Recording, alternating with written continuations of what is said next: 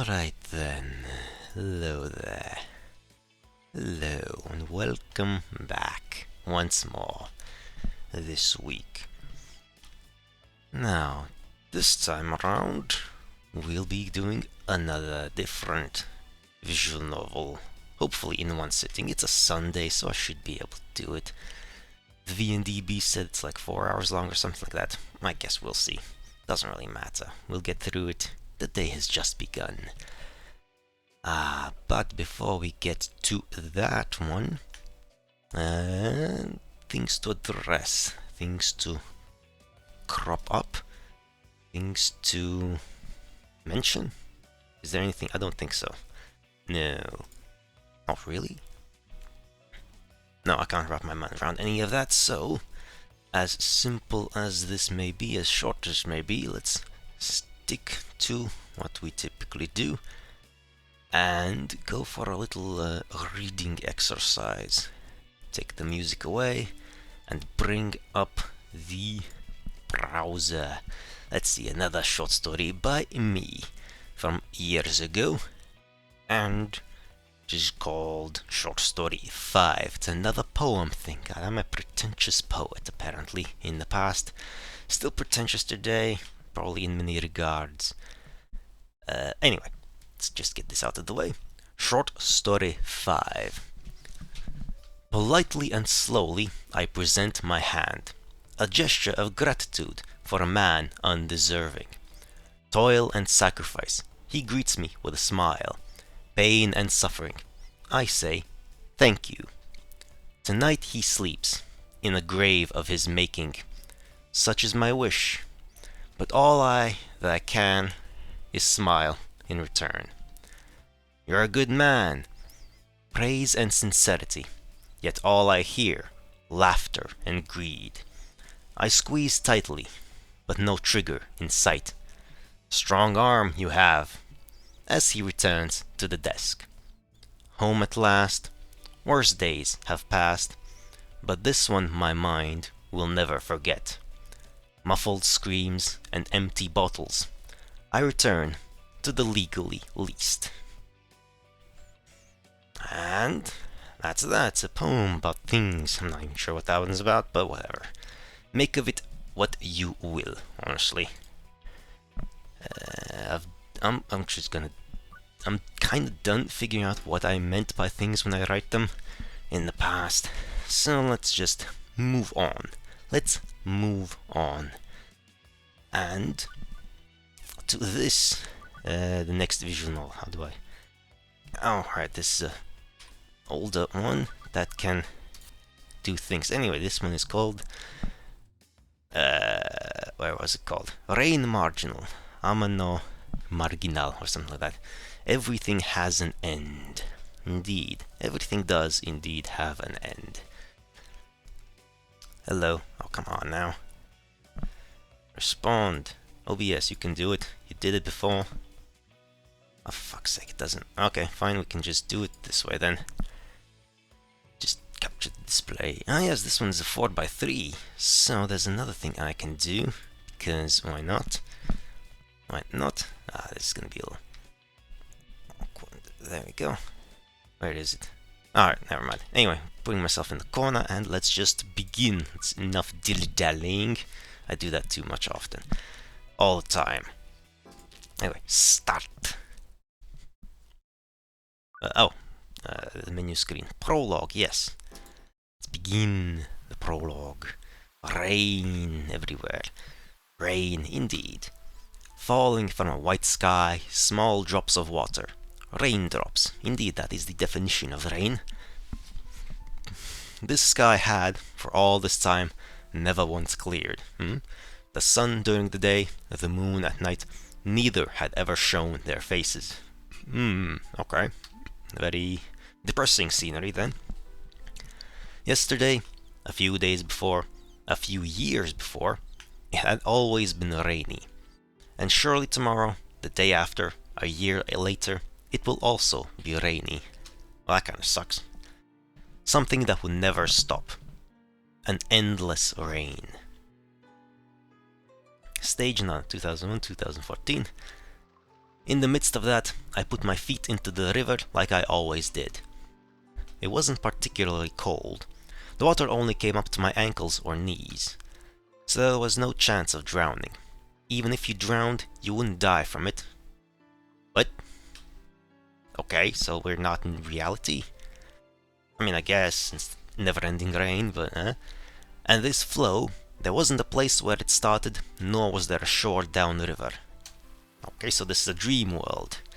In all directions, it was all horizons. It was a river with no end. Okay, so I mean that's called an ocean, no river, I think. My aim was far down the river. My destination was there.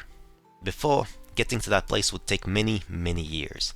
But now, I could reach it in an instant. The abyss! Soon, I reached my destination. In the middle of the river, a large pit opened, making a roaring sound. It swallowed the things that had wandered into this world. Most likely, it was there to return things to the real world. I think this place was the exit from this world. Okay. I had no proof. Sadly, there was no way to find out, and I had long lost the will to try. However, only this place was. It was the only one place in this world that connected to the outside world. Okay. Well, I'm confused. That person, he seems to be doing well. Okay, so... Okay. Okay, so in my 3 attempts to do like a fun little wholesome type of novel things, I've gotten a demon, I've gotten Cthulhu, and now we have like parallel worlds or something. One day I'll find like just a normal, wholesome little romantic comedy type of thing, but today is not that day apparently. Alright, fair enough. Visible faintly within the hole was the image of that person. It seems that he had lost his memories of this place and had returned to his daily life without trouble. Even if he were to forget about me, to me he was the only proof of my existence I could leave in the real world. Much better than leaving only tears. Just like this endless rain. Let this memory be my nourishment for eternity. Okay. Everything has an end. Rain Marginal. Monday, Prologue. Burning sunlight and the voices of cicadas. Even though it was early morning, the sky after the end of the rainy season was almost tragically clear. Today was Monday. The time was 5:47 a.m. and 20 seconds. I'm not the only one who does the seconds thing even. The beginning of the most depressing day of the week. Mondays. Whatever. Mondays you just get passed by. Whatever. I had long hated Mondays, and that remains unchanged even after becoming a working adult. That was why, every Monday, I went to the office earlier than anyone else. Every week. Inside the swaying train car, as it started getting hot, I headed to the office on the first train of the day. Even though it was before 6. God damn, that's early as fuck. It already seemed like it was going to be another midsummer day, going against my feelings. Getting off the train and walking along a typical station front street for 5 minutes, I soon could see a mixed-use building. When I arrived, I got in the elevator. The company I work for is on the 4th floor. As the heavy door closes, I press the button for my destination. I pressed the button for the 7th floor. My destination wasn't the 4th floor of my workplace, but the highest floor, I guess okay, what? Ding! On the roof, a strong wind blew on the bare rooftop. The morning air was a bit chilling. On the other side of the high precautionary fence was a perfectly clear summer sky from the end of the rainy season. Despite it being early morning, I was soaked in sweat. Well, shall we go? What? Saying that to myself, I started walking towards the edge of the roof. What? That's right, no matter how much you ran, jumped or rolled here, you would never fall from the roof. Well, okay, alright, we're starting off on the depressing front, I guess. You could call it a safe zone. A fence that prevented falling, prevented suicide, devoted itself to defending against that, saying, "I won't let you die." Yeah, because that's the point and you shouldn't. Jesus. Alright. However, as if defying that fence's service, I put my hands on that metal wire and climbed. What the hell? Ah, jeez. God damn it. I finished climbing the fence, accompanying by its rattling sound. I put my feet on the mere 30 centimeter worth of space on the other side. Obviously, this meant that there was nothing in my way. At this point, I was no longer within the safe zone.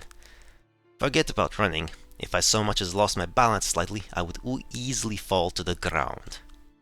If I jumped from here, I would definitely die. Falling from the 7th floor, it was only natural to die. Anyone who could survive that could only be counted as lucky. Sadly, my luck was only that of an average person. So, well, it was almost certain I would die. Just one more step, simply stepping forward. With just that, everything would end. The job I hated, the depressing Monday, I'd be free of them. But I couldn't do it. Yeah, you shouldn't. It's not an answer to anything. The reason being, it wasn't as if I wanted to die. Then I should turn right around and return to the safety within the fence, alright? But there too was hesitation. Because even though I did not want to die, I also did not want to live. Okay, yeah, that's called depression, I guess. It would be wrong to say they were the same. To want to die and to not want to live. Those are very different things. They were not the same. Similar, but not equal. Indeed. Even if I were tired of living, I hadn't yet lived long enough to want to die. It was simply that there were mostly painful things, sad things, and living had become stained with distaste. I mean, that's just life. You just gotta grit it out for the good times. That's just, that's how life works. It's tough, but while I was a student, things were still fine. Even if they were bad things or painful things, I could see what the cause was. Yeah, as an adult, you just have a million little things that pile up deep inside your mind. It just kind of happens. That's just how life works. Unfortunately. No matter how much it bothered me, if I knew the cause, then I just had to overcome it. Even if I couldn't overcome it, there was hope. Maybe someday. I could even look forward. But now that I was an adult, things were different. There weren't clear causes or reasons. There were too many things where no one or nothing was at fault. Yeah, it's just the thing. I learned that the reality was full of things that can't be helped. Those small pains would, like body blows in boxing, slowly, steadily build up. I guess it's enough. So I guess he does this every Monday? Fucking hell, it's an interesting routine. But yeah. With a light exhale, I once again started climbing the fence. I looked at my watch. It was 6:50 a.m. Around the time that people would start coming. Without wanting to die, but climbing the fence like this, an observer would probably think that it were a meaningless act. Rituals are important. It's weird, but they are. It's just a thing. Okay, everyone has coping mechanisms that might not make any sense to anyone else, but just let it be. However, to me there was a little bit of meaning. To put it in words, it was the insurance for the heart. If I came here wanting to die, I could do it any time. In a way, it's a way to reconfirm that, and a way to maintain my heart's peace. It was a ritual to let out the damage accumulated from the numerous body blows during the day, before I was KO'd. Done on the dreariest day, Monday. Using every trick I knew, this was how I managed to keep on living. More than likely, I would keep on living like this for a long time. One day, someone will do something about it. And if they can't, then they can kill me right now. I knew that this kind of thinking was a sweet illusion that only kids are allowed to have, but even so, I somehow found myself being passive. As I became an adult, the real world became more and more hollow. As I gained XP points, becoming used to things and numbness killed the freshness and strong emotions. And days just pass by, months pass by, years pass by, you don't even notice because everything's kind of the same. What makes time feel like it lasts a long time is novel experiences. That's all. That's all it is. Time passes by equally quickly, but because you experience new things, there's more things for the brain to process and figure out and compartmentalize and remember. It feels like a lot longer. But when you're doing the same old thing, the brain just like goes into autopilot, so there's no point in remembering every minutia, every detail of the same thing you've been doing over and over and over again, day after day after day. It just passes by. Weeks literally are quite meaningless, in a sense. They just go by so very quickly. Such ethereal beings, these weeks and months. Before you know it, the year's over. Originally, time was supposed to be fair to all, but it was getting thinner. I'm not really sure myself. Whether this was a wish or a complaint, a prayer or a curse, I wasn't even sure who these words were directed to. There was just one thing that was clear. As you can see, I'm a fool. And so am I. Choices now. Elevator or Rin? Oh, let's go with something that's not as boring. Let's go with a character. Rin. There we go. Prologue. Rin. Just how much time has passed since then? But now I've become unable to clearly recall. We were raised in a house of priestesses, a branch of a noble house that sends unmarried daughters to the shrine. Of course, noble didn't mean the royal shrines like Isonokami or Ise. It was a local shrine under a small, unknown priest. From before I can remember, my older sister and I were adopted and were raised as priestesses in training. So I didn't know any details. I didn't know my birthday, nor who my real parents were. It was also a mystery when, and for what purpose, we were sent to the shrine to be raised as priestesses. But we didn't think about those questions. We were never worried and never felt any dissatisfaction about it. It was a world where unless you struggled to live, you died. In that kind of world, we didn't starve nor freeze and were able to safely live our lives without event. Plus, in my case, I had a kind older sister. The moon's out today, sis. In a season of long rains, it was a rare, clear night. In the break between those damp clouds, the big face of the moon peeked out. When the rainy season ends, it's going to get hot again, isn't it?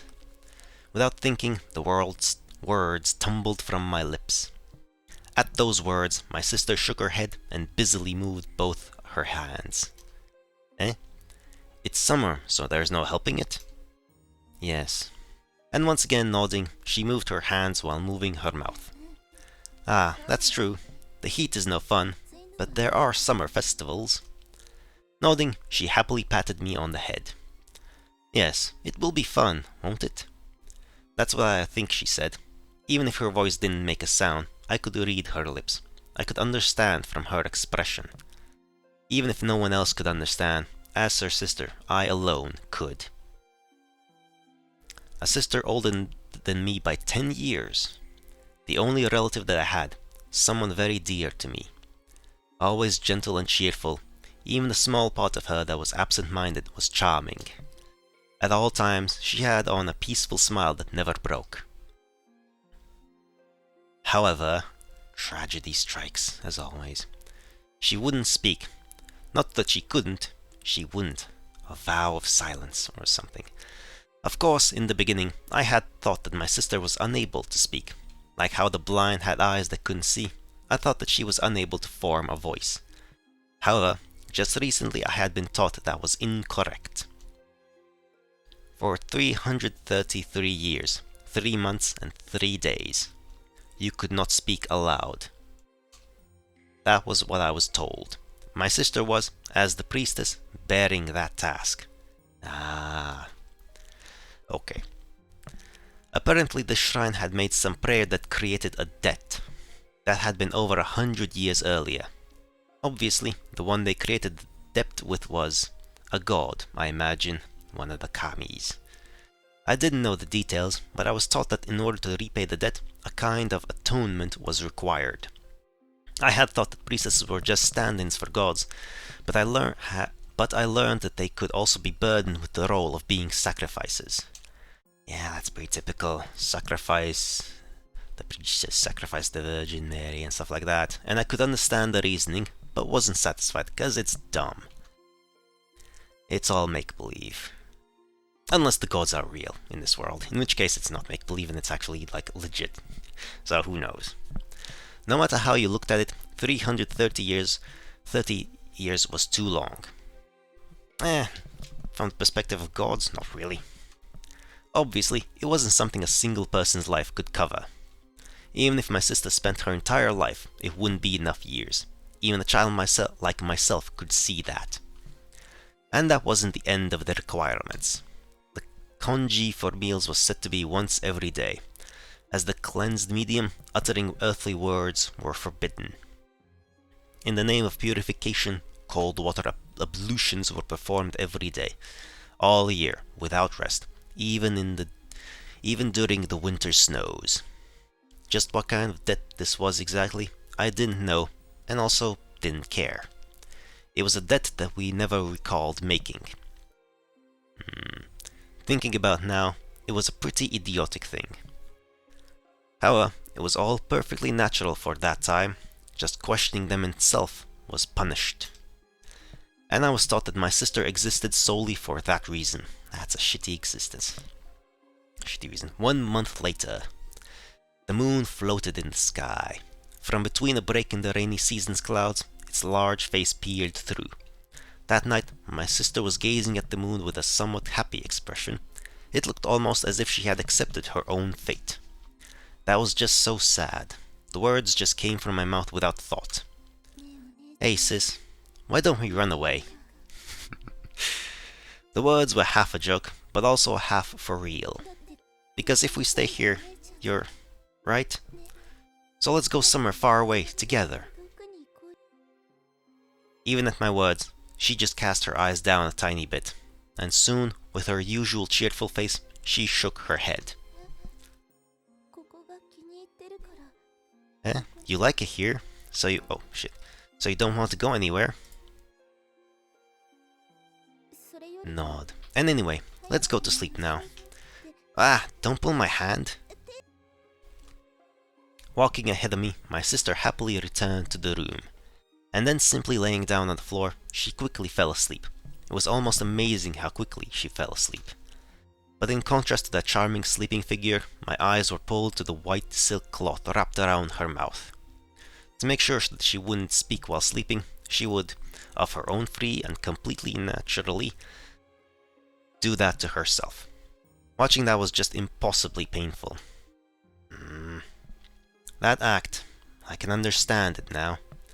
I'm sure that my sister must have felt some kind of duty or responsibility as a priestess. As someone who was wed to God, there were probably those who believed in her. But in equal amounts, there was also concern for me. Originally, we had come to be adopted by the shrine without any support. If the two of us were to flee, it was obvious that we would have gotten lost. With a child like myself in tow, it would have been all the more difficult. Thingies. What are those, cicadas or something? I don't remember. Burning sunlight and the cries of cicadas. Ah, yes, they are. A scene you could see everywhere in summer. The noisy cicadas were erasing all sounds. Perhaps, maybe now, when that occurred to me, I spoke to my sister. Hey sis, right now, you could speak, you know. I'm sure no one would notice. But God would notice. In the middle of the chorus of cicadas, my sister looked at me without moving. I moved my mouth closer to my sister's face.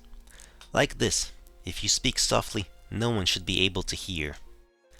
Just once, I wanted to hear my sister's voice. Since before I could remember, I had always been with her, but I never knew what kind of voice she had. I was sure that it would be a cheerful, cute voice. Just like her demeanor, gentle and soft, nothing like my low, unrefined way of speaking. Right now, no one is around. It will be fine. Even with my continued pushing, my sister remained silent. Finally, with her eyes downcast, she shook her head and moved her mouth. There's never a time when no one is around. Indeed. Indeed. With a small nod, she pointed to the red torii arches on the grounds. Then her hand waved "No, no" in front of her face. Essentially, she was saying God was watching. Indeed. From the beginning to the end, my sister was always like that. Every day, thinking that she'd be hungry eating no more than a tiny bit of porridge, I would secretly offer her food, but she never once accepted. And she wasn't just strict with herself, she would often correct my way of speaking. "Hey, sis, about that tower." "Ow. I'm sorry, about the yew tree." As I was carelessly about to speak a taboo, she quickly hit my hand. Even though my sister only rarely got angry, she would strictly correct me about impure or taboo things. Unlike my young self, who didn't really understand anything, my sister probably was a very fervent believer of Shinto. For example, even if she were the sacrifice for atonement, I believe my sister was undoubtedly also a priestess in service to God. At every time, every place, whatever you did, God was always watching from nearby. That was probably what my sister thought, or perhaps what she wanted to believe. The following year, late autumn, when the red-stained leaves of the trees began to fall, and when a cold wind was beginning to blow, around when I was going to turn 10, oh damn, that's really young.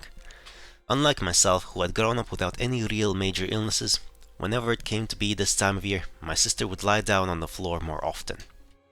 Of course, saying that she lay on the floor didn't mean it happened suddenly one day. At first she was only down once a month, but then it became 3 days, then 5, and before I knew it, she spent almost half a month lying down. Oh dear. Terminal illnesses and stuff like that. And in the middle of that, while making a strained face, my sister would get up early from bed. Her destination was the well in the rear grounds. It was for the daily task of purification, the cold water ablution. "Are you okay, sis?" No, she's not, but she is a devout believer, so she will tough it out.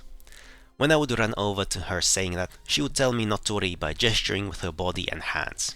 While wearing her usual gentle smile, she still never once spoke. The late autumn morning air already felt cold to the skin, and steam was rising from her body, just bathed in cold water. Her breath was almost also brilliant white, her body numb from the cold and shivering slightly. And she had already been sick without all of this. But if you thought about it, it wasn't a surprise. Without being given proper meals, and living this way for many years, anyone's body would break. Even if it weren't my sister, they would clearly be succumbing to sickness. And with that figure before me, I again wound up asking the question I have asked countless times. "Sis, why don't we run away from here? At this rate, someday you're going to die." There wasn't any particular response. Of course I wasn't expecting that she would use her voice to reply, but she neither nodded her head up and down, nor shook it from side to side, no. She just, while looking downward, shivered in the cold. I'm sure that my sister herself really knew that if she continued living like this, sooner or later she would break down. Oi, don't skip ahead on me. She would break down from the sickness. Even if she were to become healthy now, without a doubt it would happen sometime in the future. Because that atonement is supposed to be for 333 years, right? That means your whole life. Indeed, from the start it had been forced to be much longer than a single human life.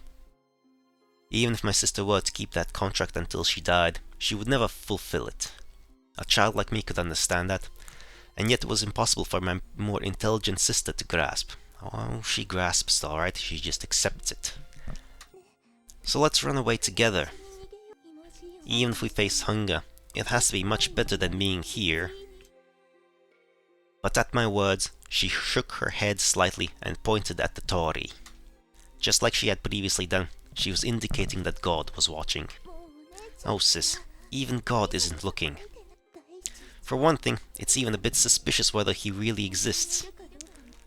That was how I really felt. As someone who was in service to God, I might be a failure, but I have never seen him nor heard his voice. To me, his existence only served to torment my sister. I mean, that's basic logic. Can't argue with the simple logic of a child like that. "So it'll be fine, sis. While no one's looking, let's run away from here." Pow! A dry sound reverberated, right as I spoke. Of course, that sound was my cheek being slapped, and none other than my sister did the slapping. What? Sis? Told you, a devoted zealot. There was no pain. More than anything, there was surprise. My usually very kind and calm sister was, for the first time ever, showing me a very strict face. She wasn't angry that I had suggested we run away. It was because I questioned the existence of the gods. I'm sure that my sister believed in them from the bottom of her heart. As a priestess in service to God, as well as one who took on the duties of such.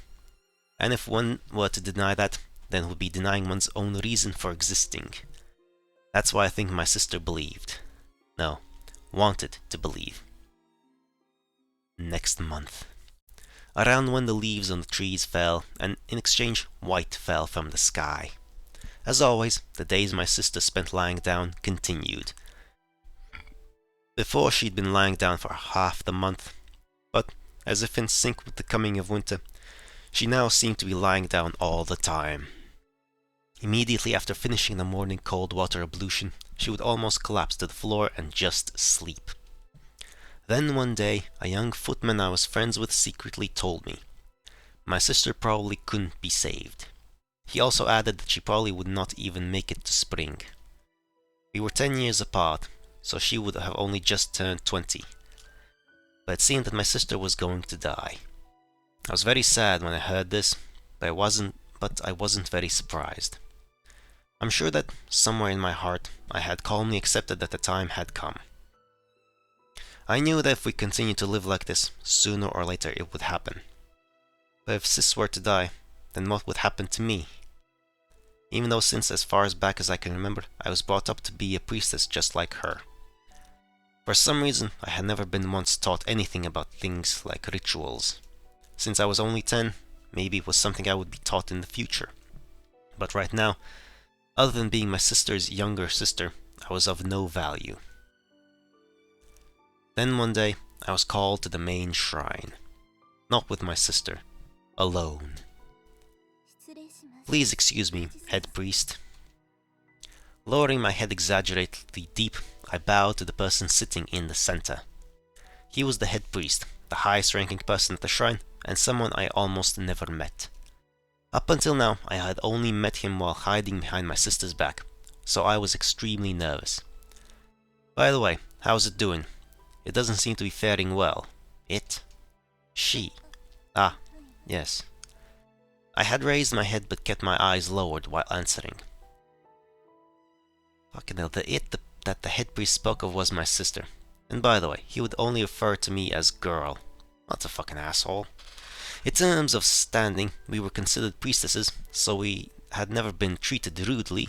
But even so, we weren't treated properly as humans. That's this piece of shit shrine then. Fuck this head priest then, immediately.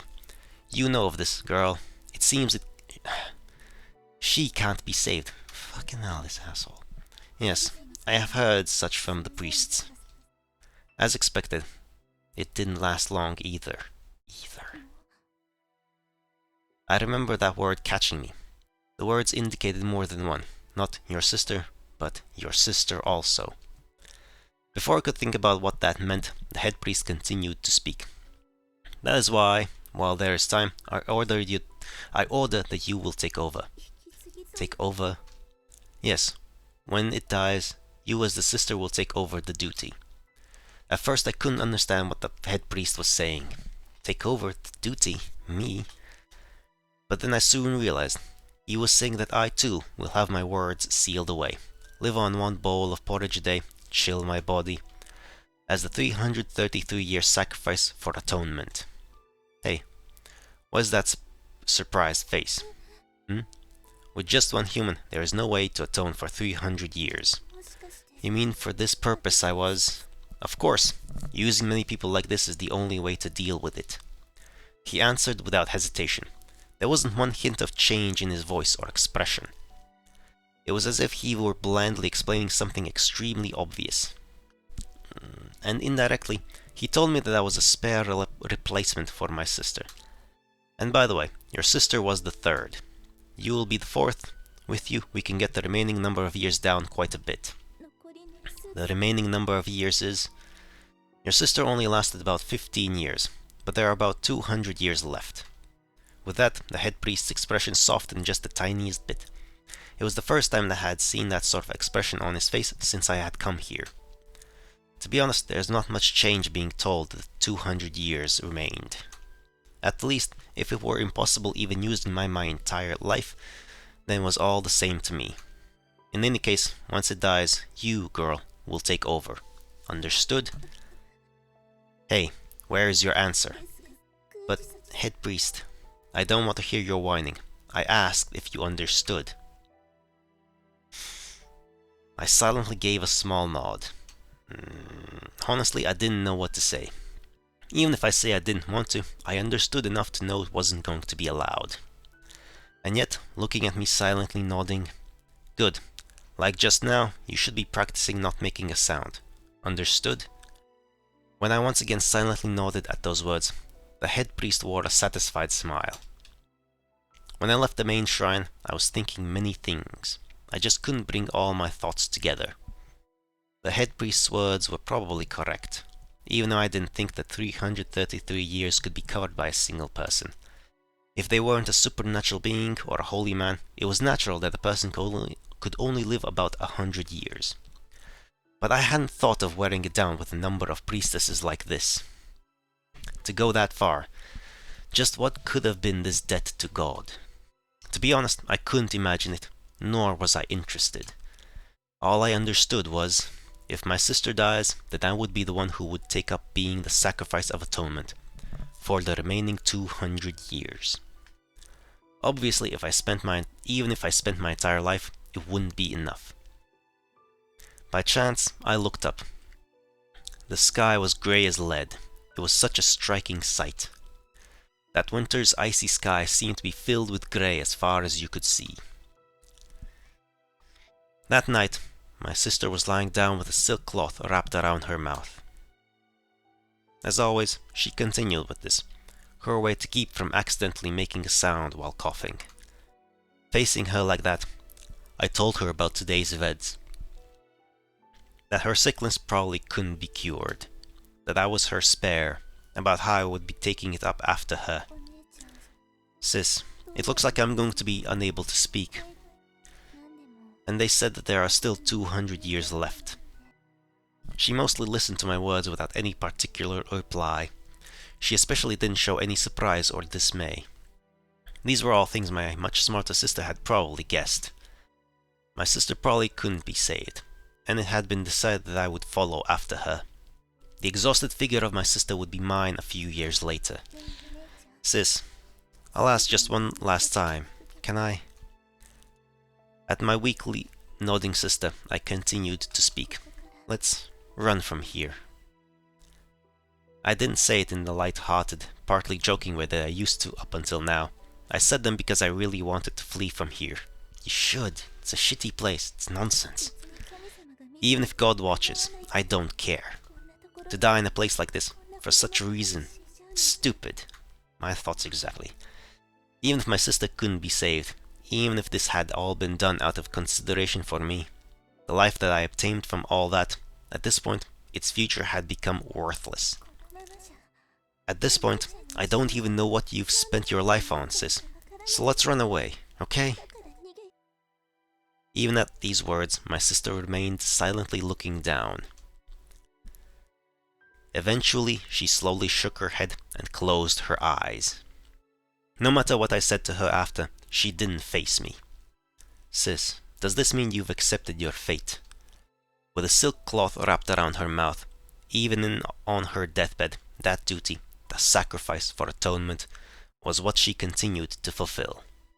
For a debt or loan we didn't even recall making to some god or whatever, she never opened her mouth or used her voice for me. Even now, I had never heard my sister's voice, and, just maybe, it might all end before I ever hear it. A premonition that I didn't want to come to pass, for some reason felt like it wouldn't miss. Next month, the harsh winter came in full force. For the first time in a while, it was a night where the large moon showed its face. The cramped sleeping room that my sister and I alone used. We were sleeping there as always, when suddenly they came. With a sharp clack, the sliding door opened forcefully. Beyond was a priest and the head priest, along with a number of footmen that I recognized. So late in the night, is something happening? It was so sudden, I had no idea what was going on. For it to be so late at night, and have many people come in one after another, it was honestly more scary than surprising. Head priest, what is?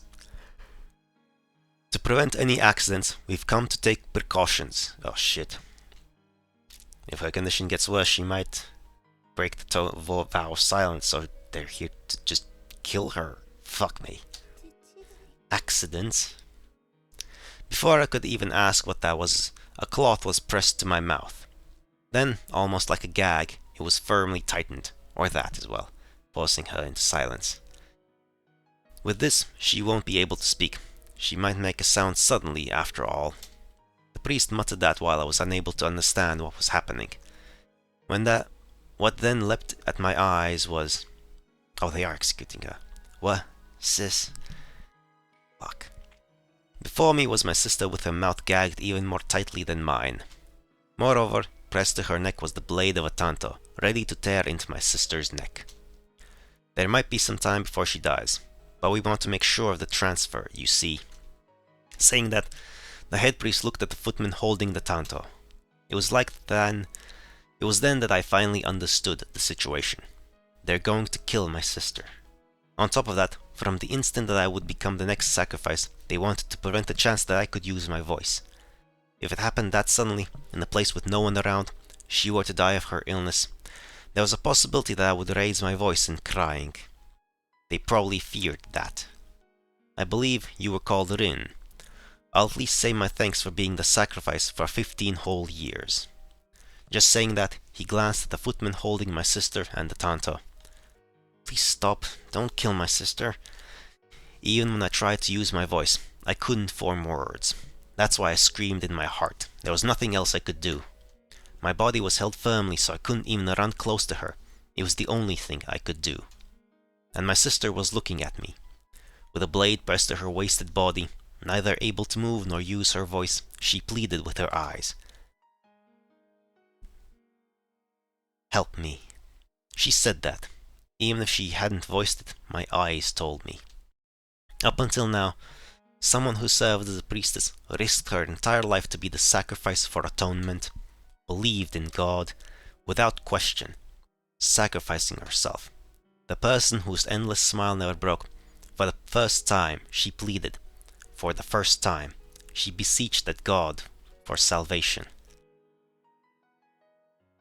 At that time, I had a thought. If, right now, she weren't saved here, then there was no God. I know nothing about debts or loans, don't care about atonement or sacrifice. Anyone owed those things never existed to begin with. If it was something that refused to save her right now, it was not a God. And so, there is no God. That's what I realized. Sound logic, I suppose. Now, do it. Calmly, succinctly, that was all the head priest said. Just as he finished saying those words, a sort of wet spraying sound rang out. It was like the sound of water, except this wasn't water, but blood. It was the sound of that spraying out from her neck. The color wasn't red, but the same black as the darkness. Sis. Unable to speak, I screamed in my heart. In front of me, as I was held firmly and unable to run to her side, my sister became soaked in strongly flowing blood. My sister was looking at me, a black stain spreading over her without any apparent resistance, trying to convey something to me. With the only part of her that wasn't bound, her eyes, she gazed at me. And then, like a thread holding her up was cut, she collapsed forward. And just that easily, she died. I didn't know what my sister was trying to tell me in the end, but it seemed that there wasn't a God. And so I lost my voice. I was stopped from forming words. In the end, I never once heard my sister's voice. The final time I used my voice was to the head priest when I said accidents. When thinking that those were the last words of my life, despite myself, I felt it was pathetic. And, as the fourth sacrifice, I took the remaining 200 plus years of atonement, to pay back a debt to something that didn't exist. My life also died right here. That's early spring. After those events, a few months passed and the north wind finally started to soften. In that chilly early morning, I was continuing the daily task of morning cold water ablutions. Cough splatter. With my mouth closed, I coughed like I was choking. Unlike my sister, I always had a cloth wrapped around. No, forced around my mouth. The only time I could ever remove it was to eat, and then there was always a footman next to me watching. Apparently, unlike with my sister, I wasn't trusted. That was probably obvious since I had nothing I needed to protect.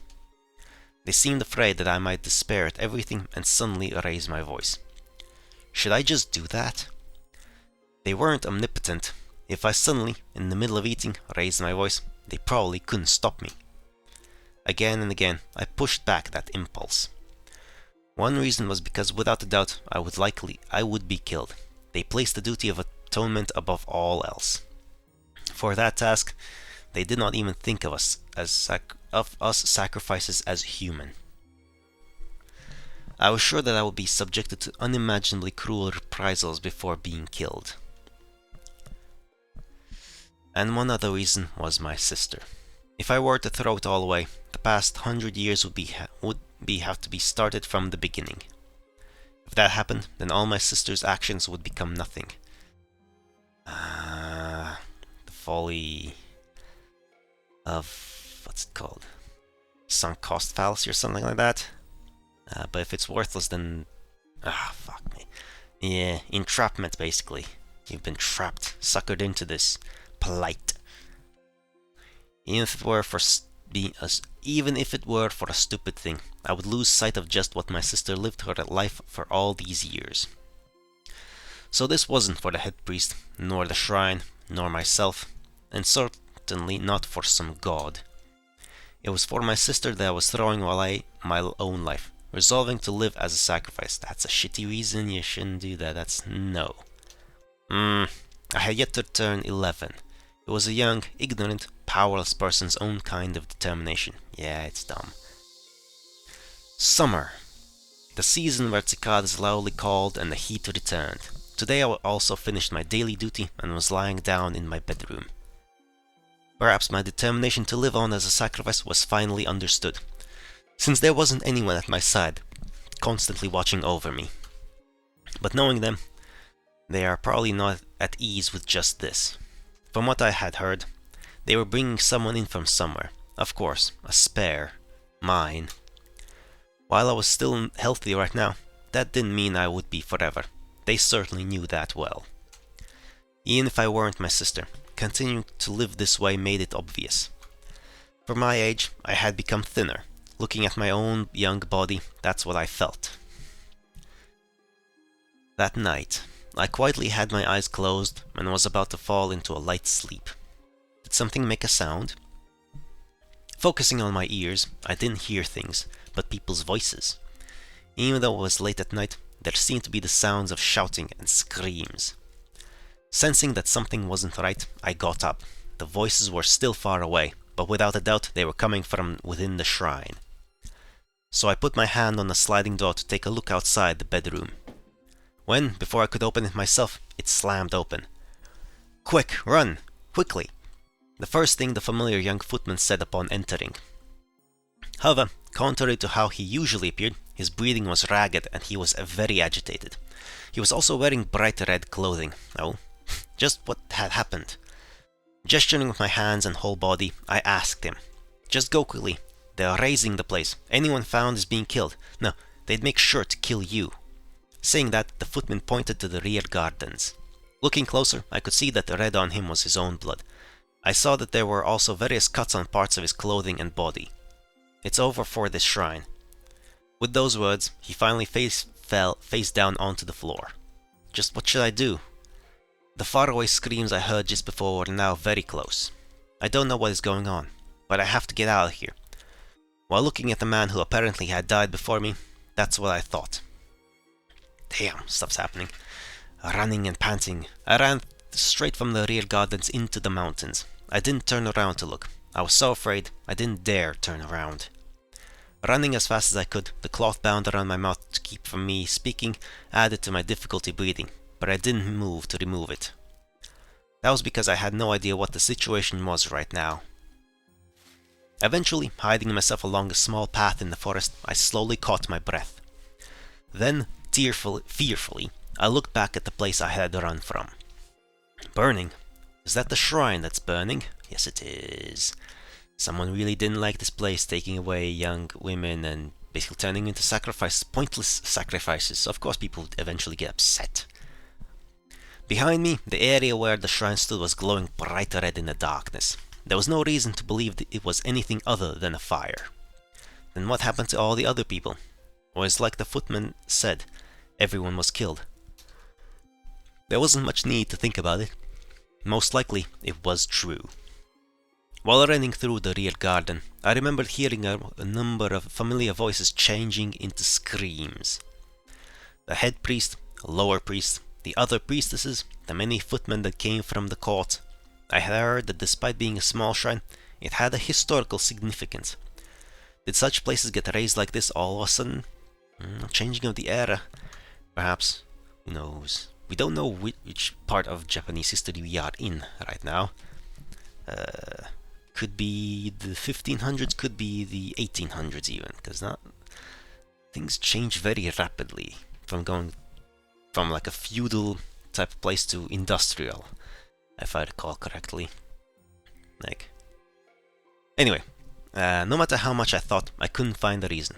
But there was a much bigger problem. You're in the mountains, alone, gagged, and you're like 11 years old only, or something like that. Those are a lot of problems. What should I do now? Survive? Could it be that with the shrine gone, I have been released from the role of being the sacrifice for atonement? Or was it that so long as this world existed, I had a duty to continue it? I just didn't know. However, I understood that if I were found, I would be killed. I started moving the feet that had stopped on that forest path deeper into the forest. I didn't know just how far a child's feet could continue running. Quite a while, honestly. Children are very, very energetic, and they don't know their own limits, which can be a problem because then they might suddenly exhaust their limits and collapse. But there was nothing I could do. Half a year later, well, she's a survivor then at least. There we go. Deep on the mountain, around when the red-stained leaves on the trees were starting to drop and the weather was slowly changing to winter. Living here in hiding, a few months passed before I noticed. They were days pieced together with wild plants and fish from a stream. Of course, I had thought about going down into the village a number of times. Thought about it, but I would get scared and would be unable to leave the mountain. There might be someone on watch. The people who had attacked the shrine might just be simple robbers in the night. Doubtful. I think that was the most likely case, but people who would burn down a holy shrine might be someone with greater influence. If that were true, I couldn't be careless and get myself found. Normally the footmen were people from the imperial court and had no connection to the shrine, but despite that, they were also killed, so I doubt they would let a priestess associated with the shrine go, even if it were a young child. But while I thought about that, there was also another reason. Actually, this one was even bigger. If I go to the village, what would happen to me? A failed priestess with no skills. Someone who was nothing more than a sacrifice. Did I have a way to live? With these doubts gathered together, I just couldn't find the courage to leave the mountain. And yet, even now I didn't use my voice, and every day I had cold water ablutions, continuing my duty of atonement. Oh dear. To be honest, not even I knew the reason why. People just get used to a rhythm, a ritual type of thing. You get it's basically just brainwashing, really. Even though I didn't have a sister I could rely on, and that head priest that I disliked wasn't here, and moreover, even if I spent my entire life continuing on, there wouldn't be anyone to come after. With even the shrine now gone, it was all meaningless. 2 months later. Winter. Damn, she's a tough little survivor. Making it through like that. Snow fell from the sky and stained the black mountains in white. Facing the oncoming of deep winter, I had the premonition that I was going to die soon. I haven't eaten anything in 3 days already. That sucks. Moreover, with the snow covering the area, it didn't seem likely that there would be something edible around. The bountiful autumn mountain had changed, and in the winter the mountains became like a land where the living died. But that would be fine. Dying wouldn't be bad. Since my sister's death and taking on being the sacrifice for atonement, I had been the same as dead. Right now, there were only 2 things I regretted. The first was that I wasn't able to say my complaints to God or whatever it was. The other was that I wanted to hear, just once, my sister's voice. That was it. But maybe that might be granted if I die. Imagining my sister's voice within my heart, it was a very bright and cute voice. With those gentle words in my ears, I quietly closed my eyes. While falling slowly to sleep, I wished that I would just never wake up. The next time I wake up, I think I would hate being in this world.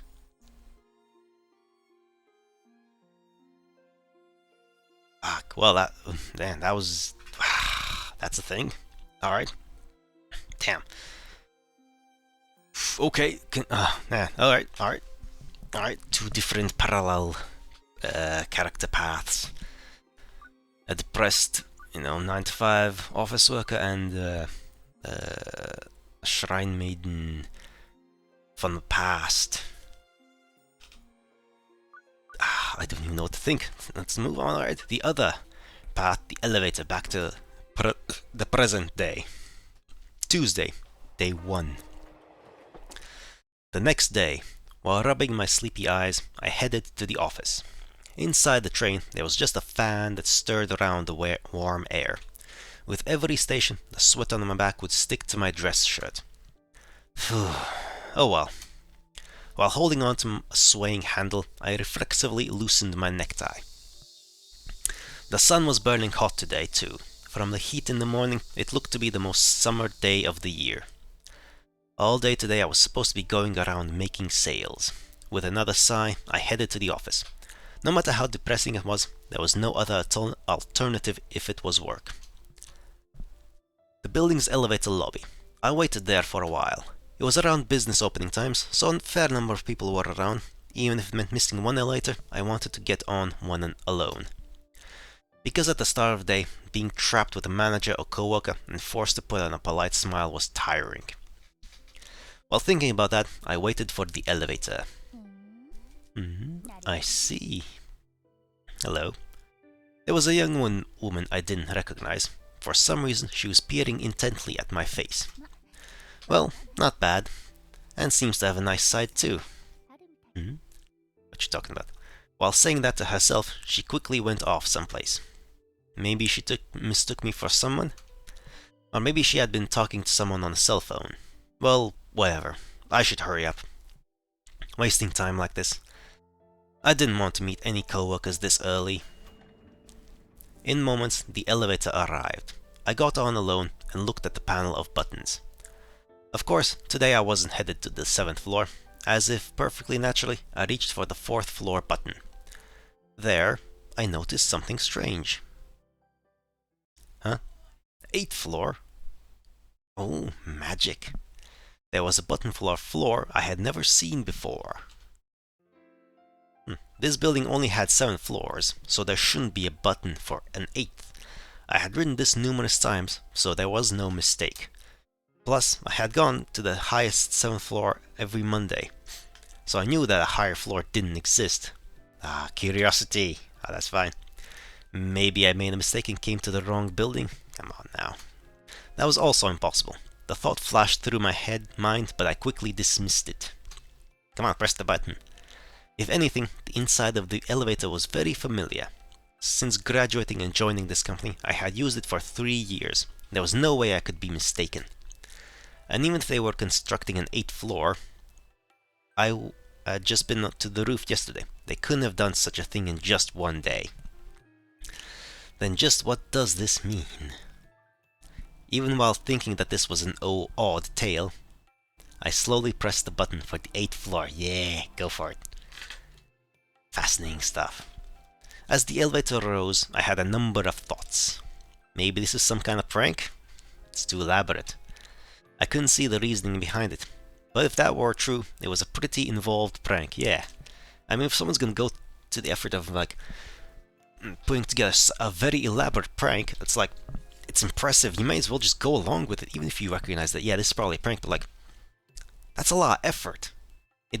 I would be curious just to find out how far they went and what they did. Like, I would absolutely go along with it. Like, yeah. So what if I get pranked and made a fool of? Like, kudos. That's impressive. Like, that's a lot of work and effort. And like, yeah. Anyway, this is magic that we're talking about here. A parallel world, a connection with a thing, an undying girl from the rainy plane of existence, or something like that. But then, if that weren't true, somewhere in my heart, I felt anticipation for something. So am I. Ding. Ding, ding, ding. We're in the rain. Yes, we're in a different reality now. The first thing I could hear was the sound of rain. The first thing I could see was just whiteness. More importantly, just where was this? I had thought for a moment that I was on the roof, but that was impossible. Just before, I had been under a blazing summer sky. All I could see were white sky and flagstones, and thanks to the haze from the rain, I couldn't see very far. Even though I had just gotten on the elevator to my office... Wait, the elevators! I realized there. I turned around. The elevator I had just exited had disappeared. Reflexively, I looked around the area, but the same scene spread before me everywhere. Even when I strained my eyes, peering beyond the rain haze, all I could see was a faint white horizon. I have no idea. Me neither, but this is great. I love these. First we had the establisher of the characters, and now we have the inciting incident. Already, this was beyond the realm of my comprehension. No, not just me personally. Anyone in this situation would be the same. I tried to think as calmly as I could, as realistically and objectively as possible. Fuck that, we're in the realm of magic. Throw away realism and objectivity. That doesn't work, that doesn't apply. There were only two things I could think of. This is a dream, but it felt too real to be a dream. The scene in front of me, the feel of the rain on my skin. Then perhaps this is the afterlife? Third option, parallel universe. But even assuming this was the afterlife, I had absolutely no memory of when I died. But maybe that was just how it worked. I had certainly stepped into the elevator, so there was the chance that I had an accident there. Maybe this was how it feels to die before you realized it. But, well, I don't really mind that. Even assuming this was the afterlife, that's how I felt. It wasn't as if I wanted to die, but living had also been painful. Deliver me from that, please. Or if you couldn't, then kill me now. That was something I had kept saying to myself every Monday. Looking up, I saw that pure white sky. I mean, it's grey, but sure. It was unchanging, giving no indication that it would ever stop. It wasn't a downpour so much as a drizzle, but being in it constantly soaked me. At least, let's go find a place to get out of the rain. I still had no idea where this was, but there was no point staying still. Taking off my tightly tied necktie, I began to walk into the rainy haze. So for a while, exactly how long, I didn't know, I continued to walk around the area. However, the same scenery just continued on without any change. Everywhere I went, the old flagstones continued. I couldn't see anything that resembled a structure. And, of course, no signs of people. No, not just people. There weren't any signs of living, moving things at all. Nothing really, just the rain and pavestones.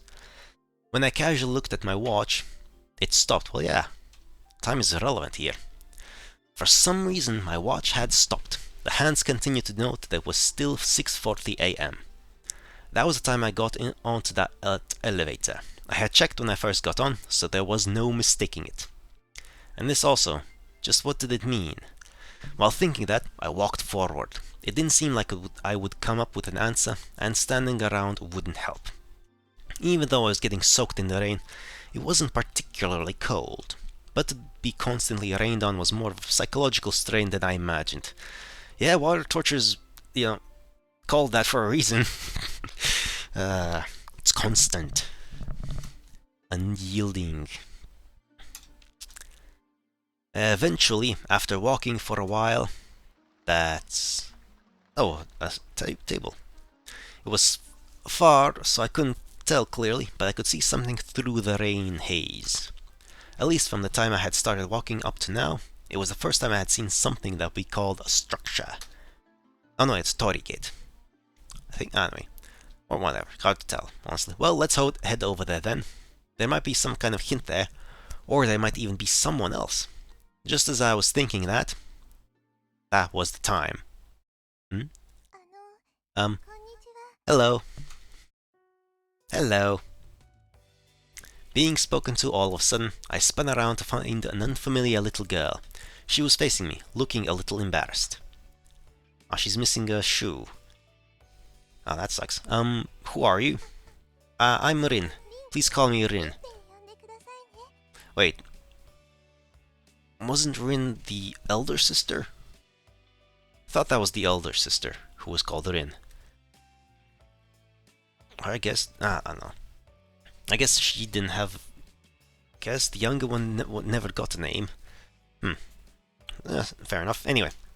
Cheerfully, Rin or whatever, she just said it in its very simple name. Bowed her head. She seemed quite young, around elementary school age perhaps. Yeah, she probably died in the mountains and went to this place when she was around 11. She didn't seem all that surprised at me. In fact, she seemed like a child, but she was somehow extremely calm. It felt like she was used to this mysterious place. But I couldn't help wondering why she was wearing just one shoe, with her other foot left bare. She lost it somewhere. Her appearance was such a disconnect from this place, it made things feel even more unsettling. Yeah, a black dress with the red accents and stuff like that. Frills.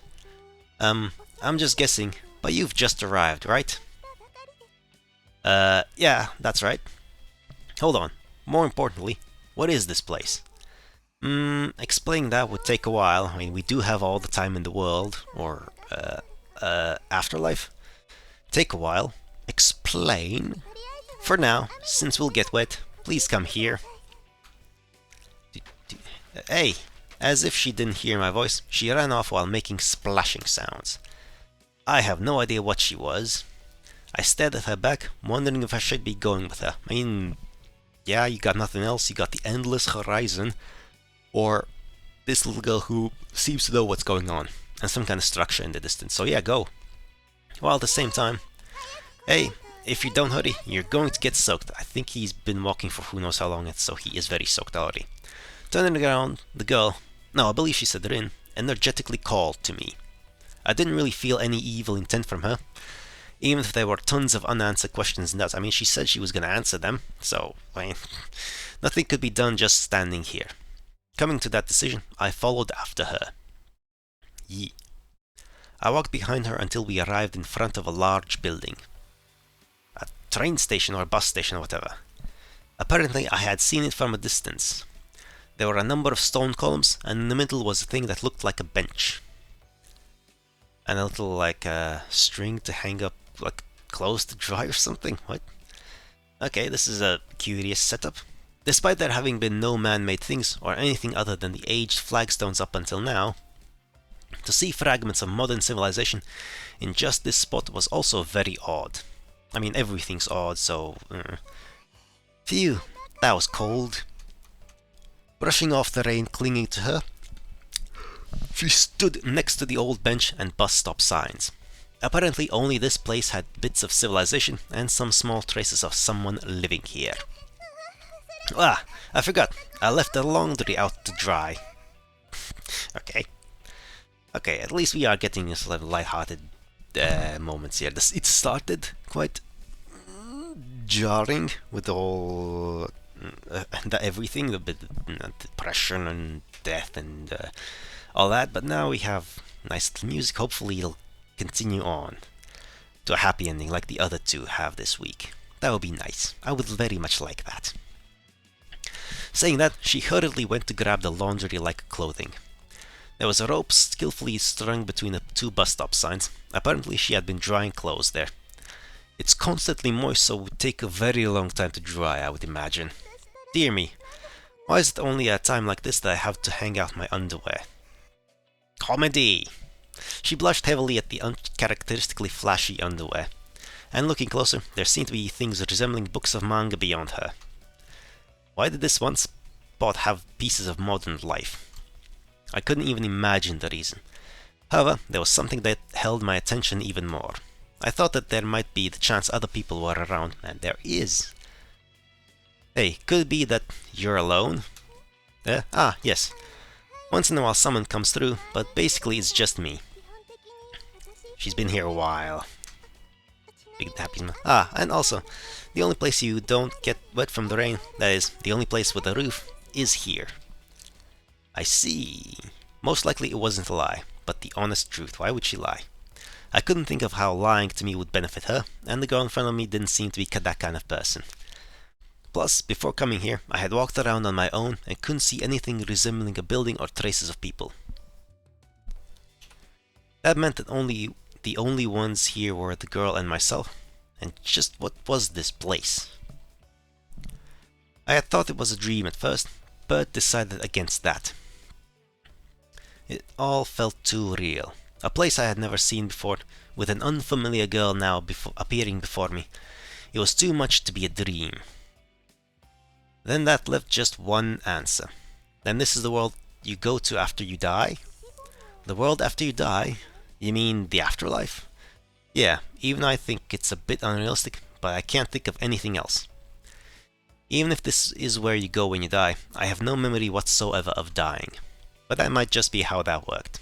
I suppose from what was going on before I came here, I probably died in an elevator accident. I don't really want to imagine what my real body looks like now. Flattened from falling a long distance, or torn to pieces. As I dazedly pondered that, the girl slowly opened her mouth. I don't really know, but I don't think so. Yeah, this is like purgatory or something. It's a transition. I mean, since people come and go, and she's the only one who stays here. She's like that, what is it, Sharon, whatever, across the river Styx in the old Greek mythology. Instead of a boat, there's a bus stop, though.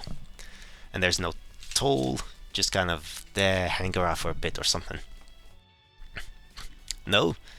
Then this is the real world? Well, obviously not. That's a bit off, too. It's in between. Oh, you've got just the right thing for this. Oh, we do? Saying that, she pointed at my wristwatch. For some reason, it had been stopped all this time. Your watch has stopped, right? Yeah, what about it? Essentially, that's what it is. This place, you see, is a place where time has stopped. Time has stopped. Yes, this place is a completely different place from the real world. A place where time stands still. I don't get it. More like I understand what the words themselves mean, but not their content. Yes. To put it concretely, here you don't get hungry and you don't age. Yeah, she's ancient. Then you can't ever even die? Yes, that's right. It's like a sci-fi novel or fable or a visual novel. Stop bringing that up. Yes, I can understand feeling that way, but this is real. Even hearing that, I can't exactly just, oh, okay. I mean, why not? I would. It's like, that's what it is, so I just gotta accept the reality. But at the same time, I couldn't deny everything. Even if I think it's all unscientific. Fuck science. We're in a fucking fictional story, dude. If nothing else, the scene spread in front of me, the things surrounding how I came here, were all real. If I were to believe this girl's words, then this place is like a room for the soul and time. So like in Dragon Ball, a separate dimension where one day became 1 year. No, it's more different than that. But wait, you went to that one willingly, so it's different, right? I had just arrived here before I knew it. And then this is like the Mayoiga, a place that appears to lost travelers. And you here, sorry, Rin, you're like the master? No, God, it's not like I'm some kind of spirit or monster, you know? Oh no, I meant that that as an example. I still didn't understand the conditions or how I managed to come in, but essentially this place seemed to be another dimension, separate from the real world. Also, if you want to go back to the real world, you can go back at any time. Eh? I can go back any time? That was unexpected. I didn't think that's how stuff like this worked. Like, once you enter you can never leave, or at least it would be really difficult to. And yet that girl before me was saying how easy it was to go back. Then why don't we go and see for a bit? Sure. Hey, wait! Before I could speak, she quickly jumped outside. She had been like that earlier, lively you might say, or at least unable to sit still, cause she's got a friend, at least a temporary friend, to hang out with for a bit, before they leave, like all the others. Oh well, let's go take a look. Unchanging, the rain continued to fall. Falling from the white sky, it formed little drops and struck my body. Under that sky, I followed behind the girl. Splashing sounds of water rose up from the wet ground. It was like a drizzle, so you didn't get drenched, but you would get a bit wet. However, it wasn't cold or chilling, it was simply wet. I thought it was around here. What's wrong? You've been peering around for a while. Yes, it's usually supposed to appear around here. Appear? What will? Why, the entryway to the real world, of course. Entryway? She never failed to say things that were incomprehensible.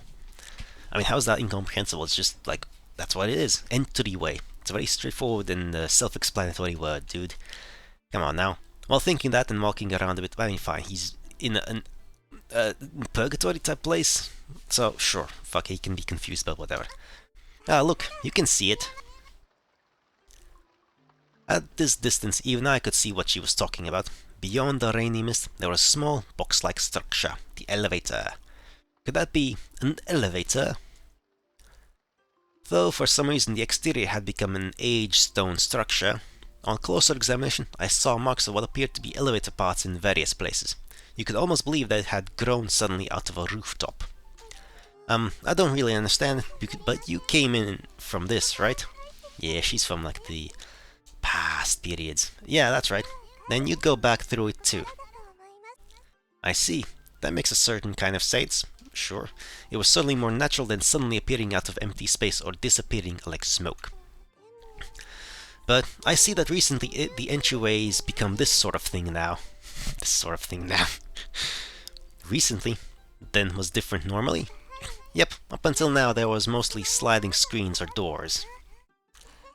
This time's different, and a bit fun. Saying that, Rin smiled happily.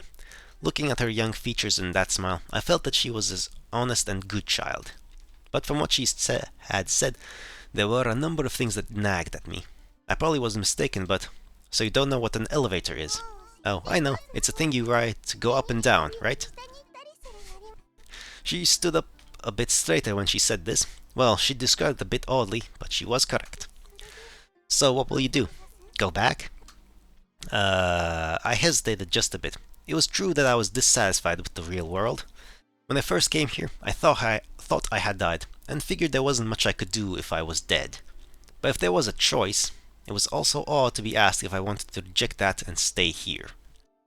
Say, Rin, one question. Ah, yes? If I go back, would I be able to return here? No, it's apparently impossible. Well, that was natural. If that were true, this place would probably be full of people. Why, there's nothing here though. Then, there's some kind of time limit? If I go past that, I can't go back? I think for about 3 days is fine. 3 days.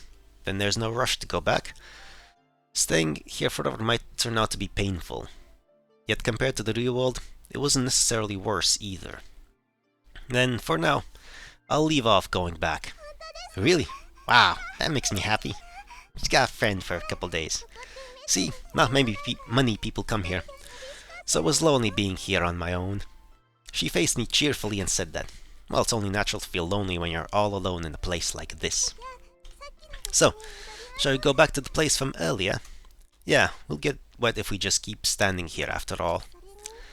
And it's going to be dark soon, so let's hurry. Ah, so time does advance or something. It gets dark. but isn't time stopped?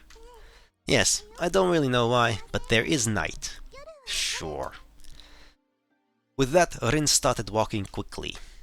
As I watched her, I recalled something that had been nagging at me before. From what she had explained, time was stopped in this place. You don't get cold, old, hungry, or die. Also, she said people rarely came here, and she felt lonely being here on her own. Then she can't have been here since a long time ago, can she? Absolutely she has. That flashed through my mind suddenly, but I quickly quashed it. At the least, she knew what an elevator was. Her clothing was a bit strange, but was obviously modern. Oh, well, there's still time. There were a bunch of things that were hazy, but they would probably become clearer eventually. Hopefully. Time passed. We returned to the place from before, and I had asked her a number of questions, but I don't really know. Or, yeah, I think that's probably right. Unclear answers. It was like that all the time. I didn't feel like I heard anything solid. How long had this place existed? For whom? For what purpose? To begin with, well, just what was this place? A bit more personally, why did I come here? I asked the mountain of these natural questions, but she herself didn't make any firm answers. At the same time, she didn't seem to be lying or hiding anything. Apparently, she herself didn't really understand. Oh yeah, earlier didn't you say night was coming? Yes, any moment now. Despite that, I don't see any changes. The sky above us remained pure white, still pouring down rain. You couldn't even tell whether it was morning or afternoon. Well, you see, for some reason, the place only has day and night. There's no transitions. Day and night. There's no morning or evening. Yes, so it suddenly gets dark, and if you're not careful, it's dangerous. Then she continued to explain. Around here, it seems there really is nothing. Obviously, there were no man-made lights, but you also can't see the stars or moon. So at night, it becomes pitch black. And if you go too far from this place, it's apparently dangerous. I see, certainly walking around in pitch black is dangerous. So that's why sleeping before the night comes is best. Oh, wait, there's no place to sleep but here. Saying that, she pointed at the bench we had been sitting on. Now that she mentioned, there wasn't anything else usable in sight. I'm sorry that's a bit narrow. Oh, don't worry about me. I'll just lie down and sleep around here. No, I'll curl up really tight and sleep really small. Somehow, two people can, maybe. No way. No matter how you look at it, the bench is just for one person. And the floor hurts, and it's cold. I'm fine. It's enough that I don't get wet from the rain.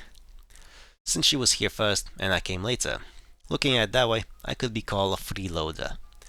Moreover, from what I had heard earlier, you don't get hungry here, nor sick, and apparently don't die. So from that, I had a feeling it wasn't physically possible to be injured. Or if you did get hurt, it would heal quickly. I guess.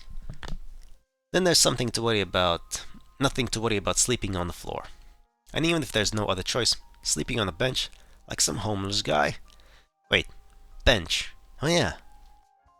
Hey, this place really is strange. Like I said, time has stopped in this place. You've got like marble columns. You've got a modern bench. You've got a girl who only recently learned about elevators. Like, everything's weird here. Like I said, time has stopped in this place. No, I didn't mean that. Why is it that this place has benches and bus stops? Exactly. Everything else was just aged stonework. They were too out of place. Well, about that. Sometimes what's wrong? Night is coming.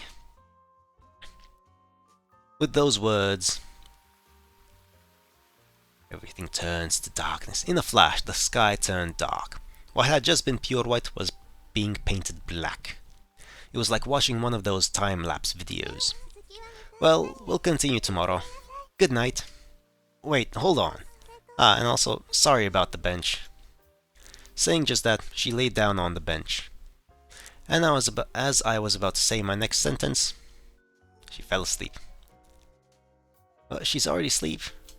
That's a bit quick, even if for a person who sleeps easily. While thinking that, I lay down helplessly next to the bench. That looks like a very uncomfortable way to sleep. Never slept on a bench like that. Or a couch. Always like, either on the floor or on a bed. I'd prefer to sleep on the floor, honestly. I can deal with that. I can handle sleeping on the fucking floor. It's not that big of a fucking deal. Although I say that, it's been years, so if I do that, I might wake up with a sprained back or something these days. Fuck. Getting old sucks. Getting old really sucks. Things that you could normally do earlier when you were young now become fucking nightmarishly difficult and painful. Jesus. Oh well, nothing you can do about that really. Just do some exercises and stay flexible, I suppose. As much as you can. Anyway, while thinking that, I lay down helplessly next to the bench, and while feeling the cold, hard stone on my back, I quietly closed my eyes. Okay. Well, I guess let's keep up with the shifting from present to past, to present to past to present. Next chapter, Lady. Let's go back to the past. Help me. She said that. Even if she hadn't said it, her eyes told me. Up until now, someone who served as a priestess, who risked her entire life to be the sacrifice for atonement, believed in God, without question, sacrificing herself, a person whose endless smile never broke, pleaded for the first time. For the first time, she beseeched that God, for salvation. But my sister died. In the end, her life ended simply without me hearing her voice. And my own life was also stained ashen grey. Apparently, things like gods don't exist. That's right. I swore in my heart. There are no gods. Even if one did exist, I swear to never accept such things as gods. If there were something that called itself a god and were to mete out punishment upon me, then let them punish me as much as they please.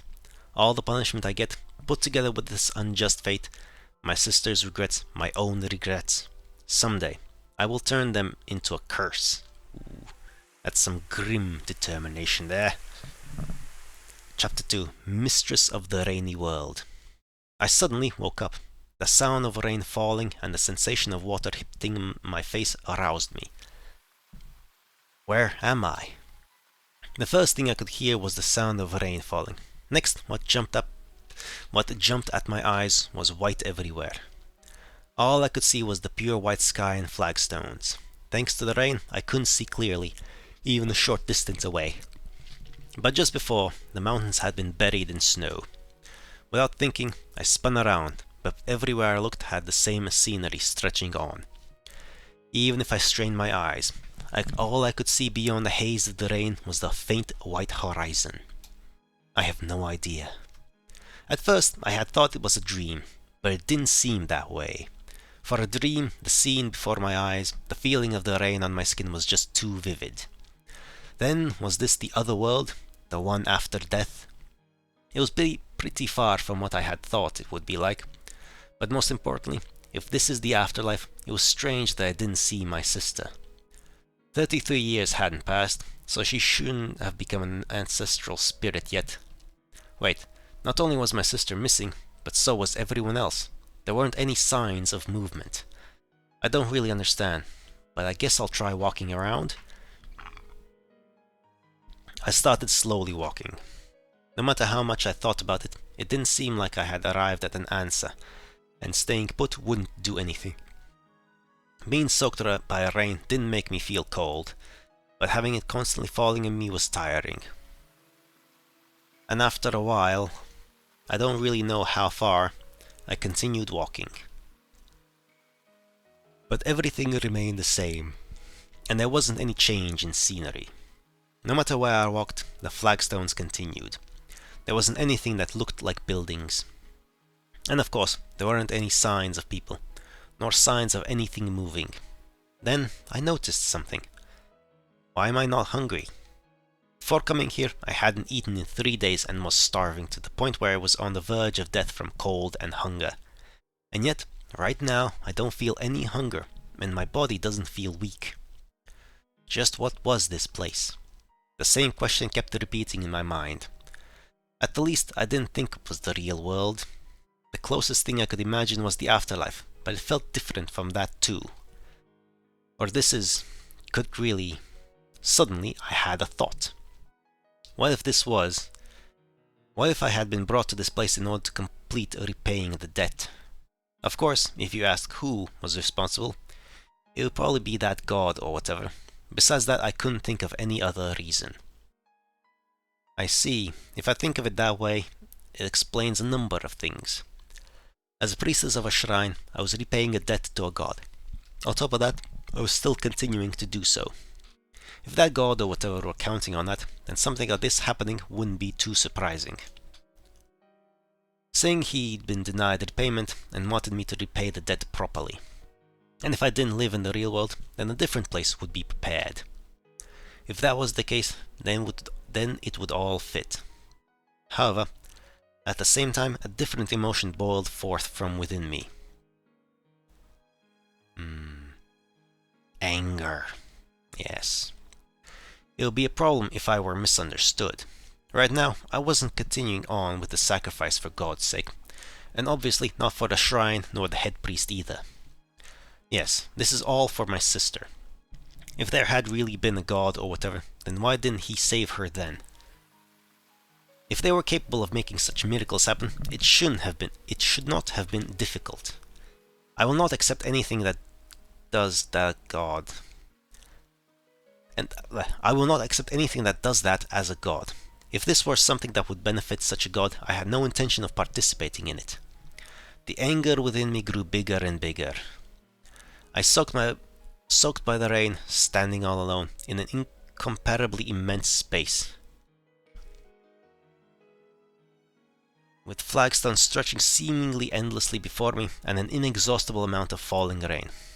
When he could bring about such a miracle like this, and yet he still continues to demand that helpless people like us continue struggling to repay a debt.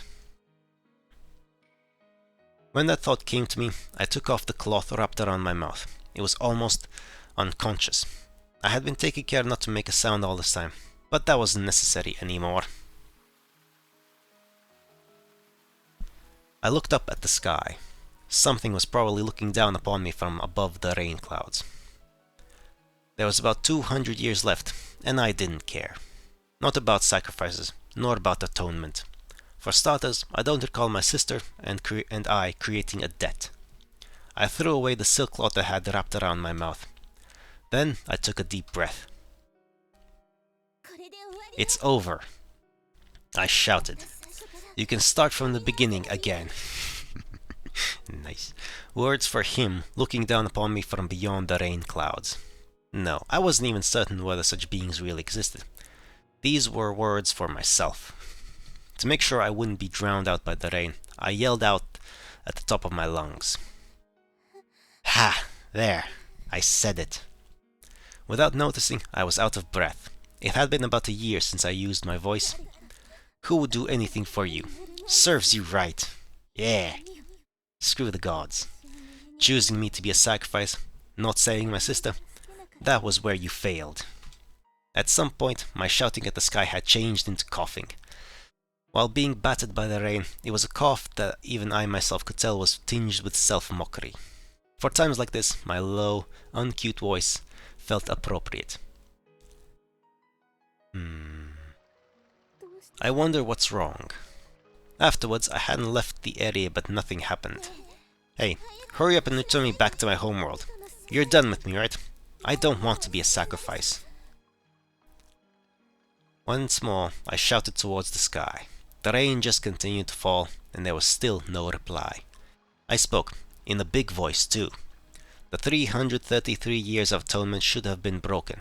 There was supposed to be 200 yet, but it doesn't matter now. At the least, there should be no more use for me. Essentially, both the reason I was brought here and the reason to lock me up here should have gone away. Hurry up already, since even if you send me back, I'm just going to die. Over and over again I shouted up at the sky. There was no response. Nothing happened. There was simply silence and the rain falling on my face. Could be that this wasn't his doing? The thought tumbled from my lips. Not an answer to anyone, just answering my own question. Then this had nothing to do with the atonement? But then what was this place? What have you been doing all this time? Eh?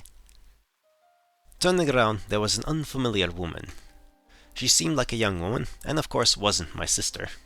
Long black hair and a pretty face, wearing a tattered kimono, she stood, apparently happily, in the rain.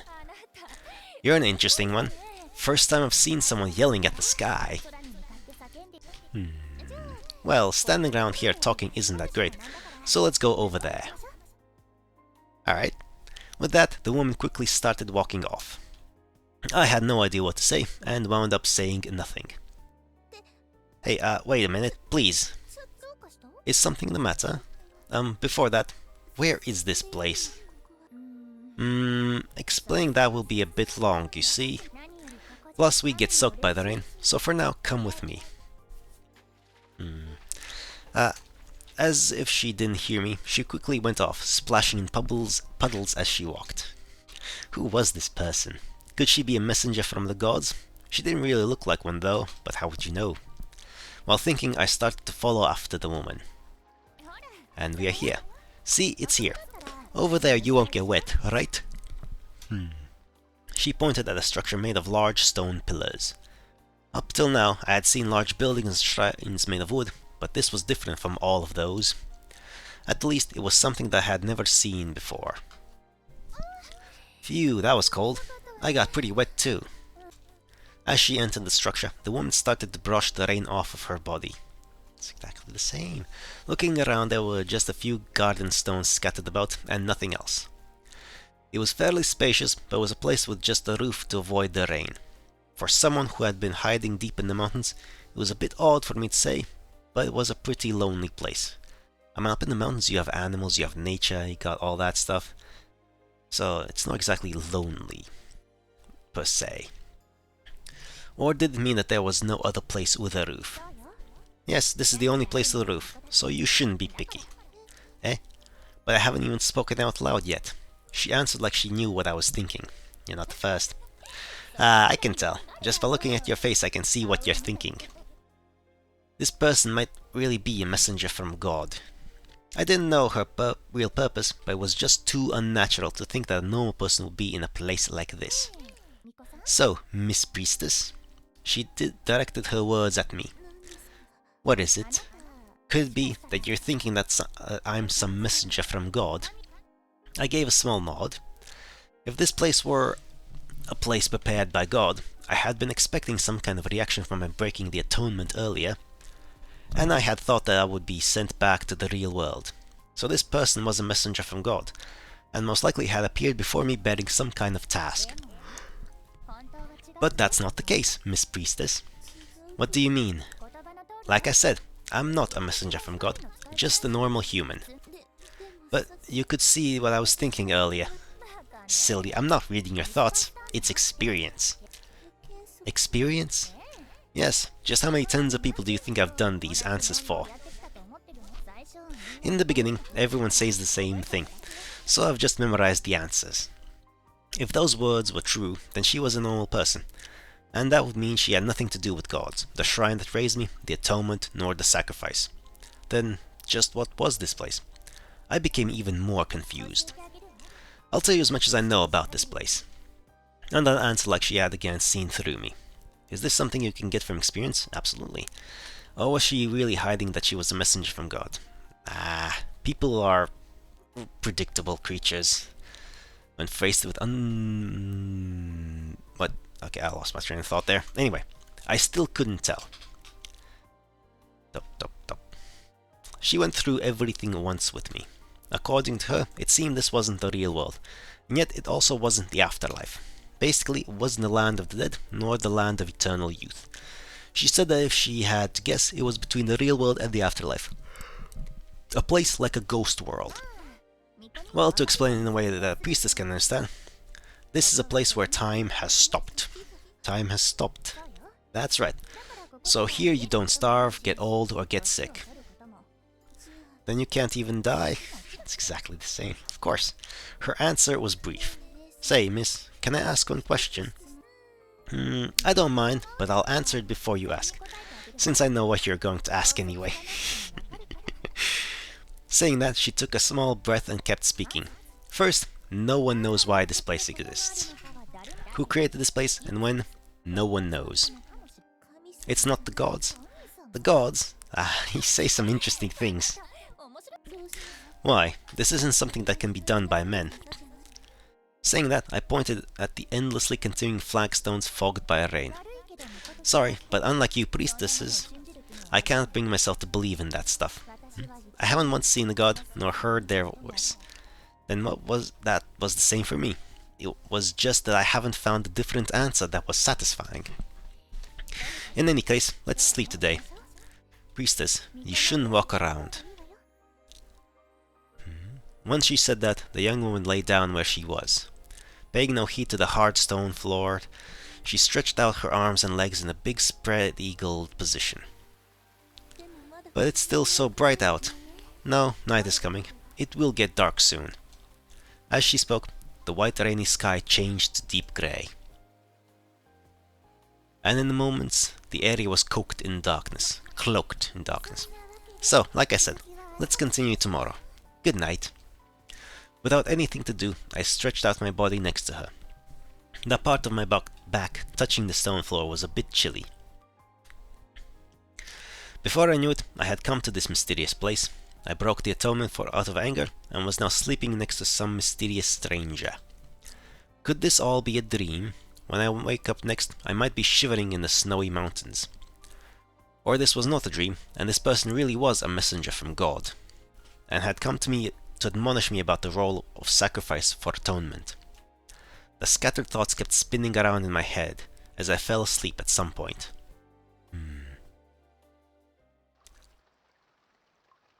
Next day. Waking up at the sound of rain, I slowly opened my eyes. It's morning. Apparently I had fallen asleep sometime last night. Good morning, priestess. Did you sleep well? Yes. I answered while half asleep and rubbing my eyes. It's a bit sudden, but I'll explain things, so come with me. Please wait a moment. The young woman flew out ahead of me. I didn't really understand, but I rushed to follow her.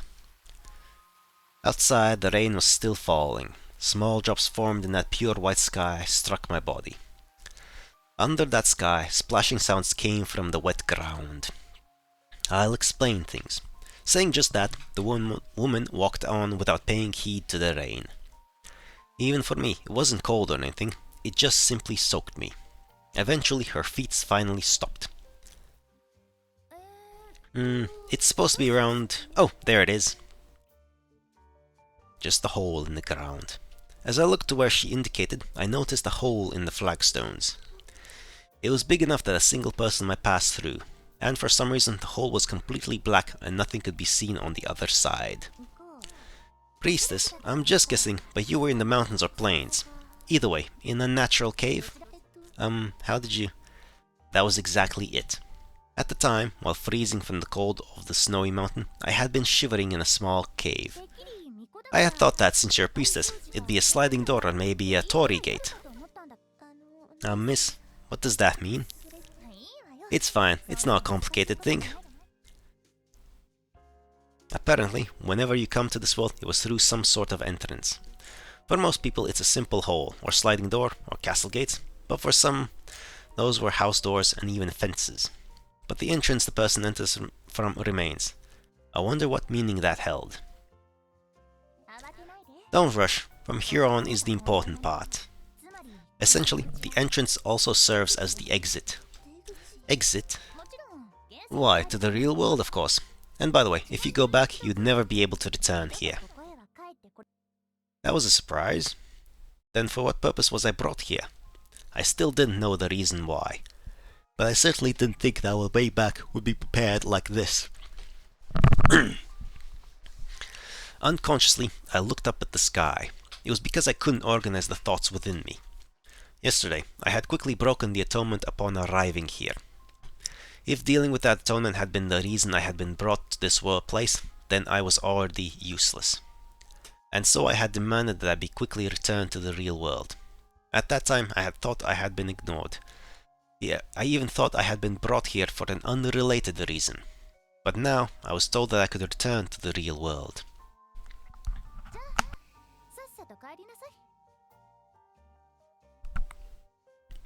So, hurry up and go back. I'm sure that the shrine is making a big fuss about how Priestess has disappeared. Oh, could be that you don't want to go back. Yeah, I gave an honest answer. No matter who she was, even if she was a messenger from God, it didn't matter. If I were asked whether I wanted to return to the real world, there was no answer other than no.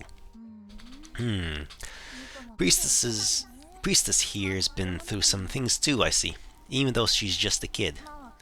Well, coming here in a hole in the ground, either you've been run out of the shrine, or the shrine's been burned to the ground, and you have no place to go.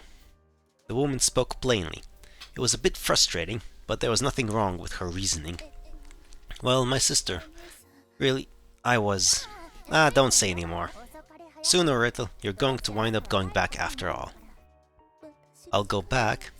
That's right. Sadly, you aren't able to stay here. Someone like Priestess, or anyone human besides myself. She was emphasizing the besides herself part. Then, if I didn't go back, that's impossible. You'll be sent back automatically after a few days. Then I'd be sent back to the snowy depths of the mountain, a place where if I were sent back, I would just starve to death or freeze. So, Priestess, are you going back or not? I couldn't help but fall silent, knowing that if I would die, there was a feeling that I didn't want to return. And also, there was another worry. Well, it's fine if you don't answer right now. There's 3 days of time, so think about it slowly. Saying that, the woman started to go back. She started to head to the place with the roof. Like before, she had a light step and was hopping over the puddles in the way. Just what was this person? I had that thought for the umpteenth time. This place itself was mysterious, but the people in it were just as mysterious. Well, the single person. She apparently wasn't. A messenger from God. That said, she didn't seem to be a normal human. Priestess, I've got one more request. Yeah, what is it? Could you stop calling me Miss? But then what should I call you? I didn't expect you to reply that way. Putting her hand to her face, she seemed to think about it a bit. Come to think of it, she was always calling me Priestess, so that was a pretty selfish thing to say. Then how about calling me Lady? Lady? Are you someone from the court? Isn't it fine either way? You honestly don't seem like a proper priestess either. So now we're even. Saying that, she gave a bright smile. Behaving so cheerfully even in soaked, tattered clothes, she somehow reminded me of my sister. Hey, lady, just what are you? You're curious about me? Yes, I just can't believe you're a normal person. Well, you're right that I'm not a normal person. I guess, figuratively speaking, I'm the mistress of the rainy world. Mistress, like an emperor or king. However, the mistress of a world of only one. Saying that, the woman who called herself Lady made a face that was just slightly lonely. I still don't really understand this person, but I can't imagine that she's interacting with me out of ill intent. And even if she were something that wasn't human, I had the feeling she wasn't an agent of those god things. Rainy world, back to the present now. We continue. I can hear the sound of rain. I had no idea what time it was now, but for some reason I woke up. Which is to be expected, if you think about it. To suddenly come to a place like this and not understand what was going on. I just didn't have the nerves to be able to sleep soundly. Ow. I slowly opened my eyes while getting up. Since I had been sleeping directly on the stone floor, my back hurt a bit. I had heard it would be pitch black, but you can somewhat see. Once your eyes adjust, you could just barely make out what was around you. Of course, it was just a few meters in front of your eyes. Beyond that, the pitch blackness spread out wide. I guess it's like she said. If I were in a place far from here and it suddenly became dark, I might have been at a loss. And also, if there were no other place with a roof besides here, then it would mean no matter where you went, you would be continuously rained on. Thinking about that, my eyes drifted to the bench. Oh, you were awake too? What's wrong? Even for my question, there wasn't any real reply. In the dark, she was just quietly looking at me. No, she seemed to be glaring at me. Eventually, she opened her mouth. You. Why don't you go back? Eh? Not just her voice and way of speaking, even her aura had been clearly changed. You're Rin, right? Is there anyone else? She spat those words out without expression. For an instant, I thought she might have been a different person, but that wasn't possible. No matter how you looked, she appeared exactly the same, and more than anything else, I had heard that there wasn't anyone else around. More importantly, there's no point in staying in a place like this. No point? What do you mean? I mean what I say. So hurry up and return to your home world. Blandly declaring that, she pointed outside to the falling rain. Well, I was planning on going back eventually, but I had no intention of going back in the dark while it was raining. I was supposed to have about 3 days worth of time. Well, if I start wanting to go back, I'll go back. Your parents or family will worry. Unfortunately, there isn't anyone to worry about me. Well, then it's bothering me, so hurry up and leave. It is? At those words, Rin gave a small nod. No, this wasn't Rin. They looked the same, but inside, the personality was very different. If I had to give her a name, it would probably be R-I-N. What? During the day, when I said I would stay, she had been so happy. It was, in a way, the reaction of a different person. But this might be an opportunity, eh? During the day, no matter what questions I asked, nothing would get settled. Oh, yes, that makes sense. But with her now, I had a feeling I could get a clear answer from her. Well, I can go back immediately, but in return, can you tell me about this place? Fine. If that will make you leave, that is. Yeah, I get it. Sooner or later, it was inevitable that I would be going back.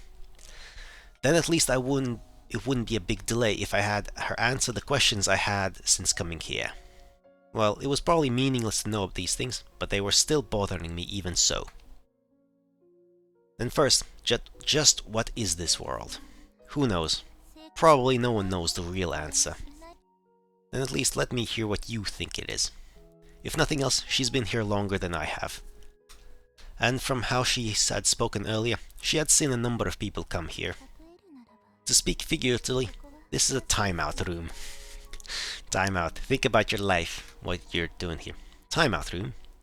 That was an unexpected answer. Who, when, for what? What should I be sorry for to begin with? How would I know about that? However, this world has a population of 1, because it's a room for taking a time out. A population of 1? Then what about me? With me here right now, that makes 2. You still don't get it. I'm saying that you're getting in the way. Getting in the way? I can understand the concept of being put in timeout. I had hated the reality that much, after all. But I didn't think I would be told I was getting in the way. Then, if I were to not go back, what happens? Just now you said that the limit is 1 person. Then what would happen if I didn't go back? Would it be forever be 2 people here? No. Then you'll be forcibly sent back. Forcibly? What does that mean? Again, it means what I said. You'll just automatically be sent back. Ultimately, there being 2 people here is something like a tiny exemption period. I see. There's that kind of rule in effect. Certainly, even in a place like this, there will be a huge difference between spending it with someone and alone. So hurry up and go back, since you're going to be forced back anyway. Muttering somewhat uncomfortably, Rin looked at me.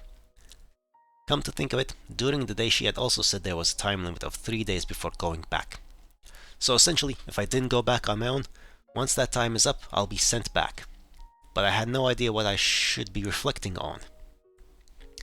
If spending time alone in a place like this were to be punishment, then I could understand her way of saying it. Well, the reasoning fits, and I understand it. However, it was a bit hard to take that explanation as the full truth. Since coming here suddenly, too many things have happened for me to allow that. If anything, right now, after this discussion, still nothing is registering. It all somewhere still felt like things happening in a dream. Did you know, 1,000 years ago the Earth was the center of the universe? But suddenly she started to talk about the random things. They believe that at the end of that flat ocean, a great waterfall flowed. Well, only a small number of people believe that, actually. Like, people figured out the Earth was, like, round, like, many thousands of years ago. It was just some people think the Earth was flat. Like, generally that's false. That's a false assumption about history. People knew. People understood that it would be stupid if it was flat. Just 100 years ago, they even thought of viruses and bacteria as the work of unseen demons. Now that is mostly true, although some also philosophers of the ancient times thought about these microorganisms. They just didn't have the means to prove they existed at all. So it was all just speculation and philosophy. But yes, generally speaking, that is true. Doctors in the past, once again, were fucking psychopaths who were just experimenting with leeches and drugs. And here, cocaine! Like, that'll fix your broken bone or something? Like, now, what are you trying to say? That it simply isn't common knowledge to anyone that this world exists, including you, up until yesterday. I knew what she wanted to say. Even if it surpassed the realm of comprehension, there were things that existed. There was no point denying them. It might be that I should just accept it. Right now, I am here, in this place she calls a timeout room. But you know, even if that were true, I still don't feel like going back. Even if you'll end up being forced back. Yeah, if that's the case, I can worry even less and stay here. If I didn't go back on my own, then I would be sent back. That made things easy. There was no worry about missing the chance to return. Plus, even though I still didn't know much about living here, there was a chance that the living in this world might be much better than the real world. I was that tired of that world. If that were the case, I'd want to be here forever. Hey, is there a way to not get sent back? What? I mean, is there a way to stay here forever? There isn't. I mean, there is, though. You're here, and instead of the lady person. Flatly, that was all she replied with. I see. I had thought that staying here forever also seemed good. I don't think it is. Well, fine. It will just be 3 days after all. And everyone says that in the beginning. Boredom creeps upon you very, very quickly. With those words, she once again lay down on the bench. It seemed that no matter what I said to her, I wouldn't be getting any more replies. 2 days. It's morning already. Waking to the sound of rain, I cracked my eyes open. Apparently, at some point last night, I fell asleep. Ah, good morning. Oh yeah, her voice is different now as well. Yeah, good morning. Before my eyes was the cheerfully grinning girl. Already, the aura she had last night wasn't there, and I was on the edge of doubting whether they were the same person. Well, about that thing that happened last night. Yes? What are you asking about? No, see, last night... I'm sorry, it was hard to sleep directly on the floor, right? So today I'll sleep on the bottom. The girl said that, seeming a little sorry. I didn't get the feeling that she was particularly pretending to not know or trying to trick me. It felt very normal and natural. So at night she's different. No, physically speaking, they were definitely the same person. However, the inside, the personality, might be better considered a different person. If I had to give them names, the innocent child was Rin, while the nighttime one was couldn't you just do like Ren, at least? Change the letters a bit? I'm gonna change the letters. Then the nighttime one was Ren. Rin and Ren. There we go. That's so much simpler. Why just capitalize the letters like that? Fucking hell, that's just confusing. That's confusing for the listeners. Well, shall we go? Hey, go? I'm still not going back, you know. No, not that. This here. This. Saying that, she pointed at the bench, and around it the number of familiar artifacts. Remember yesterday? I talked about it before we went to sleep. Now that you mention it, I had definitely asked questions about the bench and bus stops. Why was it that everywhere else had only aged stonework, but this spot had modern plastic items? Well, it's very close, so come with me, please. Eh? Hey, wait. Once again, as if she didn't hear me, Rin happily dashed outside. Unlike last night, she seemed restless, innocent, like whatever she was doing seemed fun. But as if she thought of something, she once again turned back. I was about to forget. If you'd like, please use this. Saying that, she handed me an umbrella, or apparently the remains of one. Are you saying to use it? Yes, it looks pretty bad, but it can protect from the rain just a little bit. But really, it clearly had a few panels broken, so you couldn't really count on it to stop the rain. And as far as I could see, it was the only one. Meaning if I were to use it, she would get wet. I'm used to it. Yesterday you let me use the bench, so please don't mind. With just that, she once again flew outside. Her figure splashing without an umbrella was simply cute. Really, a big difference compared to at night. There were many things I didn't know about her, but she might not be a bad child. While watching her happily splashing in the puddles with just one shoe, I had that thought. But this rain just keeps coming. It wasn't that large drops like in a sudden evening shower, nor was it cold freezing rain. If I had to describe it, it was like the misty rain that fell during the rainy season. And the remains of the umbrella I was lent before. As expected, it didn't feel right using it alone, so we used it together. Well, even if a single person were using it, it didn't look like it would do very much, sorry to say. So how about it? You're not getting wet from the rain, right? I guess. Right. For some reason, Rin straightened proudly.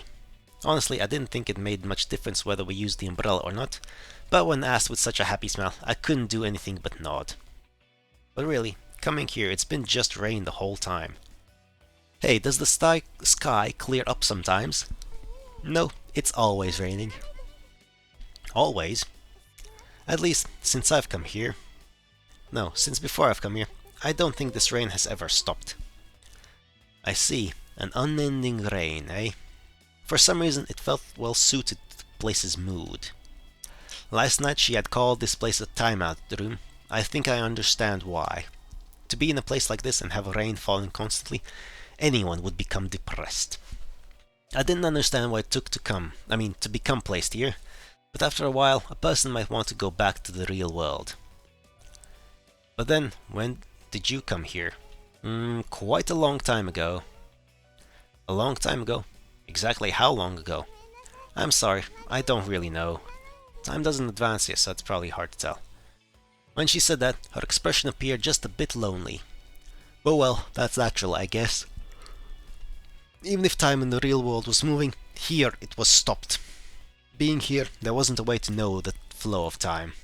While looking at my stopped wristwatch, I nodded. And I also thought about yesterday for an instant. That perhaps this child had been in this place since a long, long time ago. I recalled that question I had before. Well, she knew what an elevator and other modern things were, so she couldn't possibly have been here that long, or she could have learned about them from the other people that came here every now and then. Ah, you can see it soon. Saying that, she pointed. In that direction, mixed with the sound of the rain, you could hear the sound of something like waves. Ah, an ocean? No, a river? In a world where worn flagstones stretched forever, there was suddenly a river before our eyes. However, for a river, it was so big that you couldn't see the far shore, nor its source or destination. You just couldn't see where it went off to. And there, if you looked closely at the water's edge, you could see a number of familiar things washed ashore. Huh. Is that a TV? And next to it, a vending machine? However, everything was broken. On top of that, they were soaked in water, so you could only call them garbage. Besides which, there wasn't any electricity, nor were there outlets, so even if they weren't broken, they would be useless. Looking at the other things, you could see that half were already buried in sand. Sometimes it floats here, like this. Another mystery. I see. That explains the mystery of the bench, doesn't explain the mystery of the sea. and how it washes up here, but whatever. It had been a mystery as to why modern things only existed back there, but apparently she had brought things back from this place. As she said, floats here, but it seemed more accurate to say they wash up here. Fucking hell. Well, even if they're all become broken pieces of garbage, at least they're all modern things. They were all familiar things that I had regularly seen up until just yesterday. Hey, is that... Before I processed what she said, she dashed over to the waves. Thinking that she may have found something important, I rushed over to see. Wow, I'm so happy. It's been a long time since I could read what happens next. What? Jump? Nice.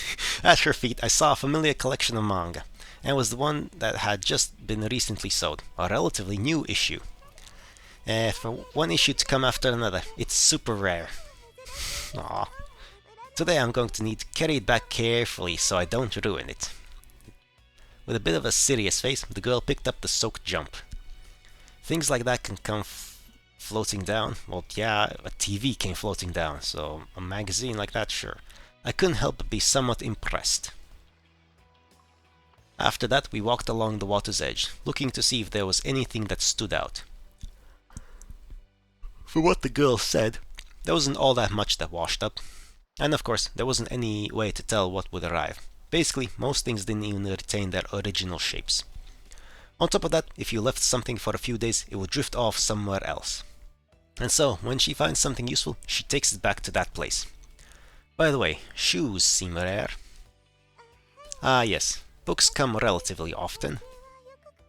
But clothing items, or anything you put on your body, come only rarely. All things considered, the unbalance was fascinating. Yeah. With just one shoe, it's a little embarrassing. Later we strolled along the water's edge before going back. Along the way we found a Nissan catalog, and Rin was super happy about it. I don't know what that is. A Nissan. That part of her seemed to be the same as any other girl. Sure. Once again, we returned to that place. Oh, the serial stopped at some point. I looked over at her. She was holding the weekly manga we had picked up earlier. What a shame. I was looking forward to the ending. That sucks, though. When a series just kind of ends abruptly, that fucking sucks. That is actually the fucking worst. That's why I have stopped starting reading anything that hasn't already concluded. In terms of manga and stuff like that. Like if a series is still ongoing, then no, I'm not picking that up. I'm just gonna wait. Like anything that's currently popular. Like for example, Spy X Family. That seems fun. I haven't started it. Not going to until it's actually finished.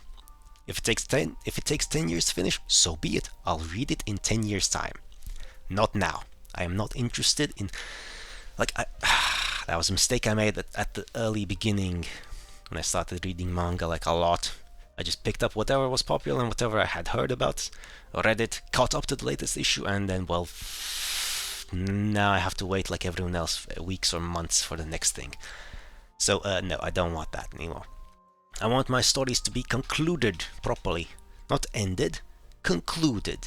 As in the story has a conclusion. Yes, anyway, what a shame. I was looking forward to the ending. Well, there's nothing you can do. It's not like one will come every week. From what she told me before, if you were lucky, then they would come one after another. But they otherwise might not come for a few months. And plus, it's really hard to hold on to the concept of time here. At the least, each day passed with a night and a day. But weeks, months, years, you need to create a calendar and check it without fail every day. So probably the only way to judge large periods of time was to use the things that flowed here. As for smaller time periods like ours, I just had no idea. There wasn't anything like a clock, and the sky didn't seem to change. I had the feeling it was around noon. Of course, that was just my gut feeling, and I couldn't tell anything besides that. Is something wrong? No, I'm just wondering what time it is. Wait, here a bit, I'll go take a look. Huh? What? Saying that, Rin hopped outside, and then after she gazed at the sky for a while... It's maybe 2 in the afternoon? How can you tell? That's a lot of... You can tell from looking at the sky. Yes, it might seem exactly the same, but there's actually just a tiny bit of difference. That reminds me that yesterday she said that night was coming. Well, it's still just an estimate. If anything, there's no way to check if that time is correct or not. Well, that's true. And thinking about it, I had gone more than a day without eating and I wasn't hungry at all. That made judging the passage time even more difficult. Ah, that's right. Shall I give you a very nice thing? Nice thing? What's that? Yeah, you'll see. What is that? Saying that, she started rummaging through the small cardboard box next to the bus stop towards the rear. Hey, I don't know what you're up to, but I don't need any drenched manga. Oh, come on, it's nothing like that. After waiting a bit, she came back with a small tin. Ta-da! Sakuma drops. No clue what those are. Oh, I haven't had those in ages. Heck, I didn't know they still had made these. I remember eating them all the time when I was small. Food items drifting here are ultra rare. And even when you can occasionally find them, they're all soaked and slimy. Aww. Well, there's nothing you can do about that. So you need to take your time and enjoy it, because we eat this only when there is something to celebrate. And what are we celebrating then? Saying that, she happily rattled the can. She probably was imitating how lotteries were drawn. Though that smug face she was making was pretty amusing. Indeed. Smug faces are the greatest, honestly. And even if the bad one comes out, don't get upset, okay? I know. Then she opened the tin and tilted it towards my palm. A single candy rolled out. A white one. It was, how do you say, expected? Or even cliché? That white one. That's a cultural thing. That's entirely cultural thing. Means nothing to a European like me. Of course it came out. That bad white one. What? Why did the best one? How nice. Different tastes. Everyone's got different tastes. Hey, wait a minute. White's always the bad one. Everyone knows that. What are you saying? White's the best one. White's number one. I don't get it. Well, I get that you like the white one. Sure. I looked around at the rain as it continued to fall. No, at the rain that would never end. While looking at the sky, the two of us put the candy in our mouths. In the end, I wound up trading my white with the grape she got. The grape flavor spreading in my mouth felt extra sweet. You know, it's a pretty strange feeling. Yes, because here you never get hungry. You don't have to eat, never get sick, don't age, and can't even die. At night, Ren had sarcastically said it was a time-out room, but depending on how you thought about it, you might be able to see it as a heaven. This might just be pretty amazing. No, wonderful even. You will... I don't know. Probably not. Wonderful. Yeah, no, boredom is the enemy of all existence. Well, think about it. Out in the real world, everyone's working so hard to eat. And there's sickness, death, and many worries too, I'll bet. Ah, yes, that is true. But I think that it also feels a bit lonely. Lonely? Why? Well, I don't like to be hungry, but maybe exactly because of that, when you eat delicious food, you're happy. Exactly, it's contrasts. You need contrasts in life to actually appreciate the good things. If everything is bland and unchanging like it is in this realm, there's nothing, your mind goes blank. It's nothing. It's a nothingness. It's an existence of nothing. It's purposeless, it's meaningless. It's a waste. If you don't feel anything. Even if you feel bad things, that means you are capable of feeling good things as well. Anyway, she was speaking somewhat gravely. Since she was usually so bright and cheerful, that sight left a strong impression. Indeed. Alright. Okay. Well, let's continue. We're back in the past. Now, lady and a young girl. Water Marginal.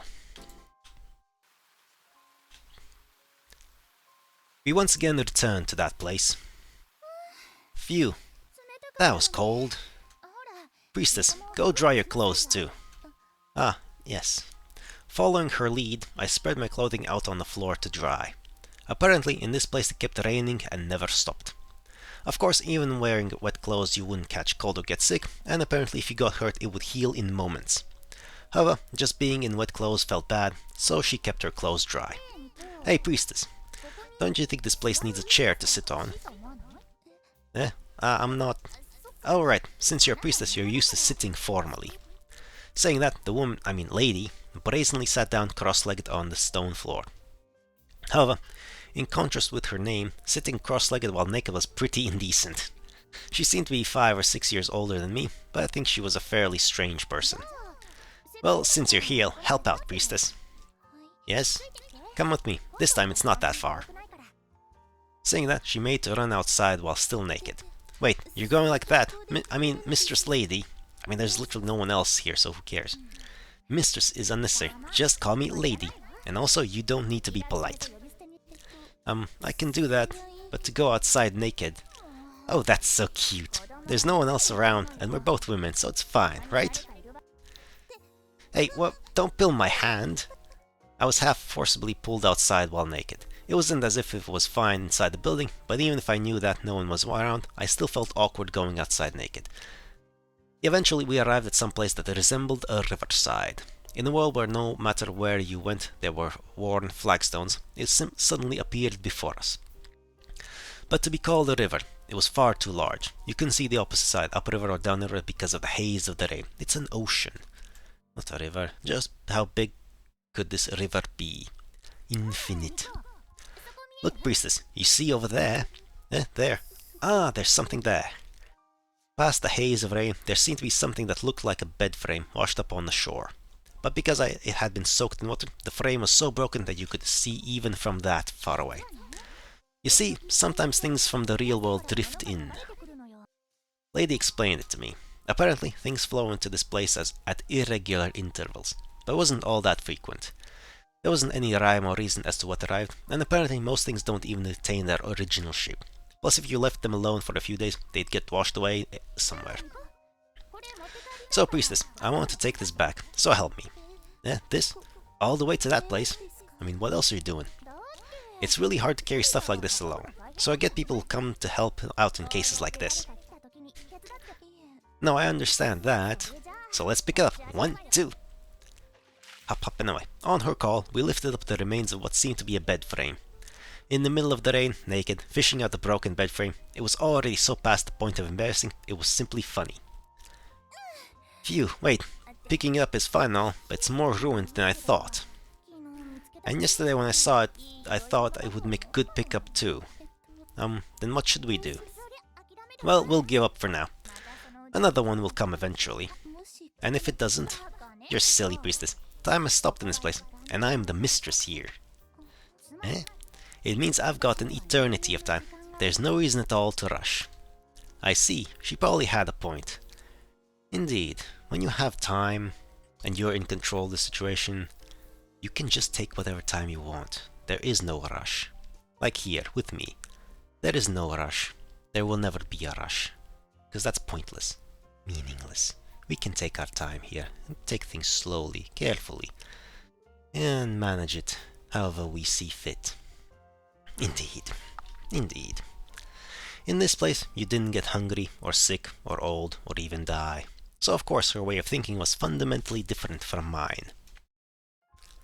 And after a while, we once again returned to that place. Ah, looks like our clothes have dried.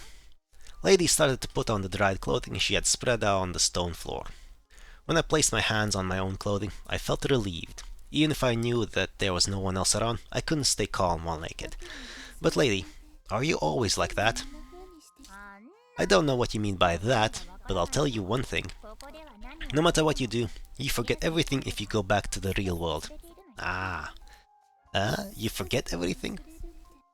It wasn't that I didn't believe someone who had been here for so long, but how could she know? But just how could she have known such a thing?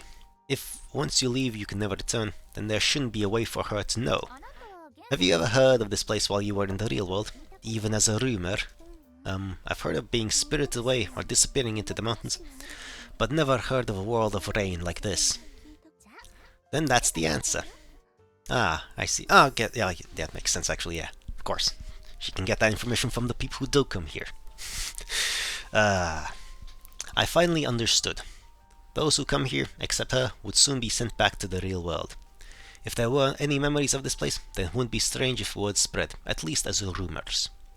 And since I had never once heard of such a place, then it was natural to think that visitors must lose their memories.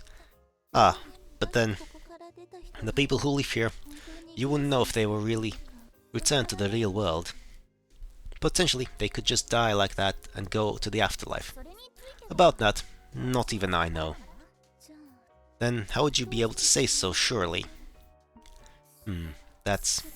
that... Just an assumption. For some reason, Lady fell silent at that question. Maybe it was hard to say, but she seemed a bit different from her usual self. She fell silent and gazed at the rainy scenery. No, she seemed to be gazing at something beyond that. As I suspected, she knew something. She was deliberately hiding something from me. Eventually, her gaze returned to me, and she started speaking in her normal way. There's no choice but to believe, is there? When I first came here, that was what was passed down to me. Passed down to me? A person before, lady, indeed. To begin with, just how long were you here? Don't just suddenly start asking me hard questions, when you're just a kid. It has nothing to do with being a kid. And yesterday you said that you've met tens of people. Is that true? Yes, it's no lie. But being in here, I don't know how much about what's going on outside. But once in a while, I talk to the people who come here, and so I think I have a rough sense of the years in the real world. Saying that, she straightened up proudly. Even with just a rough idea, I'm sure she had a fair sense of things. I mean, she has nothing but time to think about that. And you might even be able to know what age and year it is from what floats on the river. By the way, the 10th or so one was the worst. The worst? They wanted to stay here. There was that, but was a dirty young man. Men come here too. Why, of course, old, young, men, women, there aren't any rules, and the time between them is all different too. So that's how it was. Thinking about it, she had said that there was no commonality between the things that float on the river. It might be the same thing with people. But in a place with no one else, being alone with just a man, that's just horrible. Yeah, that time was... that was a handful, aha! I see, aha! Well, thinking I tried a weak laugh with her. And at the end, he said he wanted to stay, and wouldn't listen even when I said that it wasn't possible. And what happened? Well, he wouldn't die even if I killed him, so I tore off his arms and legs and threw them into the exit. What the fuck? Okay. If you're not prepared for that much, you can't stay in this place. Jeez. Okay. And there she once again lost the sunny face she had been wearing. Yeah, yeah. God damn it. It seems I can never escape some dreadful topics coming up. Jeez. I guess that's impossible. God damn it. For the next time I do a grab bag week or so, I'm gonna have to deliberately find something that is purely wholesome and sweet and no mentions of anything like horrible like that. I don't need that. I don't fucking need that. I get enough of that, and, like, coming up, these suddenly, fuck them. I'm sure there's tons of those exist, sure, but a lot of them are also very sexual in nature, so that's not an option. At least for Twitch and YouTube. I'm gonna have to think about that properly. Oh well, anyway. Moving on from that, I had no idea just how long Lady had spent in this place. However, it was at least a few years. No, she could have spent even decades here alone. Next morning. Today the rain was also falling. I had no idea who, at what time, or for what purpose created this place. Most likely, not even Lady knew the truth herself. But if someone who called herself the mistress of the rainy world said she didn't know, then maybe no one knew. That's true. I don't know. Even someone like myself. Before I could speak, her voice came. Words like she could clearly see what I was thinking. When I came here, I was told it was because she was experienced in dealing with the same questions. But now wasn't that kind of situation. Just now, was that... Yes, I read your thoughts, priestess. Thoughts? Actually, that kind of stuff is simple, for me. But before you said you weren't a messenger of God. Of course, but I can do similar kinds of things. Saying just that, she stretched her hand outside to the rain. And as I was thinking what she would do... Magic! Water. The rain was moving as if it were alive. So what exactly is this? I'm controlling the water. Naturally. She said it simply, as if it were normal. To begin with, I didn't understand what she meant by controlling water, but the thing freely moving in front of me was proof of that. She's a waterbender. Here, there's only water and rain, you see. Before I realized it, I was able to do these things. Right? Ah, well, so I'm already not a normal person. Lady laughed cheerfully. Certainly this wasn't something a normal human could imitate. She could read people's thoughts, move and control things so supernaturally. It seemed like she had already surpassed the realm of humanity. Maybe she understood the meaning of this place. No, even if she didn't have a clear answer, I had the feeling she has grasped the rough sense of it. Then why is it that she hasn't told me? The answer to that, I'll leave for when I someday return to the real world. Even though you lose your memories, I'm not calling myself the mistress of this world just for show, you know. Ah, but in Priestess' case, your memories will disappear and will all end with you quickly dying. Well, that sucks. Hearing the word death, I thought about what has happened to me. A sacrifice for an unfair atonement. My entire life was supposed to be for that purpose. My gentle sister had, without once using her voice, had her life ended. And yet, with the shrine lost and being taken to this mysterious place, there were just things I didn't understand. Night. Drops of water spilled from the completely dark sky. In the only place in this world where you could avoid the rain, we again spent the night. I had stretched my body out on the stone floor. Next to me, Lady was lying on her back in the same way. From the explanation I had heard previously, I could be here for 3 days, and today was the night of the 2nd day. So once the night ends, I would probably be going back. Hey, Priestess, you awake? In the absolute darkness, her voice whispered over. Ah, yes. What's the matter? You still don't feel like going back? It'll be helpful if you could go back tomorrow. I think that even if you have a few days, it's only about 3. So I really have to go back. That's how this place was built. It's a world that can only have one person in it. Lady was speaking somewhat seriously. While listening to her words, I had a number of thoughts. If I said I didn't want to, would I have my arms and legs torn off and thrown in the exit? Silly, I won't do something like that to you. I just want you to go back quietly. Thank you. Reading my thoughts, she answered for me. I was sure Lady could do that much if she wanted. Plus, for someone as weak as myself, even if I weren't sleeping, she should be able to force me back, without using any strange powers. And yet she said she wouldn't do that. I felt that was what she really thought. I guess I'll wind up going back.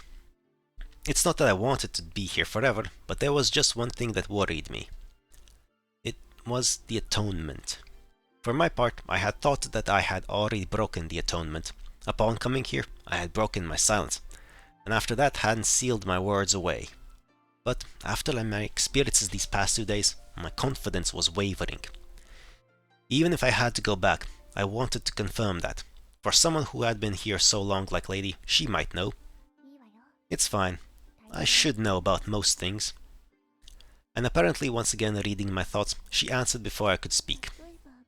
If, for many years, it was decided that something couldn't be done, and in this place that was broken, does that actually break the oath?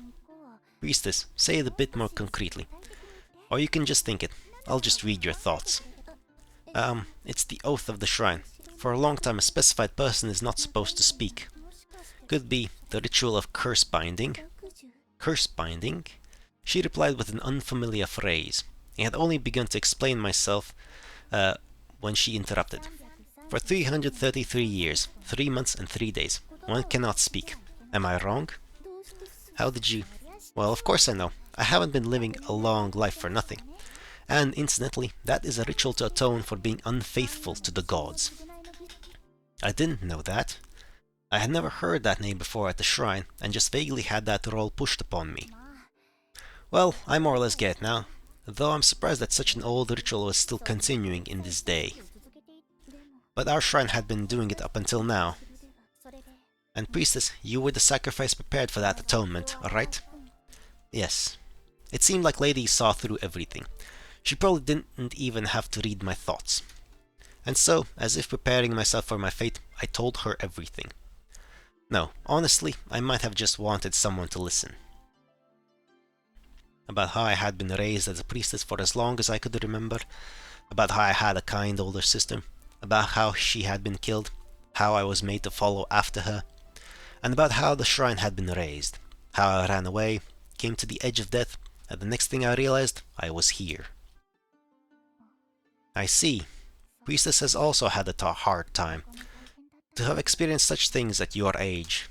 Saying that, she patted my head. That kind gesture was like my sister's, and before I knew it, I was about to cry. Say, lady, there's only one thing I worry about. Has that atonement been broken? Or, in this place where time has stopped, did my breaking it have no effect? Meaning that when I go back to the real world, it would still continue. That's... For some reason, Lady fell silent at my question. For my part, I had no regrets about going back to the real world. Even if I were fated to die upon returning, I had been resigned that there was nothing that could be done. However, I couldn't forgive that the atonement would still continue. If that atonement were to continue and I returned to the real world, then I would forget about what happened here. Meaning that without knowing anything, I would continue with the atonement. And I would probably die from hunger and cold shortly after returning. If that atonement were to end either way, then I wanted to break it of my own free will. As someone powerless, I wanted to at least resist in that way. Priestess, most likely the atonement's been broken. After thinking for a while, Lady whispered an answer. Really? Yes. Even if time were stopped in this place, the fact that you've used your voice, the rite shouldn't complete. I understand. Thank you, lady. Then I would have no regrets. Even if I were to return to the real world and quickly die, I wouldn't mind. That's right. I had sworn it in my heart. There are no gods. Even if they exist, I refuse to accept them as gods. That is what I have decided. If there were things that call themselves gods, and were to place upon me punishment, then let them punish me as much as they please. The amount of punishment I receive, with this unjust fate, my sister's regrets, my own regrets, someday I will turn them into a curse. Ooh, nasty. Priestess, right now you were thinking about something bad, weren't you? Eh? Stop. Me being the only trapped by the gods is enough. Lady, what are you saying? Nothing. Don't worry about it. It's your life. Live it as you please. Just saying that, she once again lay down and slept.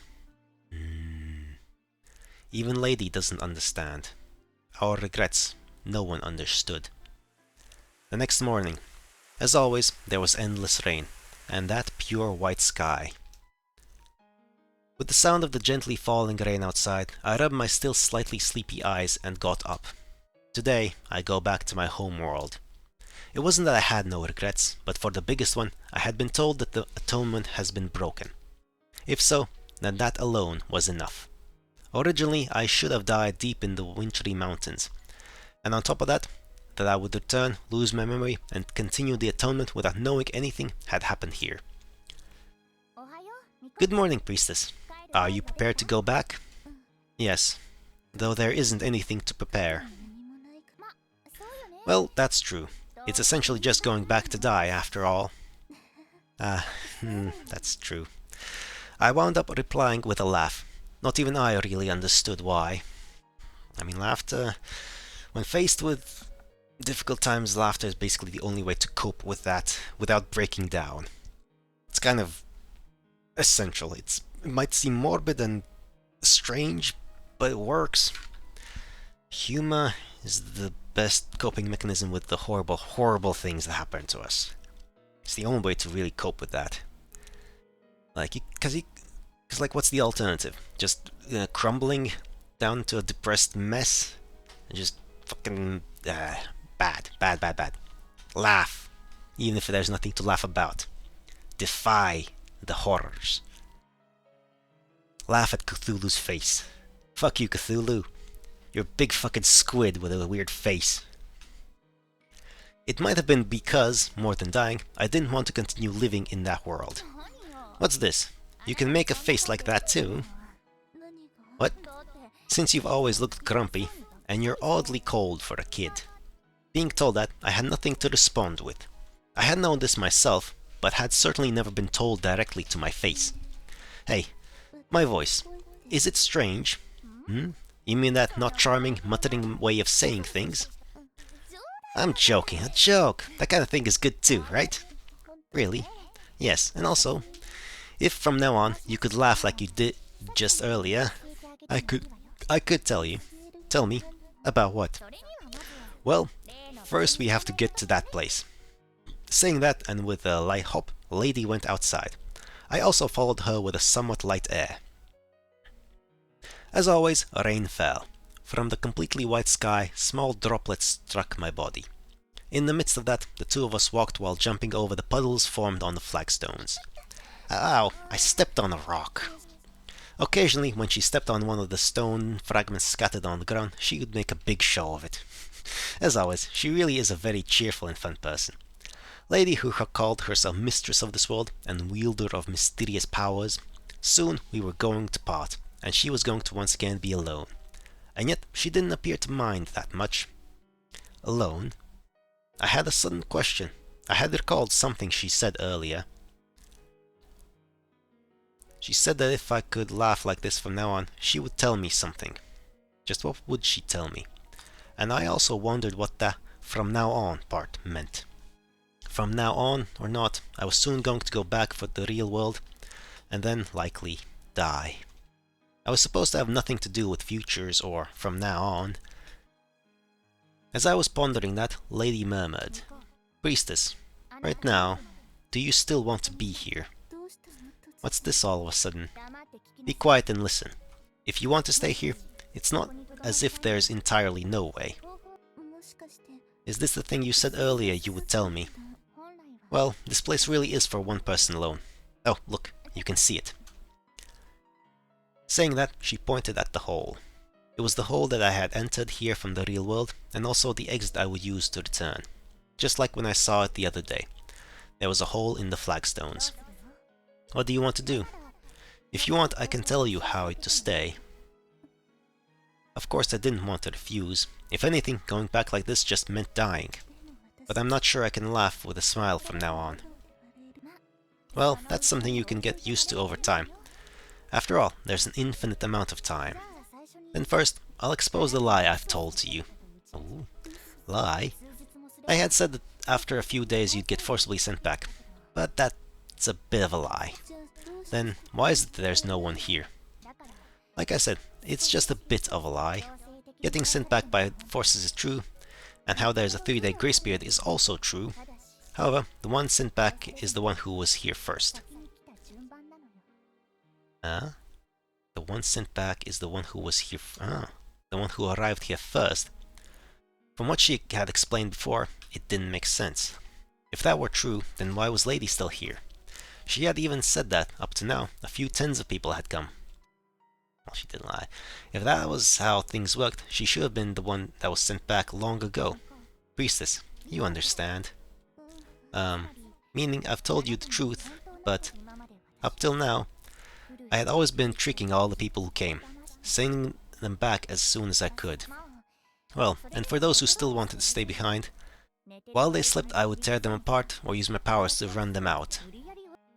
Hearing that, I finally understood. Lady was supposed to be sent back. But before that happened, she had sent back the ones who came after her. Sometimes by trickery, sometimes by force. Lady, then tell me one thing. Okay, ask me anything. Why are you telling me this, when you could live forever? I was sure that my logic was sound. Lady herself had most likely lived for many years here like this. Because I've already surpassed humans. I'm not a god, perhaps shaman? Lady's words were somewhat serious. I had no idea how long she had spent here, but the words "surpassed humans" were convincing. Also, it seems I've begun to have feelings towards you. For me, wait, what are you? When I looked, Lady was putting one foot into my exit. Hearing all this, I finally realized. Lady was trying to go back to the real world. And she was telling me how her method worked. How if I did as she did, I could stay here forever. And while I'm at it, I'll confess to one last lie. You asked me about the 333-year atonement. That probably is still continuing. Wasn't it supposed to have been broken? Sadly, whatever happens here has no effect on the laws of the real world. I haven't been living so long for nothing. If I'm the one saying it, there's no mistake. Then even now that sacrifice is continuing. And if I were to go back like this, then I would just die for nothing. Well, that's also one of the reasons I thought to give it up to you. The throne of being the mistress of the rainy world, that is. The mistress of the rainy world. But, priestess, I'm going to say it now. There is no future here. There's just an everlasting, endless now. Wait, there are still things I need to ask you. As if my pleas for her to stop were unheard, Lady seemed to give her whole body to the exit hole. If we're lucky, we'll meet again. The rest we'll talk about then. With those final words, she disappeared from this world. Lady. In a world with no one else, I was being rained upon. My exit hole had completely disappeared. The rain began to fall upon the flagstones where the hole was. Within the rain that wouldn't end, there was just one person. Flagstones that stretched forever, a pure white sky. This is the true form of this place. And my whisper, without anyone making a reply, was erased by the rain. 10 years later. It was probably about that much, I'm not sure. For the first few years, I would attach a date whenever the morning came, but eventually I got confused and stopped. And in that time, no one came here. Thinking about it, I should have become 20, and oddly enough, would have been the same age as my sister when she died. But nothing has changed. Yeah, that's purgatory for you. My height and hair were exactly like when I came here at 10. Nothing had changed. Just how long was the time people came? I wonder. Lady had said that it was an irregular and entirely without rhyme or reason. But has there ever been such a large gap in visitors? Or was it normal that one would only come every few decades? Then, if a lady had sent back a few tens of people, for just how long had she lived here? She had said at the time that I would one day learn, but it seemed that that was a ways ahead. The mistress of the rainy world. Mistress of a world that stretched on endlessly, with just one person in it. For just how long would I be on this throne?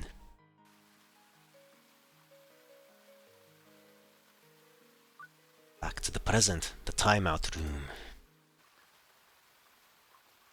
Night. The endless rain continued falling. While listening to the sound of rain, I was thinking about many things alone. In front of me was the girl sleeping soundly on the bench. Just like the previous night, when she lay down on the bench, she instantly fell asleep. This way of falling asleep isn't normal. At first I had thought it was amusing, but thinking about how different she was at night, there might be a reason behind it. While vaguely thinking about this, the nagging feeling inside me changed to a big question. Could it be that she's been here since a very long time ago? When we first met, I had thought about it, but immediately dismissed the idea. The reason being that she knew about elevators and the modern world. Her clothing also seemed to be modern. However, we went to the river today, and I saw the things that had washed ashore. If things from the real world would sometimes wind up here, then it wouldn't be too surprising for her to learn about or obtain such things. And from that, the assumption I had made earlier lost its foundation. If I misjudged, there was a chance that she had been here years, or decades, centuries even. So that was why I was waiting for her to awaken, thinking that maybe the girl from last night would once again appear. You couldn't ask her during the day, but the girl during the night might give an answer. What's this? Sleep talking? While hoping that she would appear soon, I waited for her to wake up. If my reasoning was sound, then there was a possibility the girl before me had been here since a long time ago. That made me want to ask something even more. To me, this place doesn't seem that bad. Even if you don't eat, you don't die, you don't even have to be bothered by sickness, aging, or even time. However, during the day she said that it was lonely. That because you can only eat it sometimes, it's delicious, that it's joyful. Probably she meant that even if you could starve, there was something to be gained. I could understand in a way what she wanted to say. To change one's way of stating it, in exchange for having no sadness, there is no fun, no happiness. It's a question of whether living without anything could be called living. In my opinion, no. It's simply existing. Then, in the same way, could staying in this place be called living? Then just what does living mean?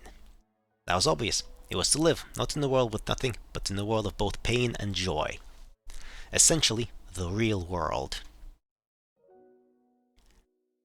I had so strongly rejected it, and even thought that staying here forever might not be so bad. But in just one day, there was a small change in my thinking. According to her, this place was a timeout room. At the very least, I had a feeling it had that effect of causing self-reflection. While vaguely thinking about these things, at some point I drowsily fell asleep.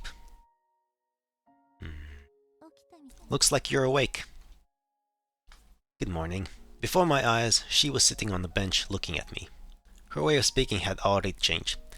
It wasn't Rin that was waiting, but Ren. And so, do you want to go back yet? Just a bit. I see. Staying here, it's natural to think that. I nodded slightly at her words. I have this feeling that I'm starting to understand why you had called this place a timeout room. Congratulations. I'm relieved you're a good student. So there's still time left, but will you leave tomorrow? No, I plan on staying just a little bit more. There were things that I wanted to know more about, and besides that, there was another reason. Well, I don't mind. It's just that, compared to being sent back automatically, leaving of your own free will might make things seem better. Make it seem better? What does that mean? It's like the difference between turning yourself in or being arrested. Just what was the difference? And plus, seen to whom? Sorry, let that slide. There wasn't any deep meaning behind it. Oh yes, there was. Saying that, she feigned innocence. But from her words before, I had a feeling the reasoning I had was fairly close to the truth. There was a chance that she had been here for a very long time. A few years, or even a few decades. Centuries. Centuries! And in comparison, myself and others go back after 3 days. And by force, too. Yet despite that, she constantly urges me to go back. And that thing about seeming itself seemed to hint at it. Putting all these things together, it led to one answer. Could it be that you're God? Okay. What? Or maybe an angel? You're not something that's here to make humans like me reflect on what we've done? Thinking about it this way, it all seemed to fit. I mean, I guess. It's true, right? Your job is to tell the people who come here to be sorry for their actions. Sorry to say, I'm just a human. Eh? Really? And one that still hasn't felt sorry. A student held back a grade. If I were to believe those words, then she wasn't an agent of God, but a human like me. And also like myself, she had come to this place, to this timeout room. Then why is it that you weren't forced to go back? Lies. Like I said, I've had to repeat the class. I guess going past, present has given me answers that... Ah, well, that's fine too. They gave the option, so that was expected, that some might do that within the story, so I already know the reason, at least somewhat. Had to repeat the class, so that would mean that she wasn't sorry. But weren't you sent back whether you were sorry or not? Or was she special and that didn't work on her? There were many things I didn't know, but a few were certain. That she was just like me, a human that had come here. That she still had no intention of being sorry. And that she had probably been here a long time. Just how long of a time could she have been here? Hey, since when have you... Who knows? I've already forgotten. And that was all that came back. I had still been in the middle of asking. I'm going to sleep. With that, she immediately lay down on the bench. Wait a sec. And I'm just saying, it's useless asking me anything during the day. Fascinating. Splitting her personality aside like that. Does Rin know about Ren? That's a good question. A rain that continued without end. It continued to fall from that pitch black sky.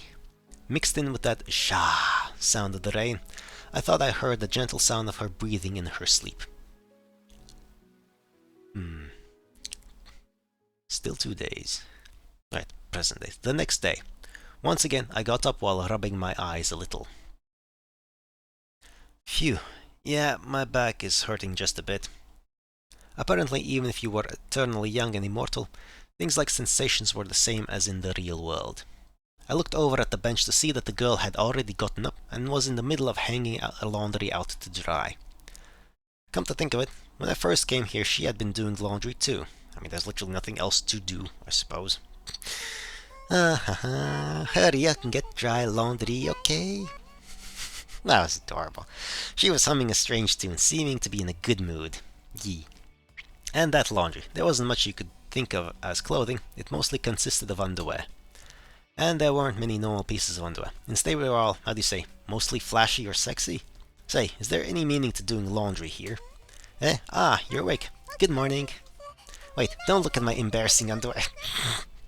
Like, she quickly grabbed all of them, even though she had just hung them up. This was kind of amusing. I'm tired. You don't have to be so frantic over a few pieces of sexy underwear. Just to be clear, this isn't my personal taste in clothes. There aren't any other options, so I don't have any choice. Well, of course. Excuses. Things that come here are random. She had also said that things you could put on were super rare, I guess. But really, is there any meaning in doing laundry? Eh? Why? Since you don't sweat here, and the entire concept of getting dirty doesn't seem to exist. Ah, well, that's true. But see, there isn't anything else to do, so it sort of becomes a change of pace. So I like it. Makes sense. Saying that, Rin smiled happily. It was that innocent, bright smile that was a big difference from nighttime. Ah, that reminds me. There was something I wanted to try. Hey, would you like to come together with me? Ah, yes, I can. To be honest, I had no confidence that this experiment would work. However, even if it didn't, it was definitely worth trying. As always, rain fell. From the pure white sky, small droplets struck my body. In that rain, we again walked side by side. I'm a bit sorry, being the only one to use the umbrella. It's fine, it's yours after all. And plus, from what I experienced yesterday, that umbrella honestly didn't do much of its job. Well, even the parts that got wet only felt a little chilly. It wasn't as if you felt cold or would freeze. While I walked musing about that, next to me, upsy daisy. Sometimes she would hop up. Apparently she was jumping up over the scattered stones on the ground. Your shoes. It's not convenient having just one. Yes, it hurts if you step on a stone. I wonder if another one would come soon. It was like the underwear. Wanting something didn't mean it would come. When there was no way to know what would come, there's just nothing you could do about it. Oh right. Haven't I been wearing shoes since I came here? It wasn't just shoes. Since I had been heading to work, I was still wearing the dress shirt and slacks. Essentially all the clothes I had been wearing then. Hey, why weren't you wearing shoes? In my case, apparently, I was barefoot from the start. Barefoot? Why? Not sure. I don't remember. Upsy daisy. Saying that, she lightly jumped again. But I'm happy that I could get even just half up there. Aw, and Rin gave me a bright smile. Seeing her so happy despite being in such circumstances somehow put me in a somber mood. I felt a bit bad for doing this without the nighttime version's permission, but I hoped that what I was about to try would work out. What is he trying? I don't understand. Soon we could see our destination. Ah, this place is the elevator. Are you going to go back? It's a good question. Not sure about that. No, I said I wasn't, but I did want to try something. Try something? While nodding, I pressed the button for the elevator. Ah, the door opened. It was the familiar inside of the elevator. In this world of aged artifacts, the familiar thing that drew the line with the real world. However, seeing it here didn't feel so much out of place as it felt just impossible to describe. Afterwards, I just have to get on, and I'll be able to go back.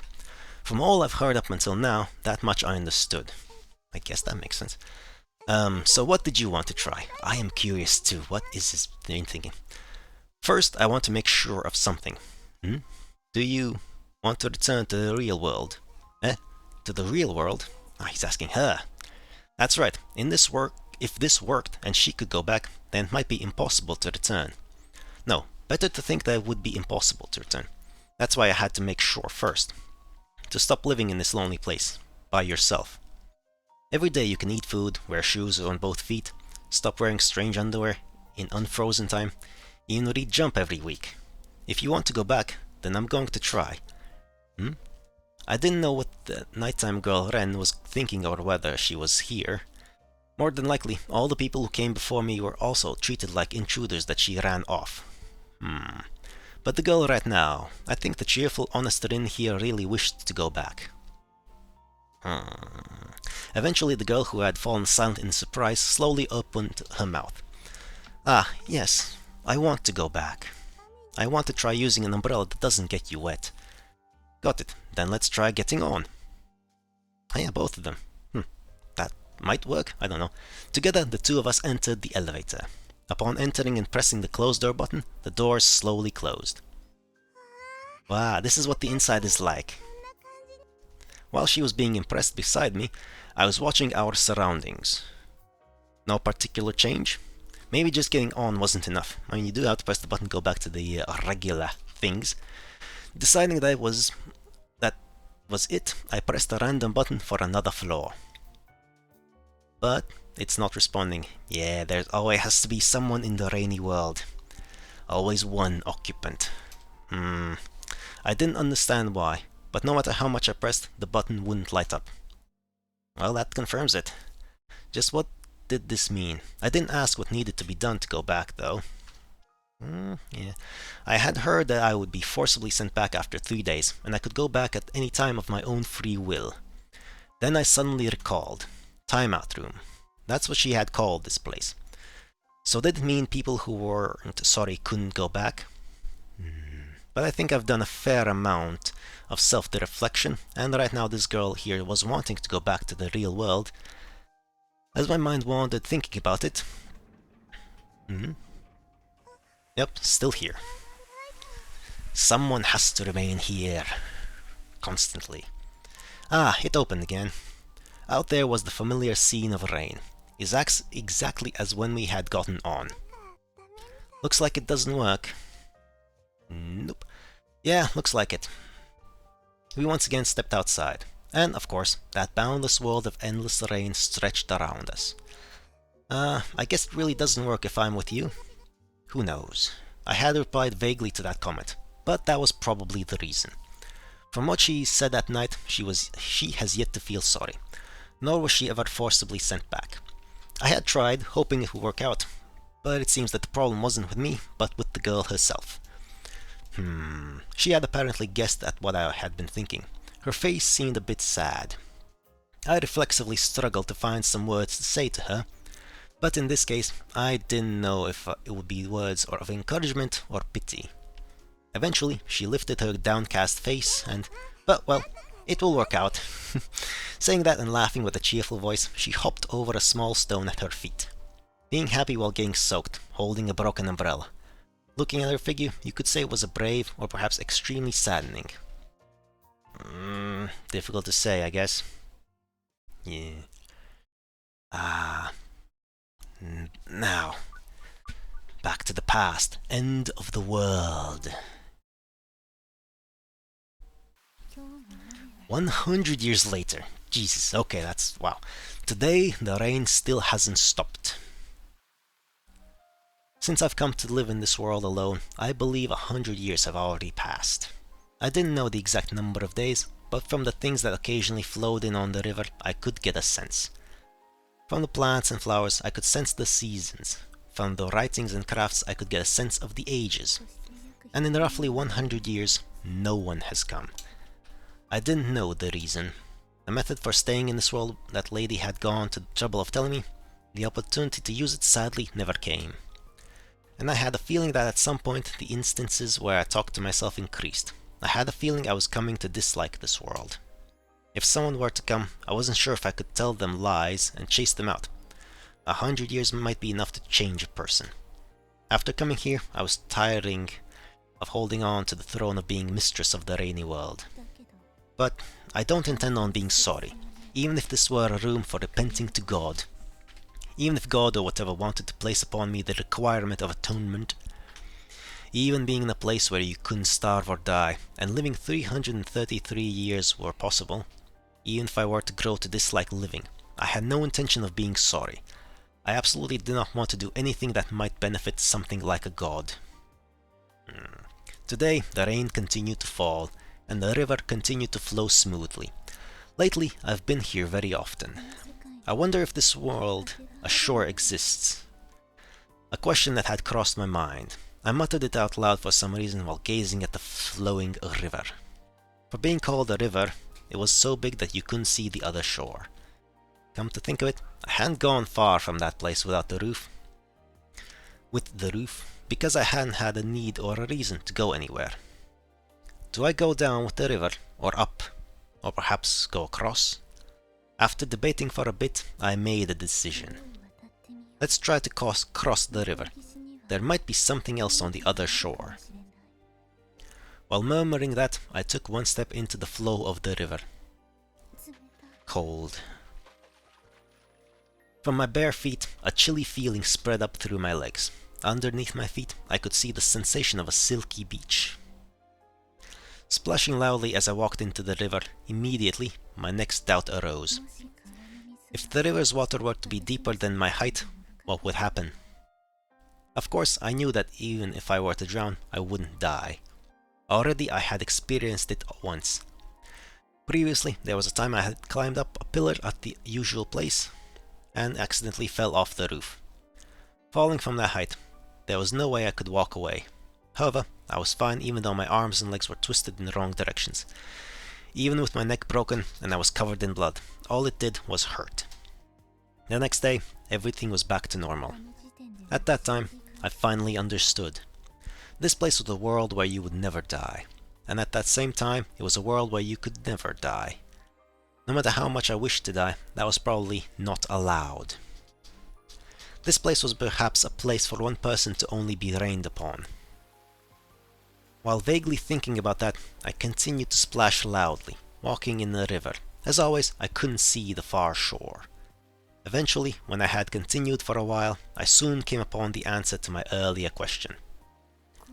It doesn't get any deeper. Apparently, even in the deepest place, it was up to about my knees. At the shallow parts, the water barely went up to around my ankles. I had already walked quite a bit since I first set foot in the river. Turning around, I already couldn't see the shore I came from. If I've walked this far and the depth hasn't changed, then no matter how far I went in the river, it would probably be like this. Coming to that conclusion, I once again began walking. The far shore that seemed to be beyond the rain haze still couldn't be seen. Night, when everywhere changed to be completely dark. In darkness, where I couldn't see anything, only the sounds of the river gurgling and the rain striking the water's surface sounded. In the middle of the night, while my body was being struck by the rain, I stood alone in the river. I'm tired. I can't see anything. Thinking about it, I had spent almost an entire day walking in the river. More precisely, I was in the middle of crossing it to the far shore. However, from what I could see before nightfall, the far shore wasn't in sight. Afterwards, I had walked even further but didn't think I would arrive at the other shore. Right now, because I couldn't see anything in the dark, I kept walking on while praying that the water touching my feet would suddenly disappear. But I can't walk anymore. With that whisper, I squatted down in place. Forget about walking, I was past the limit of standing. And just like that, I collapsed onto my back. My back, feet, arms, all the parts that touched water felt the chilly flow of the river. I felt my long hair swaying in the currents towards down the river. The tiny anticipation that I could have the choice to die by drowning had been denied by water only as deep as my ankle. Maybe it's better if I go back. I whispered to myself, half submerged in the river. They weren't words meant to ask someone else. If anything, they were words to myself. But even if I turned back, it wouldn't be much different from continuing like this. Even if I returned to that place, it wasn't as if something would happen. It wasn't as if there was someone waiting. Just days of watching the rain again. While thinking about that, I slowly fell asleep. That's an uncomfortable place to fall asleep. While sleeping facing up, the river's water would sometimes cover my face. The depth was just enough that I could barely breathe. Drowning like this and dying wouldn't be that bad either. Since the day I came here, with about 100 years passing, it seems my thinking has changed a bit. It wasn't that I wanted to die, but I also didn't want to live. The next morning, I woke to the sound of rain splashing on water's surface. Apparently, I had fallen asleep at some point. Already, the world around had turned from inky darkness to white rain. Sadly, it seems I didn't drown and die. There wasn't any proof of that. Ultimately, it was nothing more than I was alive right now. It could have been that while sleeping, I had went from lying face up to face down, drowned and died, but there was a possibility I had soon come back to life. If it was even possible, I had died multiple times and come back each time. All were things I was not aware of because I had been sleeping. Whatever. Let's try going on. Raising my submerged body with a loud splash, I stood up. Last night I had worried a bit, but I decided to once again aim for the far shore. It was simply better than watching the rain back at the shelter. It was exactly because there was nothing I could do that made me want any kind of goal at all. After that, I kept crossing the river. During the day, I walked. At night, I would sleep where the water was shallow. Countless times, I woke up underwater. I don't have a conscious memory of it, but I probably died sleeping at night. When I would wake up, it was just a bit difficult to breathe. This far ashore, just how far is it? While continuing to walk with loud splashes in the river, the same whisper spilled out countless times. I had already walked over for 10 days, but as always the far shore showed no sign of appearing. Ah, right. A question that I had once before had suddenly come to mind. In the time I'm spending here, if some new person were to come, what would happen? From what Lady had explained, this place's population was 1, and I was told that the person who came first would be sent back automatically. In this situation, the one that came first was, of course, myself. And it should be that there was a grace period of 3 days where 2 people could be here. If right now someone were to come, even if I turned back to that place, I might not make it in time. Then, would I be automatically sent back to the real world without meeting that person? But if that happens, I don't mind. Now, I wasn't afraid of being sent back to the real world. Even dying didn't bother me. If I lost my memories upon return, then I could accept the atonement as something I couldn't change. More than that, I hated the idea of my heart changing to repenting and forgiving that god or whatever. 10 years later. 10 years after, or so I think. Having experienced countless days and nights, I don't really know the precise time. But from the occasional things, broken remains from the real world that flowed in the river, I had a rough sense. And it was after coming here that I finally spoke the words. It could be that the far shore doesn't exist. It's an ocean. The thing I had faintly sensed long ago, I finally accepted. There was no way that I wouldn't be able to get there after walking this much. I had a feeling that most likely, no matter how far I went, the far shore would never come. In a mysterious place like this, it was probably possible. I changed the direction that I had been walking. However, it wasn't simply turning back to where I came from. This time, let's try going upriver. Turning right, I started walking upriver. It could be that, like the far shore, it did exist.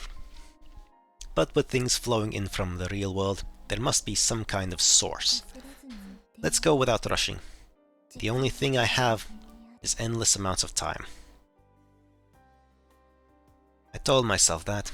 Saying it another way, in this place there is nothing but time. Even with just the width of the river, I still couldn't see the other side despite walking 10 years. So I needed to be prepared for more than that. Another 10 years have passed. And today also, I was continuing to walk facing the river's flow. Even after spending this much time, there was no real change in the river. However, since I had been prepared for this from the beginning, I wasn't that discouraged. Before, aft, left and right, I couldn't see anything but water that formed the horizons. But getting lost was the one thing that wasn't possible. Because of the flow of the river, Direction was the only thing I knew. Without worrying, I continued to quickly go upriver. When I think another few years have passed, as always, there was no change in the river. But I had this feeling that I was seeing more things that flowed in from the real world. Could I be coming to the head of the river? My theory might have been correct. So long as there were things that flowed in, there must be a source. Whether they fell from the sky or sprung from the ground, however they came. I had begun to think that, like the far shore, it didn't exist, so this change was heartening. 50 years later, fucking hell. And then, when another 50 years have passed, thinking about it, oh boy. Since the day I had started trying to walk upriver, close to 100 years have passed. My feet, which had been walking this entire time, finally stopped. Oh, a hole? There's a big hole in the middle of the river. Suddenly it appeared before my eyes on the water's surface. A black hole that was just gaping open. It was as big as the room that I once lived in at that shrine. Cautiously approaching, I peered in from the edge, but it was completely dark in there and I couldn't see anything. It resembled the hole that I first came to this world from, but the one that I came in on was just big enough for my own body, while this was quite large. Is this connected to the real world? As if proving a demonstration in response to my words, the large hole in the water would occasionally spew something out. When I picked up the fragmented thing that was drifting on the current, is this a piece of a candle stand? And it was as if it had been just used. The area where the candle would be still had warmth. Ooh. There were also things that resembled wooden message strips and fragments of some unfamiliar pottery. Apparently, this is where they flow from. I was talking about the things that I had been gathering from the riverside. I had thought they were destroyed while drifting, but apparently they were broken to begin with. However, looking around, there weren't any other holes, and the river's flow was still connected upriver. What should I do? I stood there thinking. Even if I continue going on, there might not be a source to the river. Just like with that far shore, this place itself wasn't a world humans can comprehend. To begin with, it was also too strange to think it took things 100 years to flow to this place. This seemed to be a good opportunity to turn back to my starting point. Thinking about it, I had started walking in the river for no reason and 100 years had passed since I left that starting place. That essentially meant that for that many years I had continued to be struck by rain. Let's go back to the place you can't get wet from rain. With that murmur, I was about to turn my heels. But then I thought of one last thing to try out. Jump in the hole. If this is connected to the real world, then couldn't I go back from here? With that thought, I slowly stretched my hand out towards the hole. It wasn't as if I wanted to return to the real world. It was just that I was afraid of how my own feelings might one day change. Even if I returned to the real world, quickly die, and the atonement were to be broken, the one thing I didn't want to do was forgive. Eventually, the hand I had stretched out disappeared into the darkness of the hole. It was then. Ow! That instant, I reflexively let out a voice like a scream, enough to surprise even myself. It had been the first loud voice I have used in decades. My hands disappeared. The part that had entered the hole, from my wrist to my fingertips, had disappeared. It hadn't been cut, not crushed. It had literally ceased to exist. From the arm that had lost everything beyond the wrist, there was a burning sensation of pain and strongly gushing blood. While clutching my arm from the pain, a number of thoughts came to me. I didn't care about my hand. It would be back to normal by tomorrow anyway.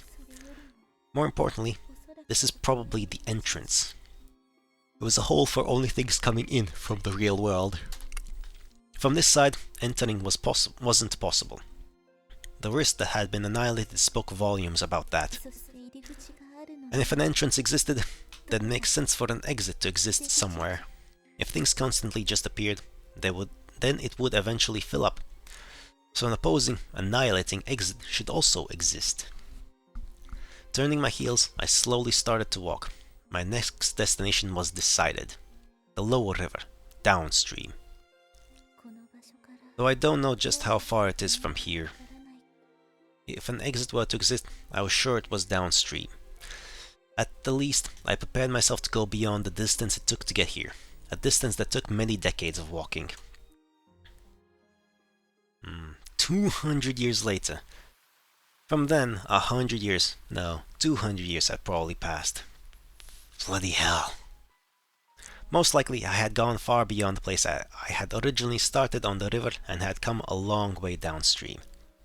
As always, the river's appearance didn't change. The rain that fell from the sky also had become so natural to me that I didn't even pay it any heed.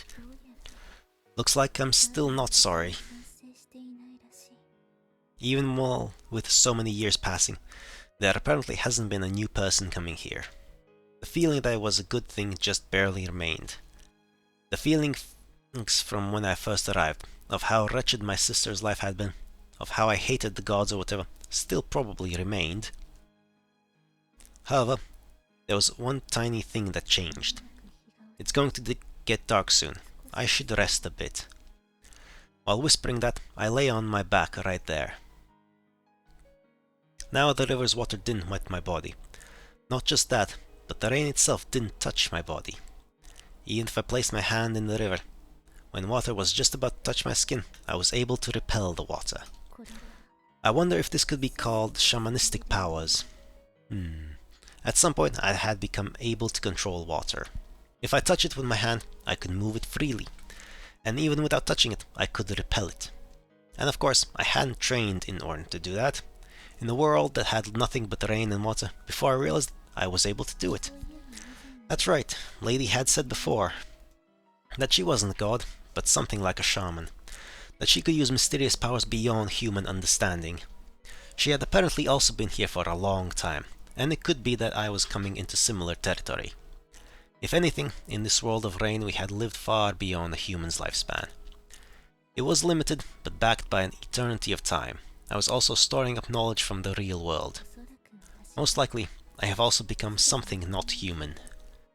Picking up on one or two powers beyond human comprehension naturally wasn't that surprising. Because there was nothing but rain and water here. I couldn't control anything but that. But if I were in the real world, I might have been called a shaman. And from there, another few years flowed by. In the continuing rain, I suddenly came to a stop as I was running on top of the water. It's here. I finally found it. On the surface of the water before my eyes, it appeared. A black hole that suddenly opened up, where everything flows in. Looking at it, you could think that it was the same as the entrance that I had seen before coming here. However, back then it had been spitting out things from the real world. But this time, in contrast, it seemed to be sucking in the things that had flowed in from the real world. There's no mistake. This is the exit. Even if it were a hole that connected to the real world, there was a huge difference in the meaning it held. And I recalled that when I carelessly put my hand in the entrance, everything past the wrist had disappeared. This time, gingerly getting closer, I peered in from the rim. I can see people. How many years, no, centuries has it been? To see the figures of someone other than myself. Without thinking, I lay down at the edge of the river and peered in, entranced. The scene seemed to be a village somewhere. I could see the shapes of houses and children. Before, I couldn't see anything but darkness, but now I could hazily see a scene. Whether I could see because this was the exit, or because my powers had increased, it was probably both. Thinking about it, over 500 years have passed since I came to this world. And what I saw when I peered into the hole was children happily running around. From their appearance, they seemed to be the same age as myself. While half feeling awe and excitement, I carefully stretched my hand towards the exit. If I can safely put my hand in, then I could return to the real world. I just had to put my entire body in. Seeing the figures of people being happy for the first time in centuries, I couldn't hold back the feeling of wanting to return. And plus, by now most barriers wouldn't be much of a bother. Already, not only could I control rain and water, I could also supernaturally control my own body. I had no idea by what power the gods or whatever had created this place, but by now I might be able to keep my memory. While thinking about that, I slowly stretched my hand out. With a high-pitched sound, my hand was thrown back. Just at the instant when my hand was about to touch the hole, it was as if I had struck an unseen wall and could go no further. Why? Isn't this the exit? Well, you're no longer part of the real world then. It's rejecting you. Without thinking, I tried to put my hand in over and over, and each time I was thrown back. Thinking there was nothing else to be done, I threw my entire body into the hole, but it never worked. No matter what I did, everything was thrown back. I was doing nothing more than fuss around the edge of the hole. And in contrast to myself, the other things from the real world just kept being sucked into the hole. Most were things that were fragments of something, but they all disappeared into the hole without any resistance. I didn't understand the reason. Unlike that entrance from before, it made sense that this one would have allowed me to exit. And for a few days, I spent my time there. Because I couldn't understand, no matter how much I thought, I searched for a reason that would satisfy me. Only things that came in the entrance can pass through the exit. Right, yeah. This was probably the clearest reason. But I wasn't satisfied with that. If anything, I had a feeling there was a much more fundamental question. Could it be that only those who were sorry would be able to go back? Lady had said that she had sent back over 20 people. By doing that, she probably spent a long time here. But in my case, no one has yet to come. Thinking about it in reverse, it's plausible that the next person will not come to people who refuse to repent. And even now, I still hold the regrets of my sister within me. No matter how much time flows by, no matter if my own body becomes inhuman, this was the only thing that I couldn't bring myself to forgive. 100 years later. From there, 100 years passed without me doing anything. Just sitting at the edge of the exit hole in a daze. Days of simply gazing at the real world from there. Previously, the scenes just vaguely materialized, but now I was able to see the places that I wanted to see. That person is thinking about something horrifying. Lately, I've been able to know a person's emotions just from looking at them, and could even clearly read what they were thinking. Have I finally reached the same point as Lady? But I think she had lived here for a much longer time, and I had a feeling she was still far out of reach. I wonder what she is doing right now. When leaving, she had said something about coming here again, but already some 600 years have passed since then. Did memories really disappear upon leaving this place? Plus, considering the normal lifespan of people, she should have died long ago. I want to go back to the real world, but I don't want to repent. The contradictory words fell from my lips. The bustling scenes from the real world that the exit holes showed created the feelings within me stronger than ever. There is nothing.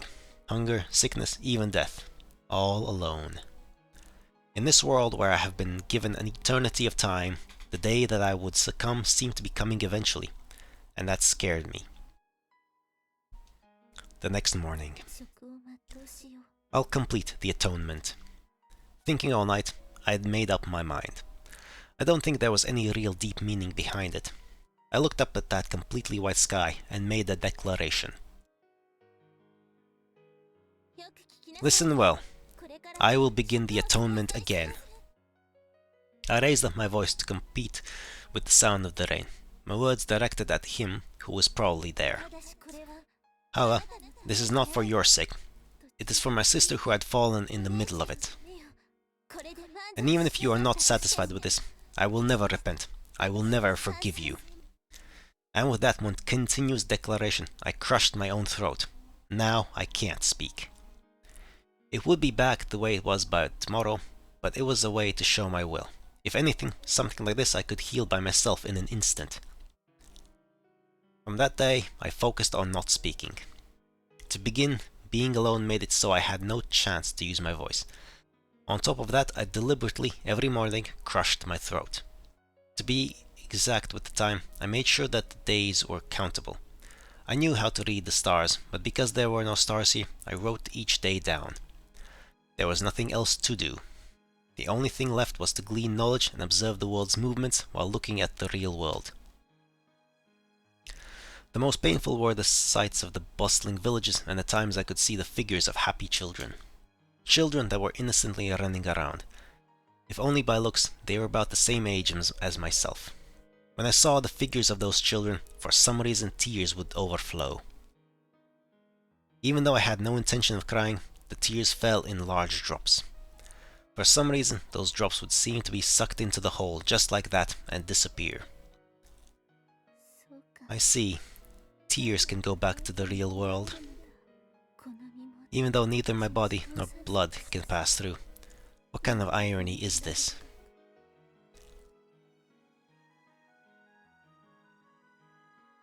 Back to the present, playing with water.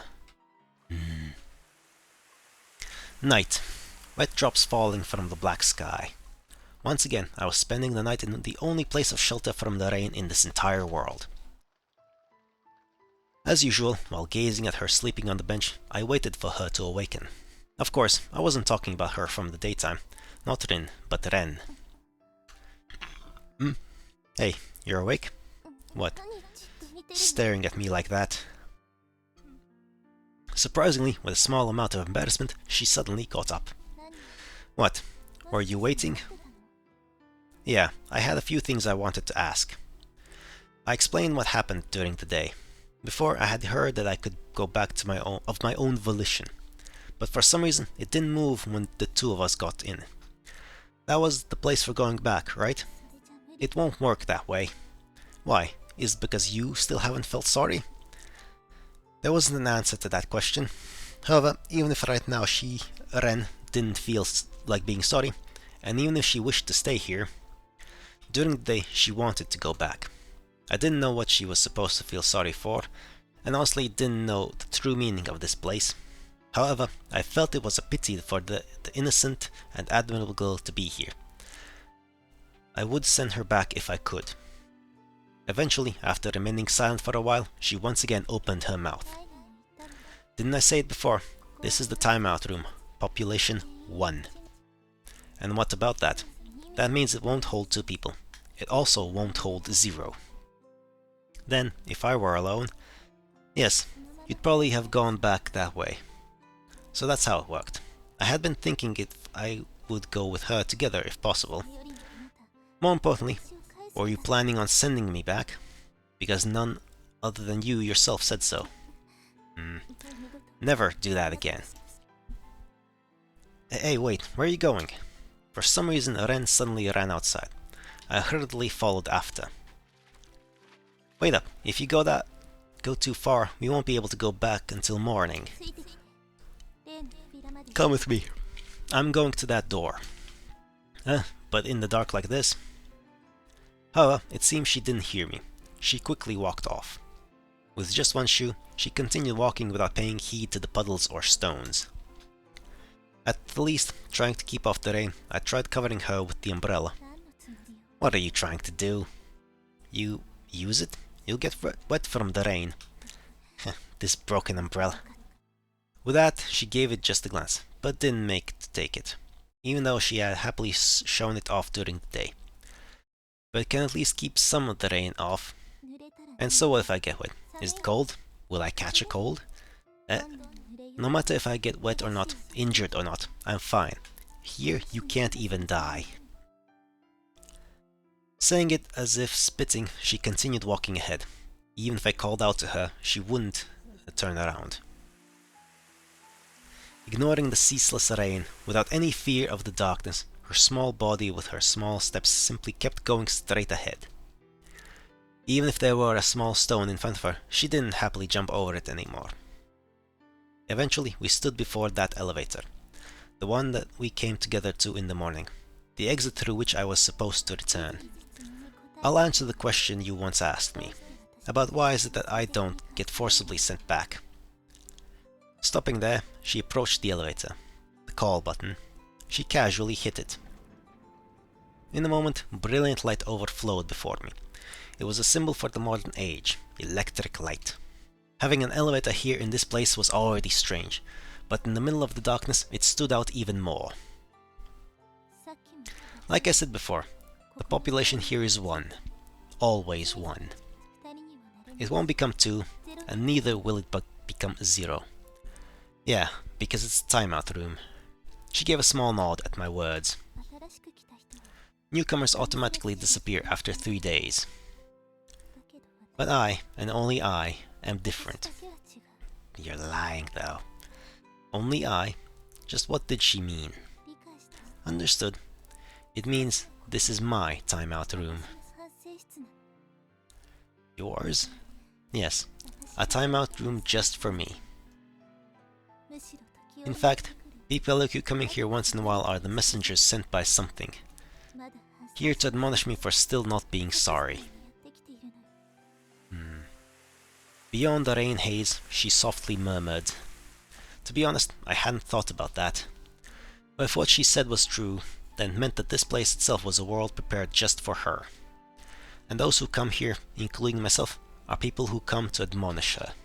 There are still things I don't get. But at the least, there weren't any inconsistencies in what she said. Compared to people who come here and get forcibly sent back after 3 days, whether they repent or not. For just her to remain here, it made sense. Then just how long has she been here? So, can you hurry up and go back? I still don't have any intention of being sorry. Saying that, she pointed at the elevator, telling me to hurry and get in and disappear. Certainly, if what she said were true, then there was no meaning in me staying here. Alright, I'm still going to stay here a little bit longer. Were you not listening to what I said? No, it's exactly because I was listening. Fine, since after just a few days you'll disappear on your own, anyway. Even if it were exactly like she said. My thinking was that this was just the nighttime version's, Ren's will. But the daytime version was different. That one didn't want to stay here. Though I still don't know whether the daytime version or the nighttime version is the real one. It's both. And from now on, would she, by herself, spend her time alone in this place, as she used to. The next day, we were once again headed to the riverside, at least that beach-like place. I heard that this would be the final day, but there wasn't any other place to go, anything else to do. Hey, I'm fine with being wet, so... No, I had it yesterday, so it's yours turn now. Saying that, Rin handed me the broken umbrella. Obviously, she was getting completely soaked by the rain, but she didn't seem to mind. Well, with it always being this wet weather, I suppose you'd eventually get used to it. Soon, we arrived at the riverside. There's nothing here today. Looks like it. But not having anything is the more common thing, you see.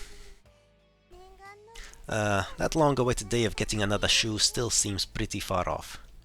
Saying that, she made a bit of an amusing face. Maybe she really did feel sad about it. Hey, since there's nothing to do even if we go back, want to go play a bit? Ah, that sounds good, since we're here. Since we seem to be at the beach, maybe we can swim in the water or something. Okay, then I'll go first. First? It's like she wasn't speaking the language properly. What did she mean by saying first? As I considered that, suddenly she was running at the water's edge. Hey, I'm going to splash you. That's cute. Ah, it's cold. Now you've done it. Ah, if you don't run, I'll catch you. Wait, hey, come and catch me. What is that? A one-man show of a couple by the sea? Ha. Phew, so how was it? Okay, that was a bit odd. Even if you ask me how it was, I thought it was pretty good myself. It was silly. Was she being serious? I can't tell. Or did you think that this was something that you do by yourself? Then, why don't you show me how it's done? Of course I won't do that. Besides, that's meant to be between two people. It is. I thought it was a bit strange myself. Notice already. No matter what, it should feel odd. We passed the time pleasantly like that. Since we didn't have any other place to go, nor anything else to do, we quickly returned to the base camp. Next to me, the girl was happily walking. Upsy daisy. The little hop from time to time she used to avoid stones or puddles on the ground was cute. Just how old was she? From her looks, she was pretty young, and her mannerisms were also childish. Ow, I stepped on a rock. Hey, you alright? Yes, I'm already used to it after all. She gave a small laugh, either because stepping on the rock hurt, or she was hiding her embarrassment. And so I took one of my own shoes off and, here, I'll give it to you. One shoe. It's probably way too big, though. Eh? It's fine, it's fine. I'm the type that's fine barefoot, even if I step on a rock. You're a city person, I doubt that. I really doubt that. But if you do that, well, it's mine, so it'll be loose. It might look weird when put together with your other one, though. Ah, no, thank you. I'll definitely treasure it. She shook her head sideways strongly, then nodded. Really, she truly was innocent and honest. A big difference compared to the one that comes out at night. Night. In moments, the area around changed to black darkness. As usual, she was sleeping on the bench. It was probably time for her to wake up. I was simply gazing at her, waiting for when she would awaken. Looks like you're awake. Eh? What are you doing? Staring. Perhaps she was still waking up. The usual forcefulness wasn't there. When she's like this, she's just as cute during the daytime. The thought just passed my mind when... There's just one thing I want to say before there's a misunderstanding. Already, her way of speaking changed to the hard tone. First, you're going back soon, to the real world.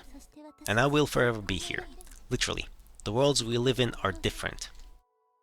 I already know that. It's only up to tomorrow anyway.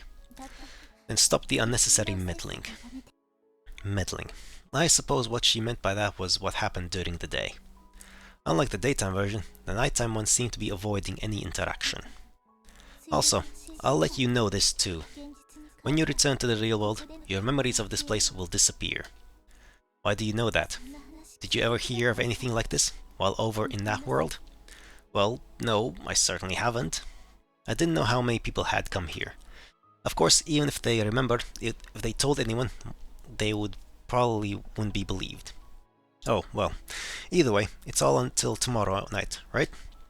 If possible, go back willingly. Just saying that, she returned to the bench. Because I don't want to see your face anymore. And closing her eyes, her breathing once again became steady. It didn't seem like she would answer, no matter what I asked. The next day, the final day.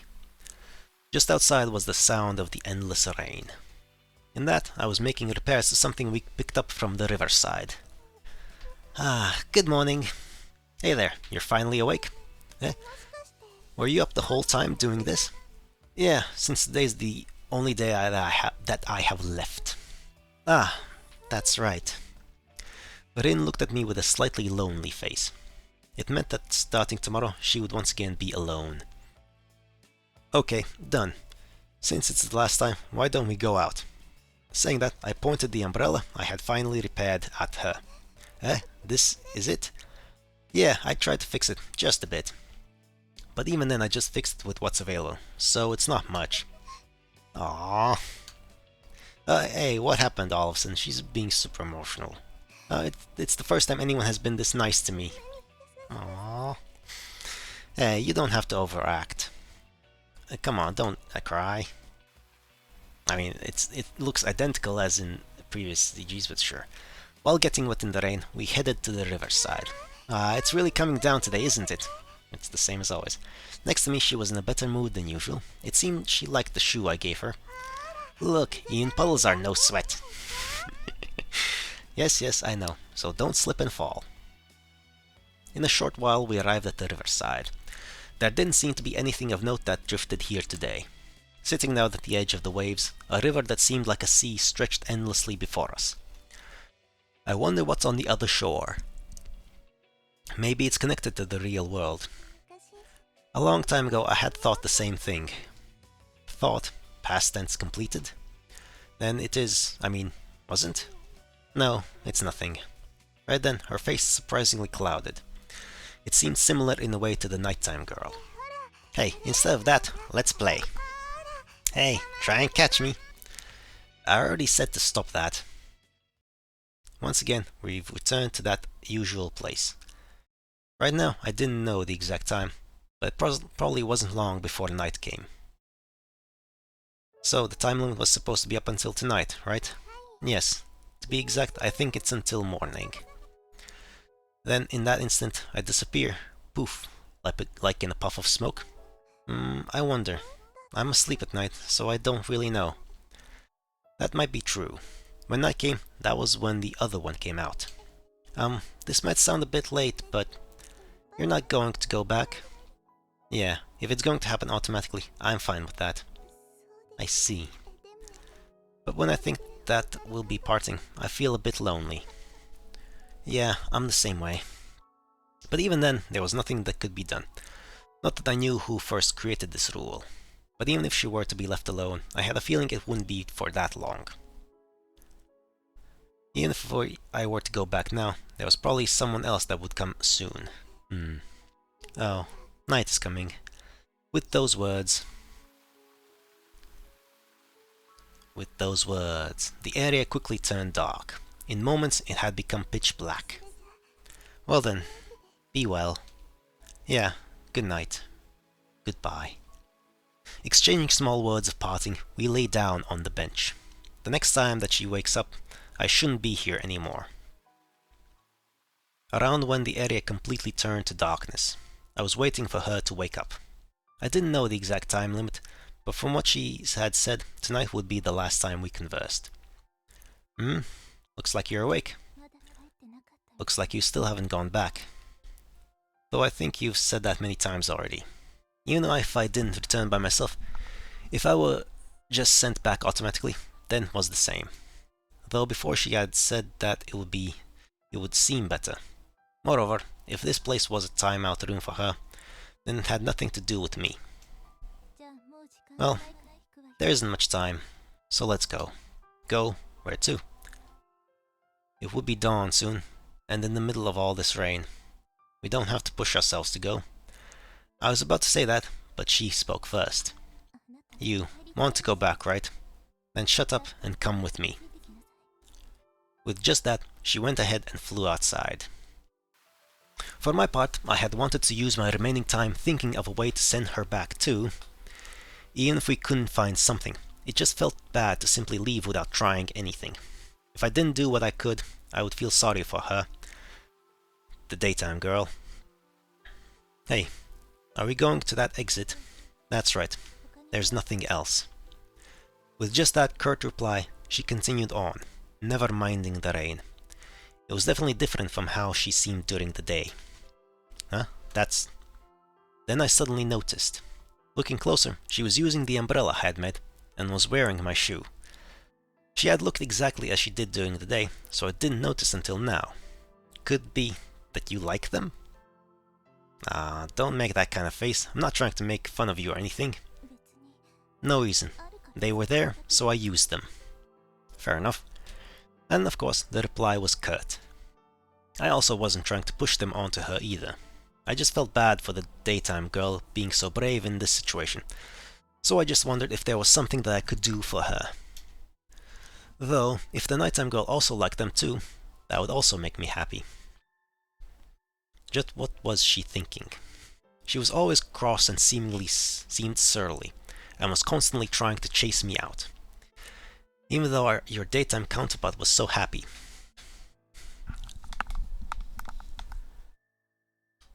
Mistress of the rainy world. 333 years and 33 days later. Today, the rain also continued to fall without end. It was around when the dark night was beginning to change into bright white. I stood up from the bus station bench. It was something that I had put here the other day, something I picked up from the river. Day changed. With this, the atonement should have ended. Normally, I would have started the day by crushing my throat, but today there was no need. Without any hesitation, I took one step outside the building. As always, the rain continued to fall. However, I did not get wet, because somewhere far up in the sky, the drops changed their course and were thrown somewhere else. If I wanted to, I could probably turn the puddles at my feet to steam in an instant and make the flagstones dry. Without even concentrating, that much was a simple thing to do. I looked up at the white sky. and then took a big breath. With this, the atonement is completed. Words for whatever was probably above the sky. The first voice I had made in 300 years felt somehow different from my own. Seemed like it was from a different person. So, how does it feel having such a crazy ritual completed by just a single person? No, I'm not alone. Even if they had returned to nothingness, my sister and numerous priestesses who became sacrifices were with me. If you're satisfied with this, then hurry up and bring someone over. I declared to the sky, at the one who was supposed to be watching from above the clouds, at the one who sealed me in this world of eternal rain and nothing but horizons, and made me complete the atonement. And I'm also saying that I'm neither sorry, nor have any intention of forgiving you. To the omnipotent one, with the power of miracles, I cast my declaration. But there was no reaction. Steadily, rain just fell. Hollowly, my voice just reverberated. As always, in the world with only one person, the pitter-patter of rain continued to fall. Since the day I had come here, eternally without end, only the sound of rain reverberated. Shut up! Enough already! That sound of rain! I said to shut up! Along with my shout, I gathered all the water in the area to one point, and then stretched it up into the sky. It was a spear of water, stretched as if it would stab the white raining sky. Piercing the clouds far overhead, a high, piercing sound came as the air broke the speed of sound. Say something! If I want to, I can create a storm too! This time, before I finished speaking, a tornado twisted to life. Right now, I was not a powerless child like when I had arrived here, especially since I had freely obtained knowledge from the real world the past 300 years. There was no comparison to now. Even if I were unable to overcome a god, it was my every intention that I wouldn't be so weak as to be ignored. I see, then, I'll destroy this building. I squarely faced the structure that I had just been resting in. I smashed a giant pillar of water into it. With a rumbling sound, a piece of the large roof began to collapse. I destroyed the thing that had been in this world from the beginning, the Soul Building, even though it was the only place that could shelter from the rain. How about that? Now no one can avoid the rain. I laughed, a laugh tinged with self-mockery. I wasn't sure myself what I was trying to do. Everything was meaningless. Even though by tomorrow everything would be back the way it was. Even though I knew that myself. So, what now? Are you going to punish me? For a priestess that completed the atonement all alone? It's fine if you do. If there is a punishment greater than this, so hurry up and do it. Alone. No matter where you go, it was a world with just one person. And hollowly, only my own voice reverberated. Eternally, without dying, nor even aging, already obtaining powers that were inhuman. And yet, the mistress of the raiding world had no one to sing her praises, nor give her counsel. However, just the rain. Only the cheers of the rain were raised. Hey, answer with something. I don't want to be in this world anymore. This throne of the mistress of the raiding world, I want to give it back. The harsh voice I had raised had settled. At some point it had become a thin pleading. And that weak whisper was also erased by the sound of the rain. 1 year later. Enough. I won't believe anyone, anything, anymore. If he wasn't going to do anything, I had no choice but to act myself. With that whisper, I headed to the river. The place I was headed was what I had once called Upriver. At one time, it had taken an extraordinary number of years to arrive, but for me now, I arrived in an instant. A place that I hadn't been at in centuries, the entrance hole. And like I had seen that day, it was spitting out numerous things from the real world.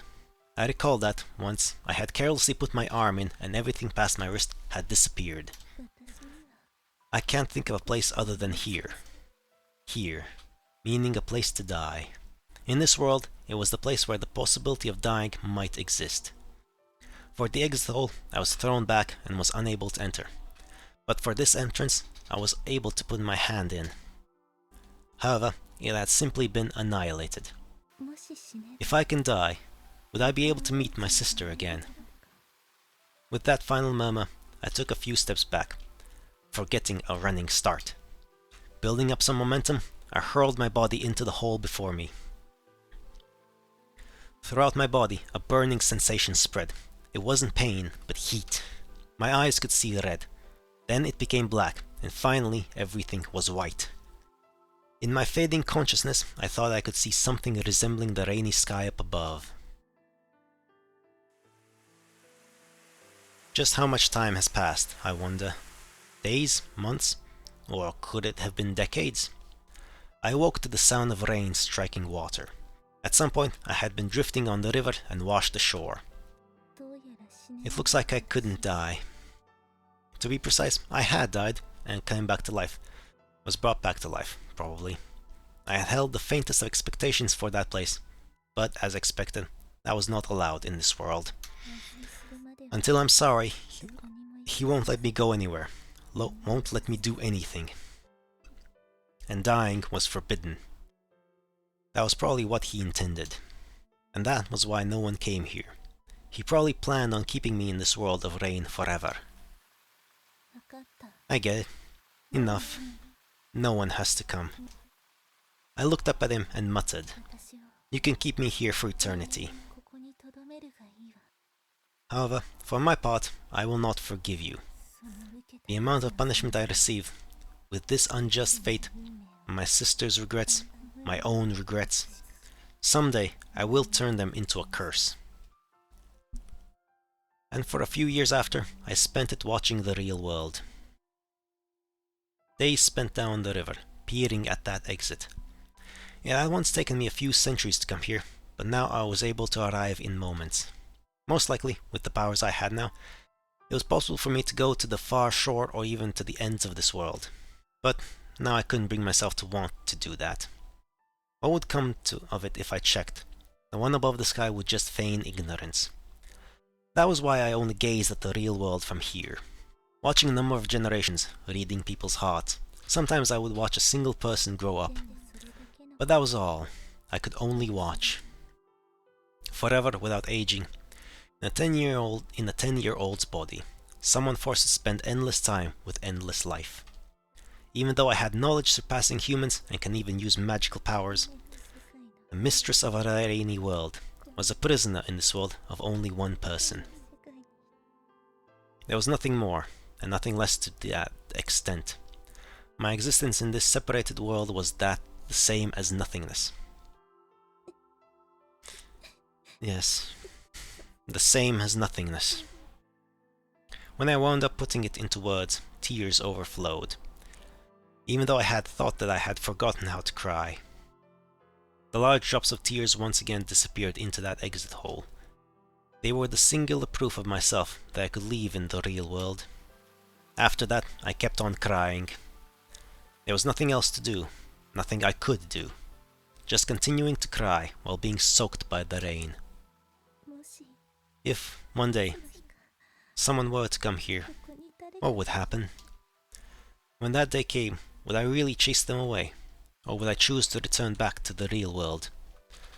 I was sure that with how I was now, if I were to return to the real world now, I wouldn't die. I was even confident that I could return without losing my memory. And yet, the desire that someone would soon come, and the desire that someone not come, were half and half. At a time like this, if it were my sister, living an unfair, unfortunate life that quickly ended, even though she had been cheerful and kind, with a cute voice, and had believed in the gods to the very end, if I were my sister, would I be able to be more true to my feelings?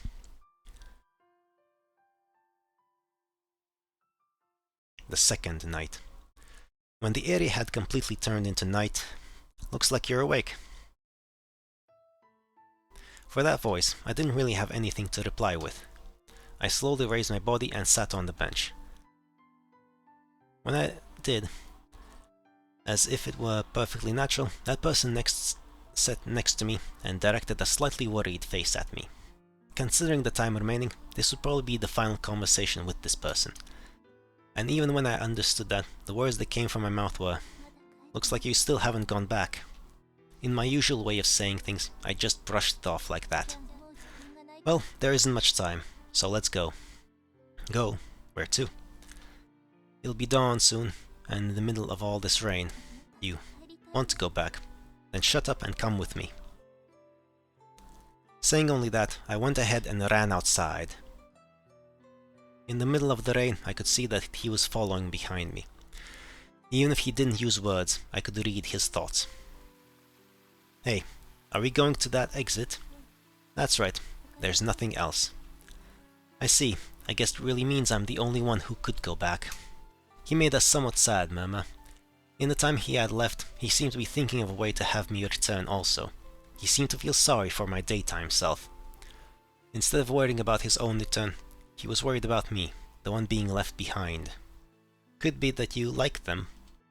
Them, indicating the umbrella in my hand and the shoe, both things that he had fixed for me. Ah, don't make that kind of face, I'm not trying to criticize you or anything. No reason.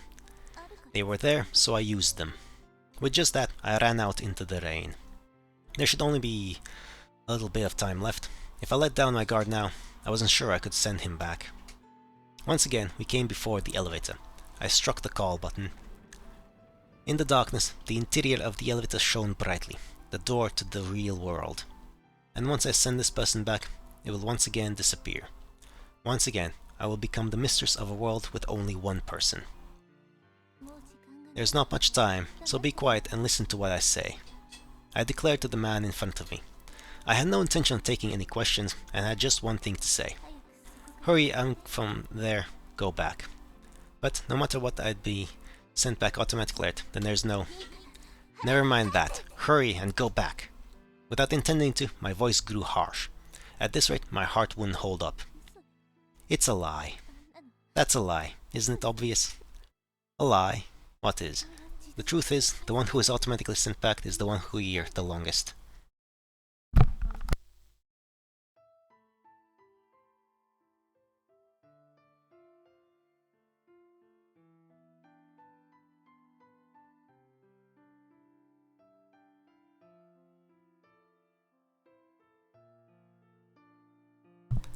Here longest? It means if you don't go back, then I will go back. But then, if you can go back, isn't that fine? That was exactly it. After a few hundred, no, after almost a millennium, a new person finally came here. Essentially, that meant that the ones above the sky finally accepted that I am sorry. And also were demonstrating that it was time for me to return now. However, after all this time, going back, what would happen? Just how many years, centuries do you think have passed? There aren't any people that I know, even the place I was born and raised. That's right, I was the mistress of the rainy world. An existence in this world of only one person, who is eternally called upon to repent. Even if the one above the sky has decided that I have repented, I alone must not accept it. This is my world, so please go back. Even I knew that being in this place was the same as being nothing, just eternally being rained upon, with no one ever knowing, continuing to cry. But if I accepted things, then this injustice, my sister's regrets, they would all become nothing. That was why I will not repent, will not forgive. That's what I resolved in my heart. I'm sure that right now my heart had been just a bit weak. I was just thrown off by the first person to have finally come. After this, no matter how many people come here, I will show that I can send them all back. Eventually, with him standing in front of the elevator door, I get it. I'll go back. But in exchange, while I'm at it, I'll give this to you. Saying that, he took off the other shoe he wore and offered it to me. I don't need such a loose one. Don't say that. Having a matching pair on your feet is better. Alright. Grudgingly, I put on the matching shoe. I didn't need it myself, but my sister, Rin, would be very happy. Do you think we will meet again? Won't happen. Hey, you don't have to be so blunt. If we were to meet again, it won't be me, but the good student. That's right. Sis is different from me. Bright and cheerful, honest. Someone not suited to this place. Well, I guess this is goodbye. Saying that, I tried smiling. Enough that even I thought it didn't seem like me.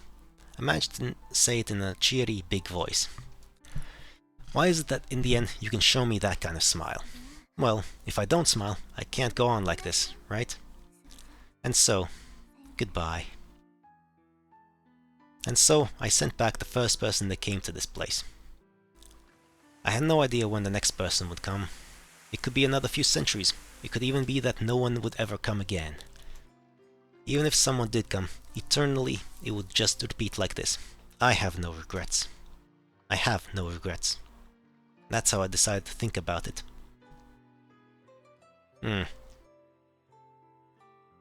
Epilogue. Conclusion. 2 days later.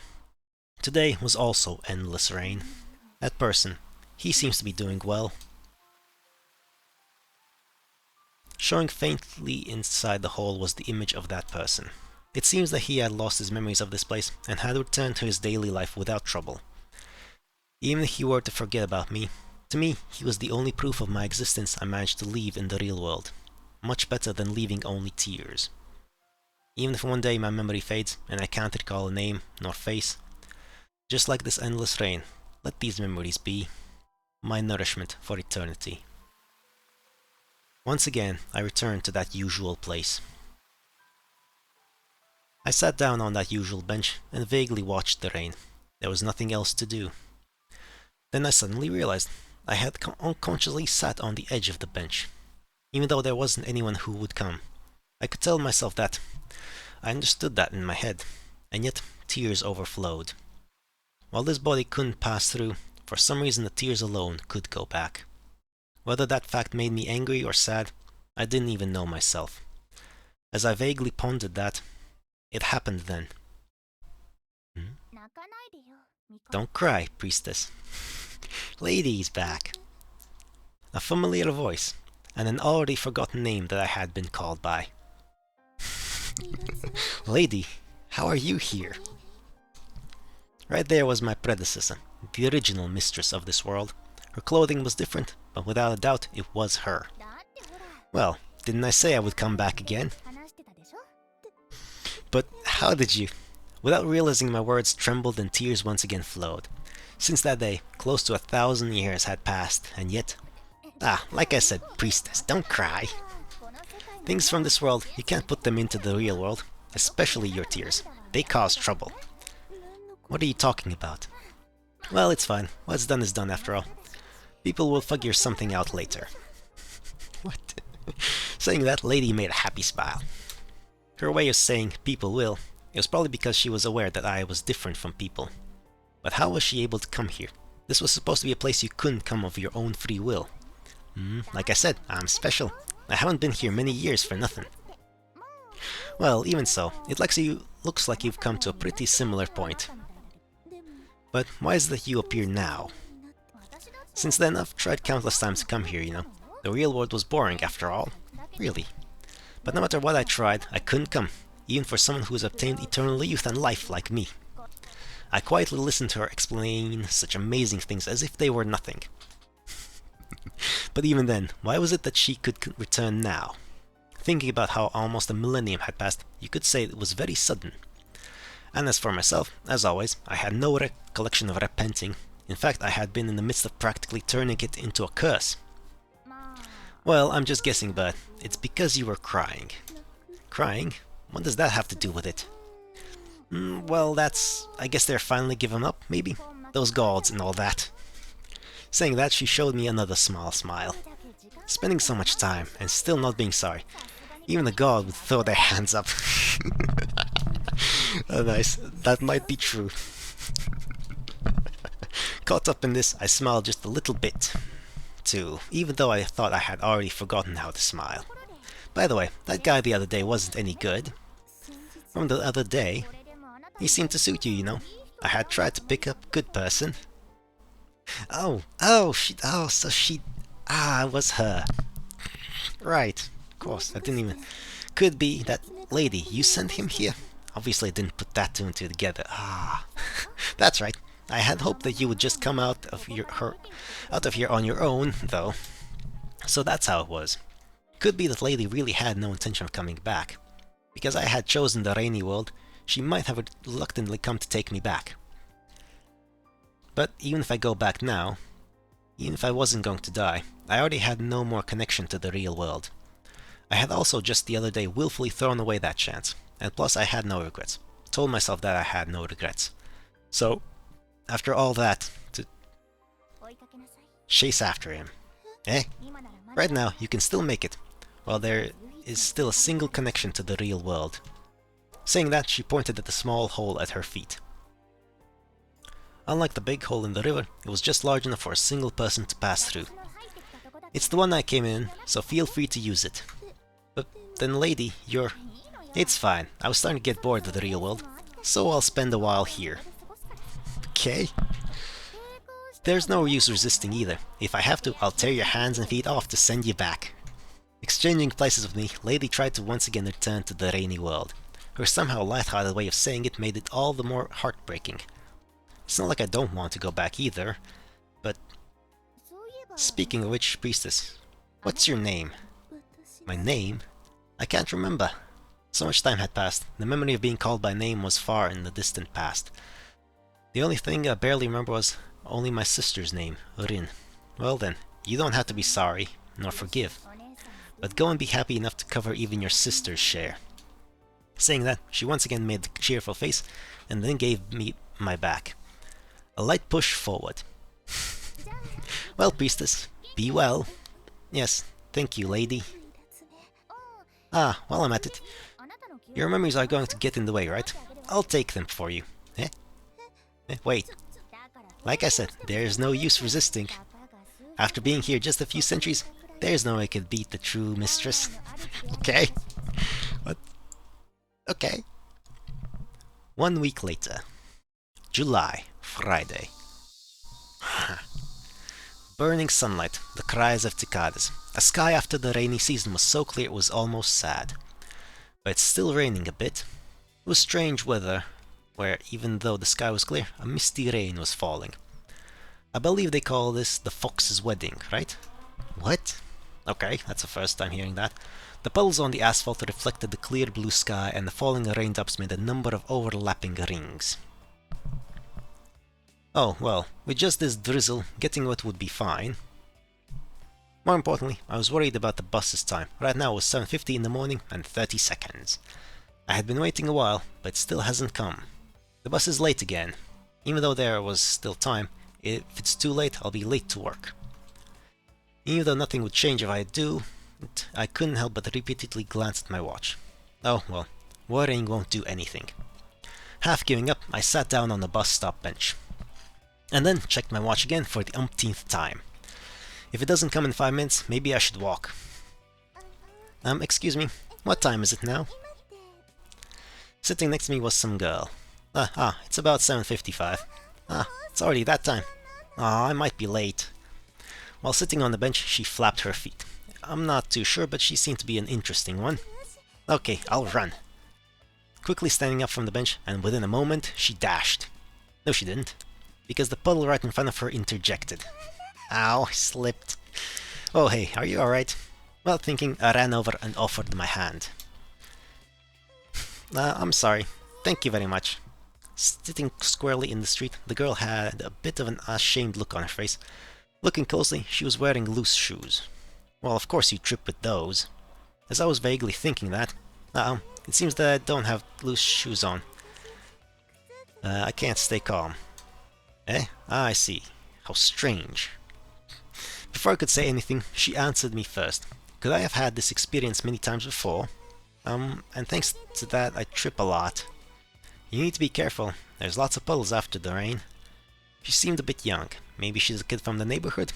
She was wearing a familiar-looking all-girls school uniform. But for a girl in the neighborhood to be going to that all-girls school, it was pretty surprising I had seen her here before. Or maybe she normally didn't use the bus? The rain. It's about to clear. Ah, you're right. Oh well, since the bus isn't coming, I guess I'll walk. Yes, with just this much, there's no problem going without an umbrella, right? The two of us folded our umbrellas and started walking. Bright blue sky reflecting off the wet asphalt. The two of us would detour around and occasionally jump as we went. By the way, how far are you going? I'm going to the station at the last stop. Ah, I'm actually going there too. Well, walking by myself is a bit lonely. Yes, let's go together. We started to walk side by side. Next to me, the girl who was hopping over the puddles. She's a cheerful and honest child, rare for this day and age, even if she's a bit childish. Plus, it didn't feel like this was the first time we've met. Hey, have we ever met before? Never. What was that? Of course there's no way we have.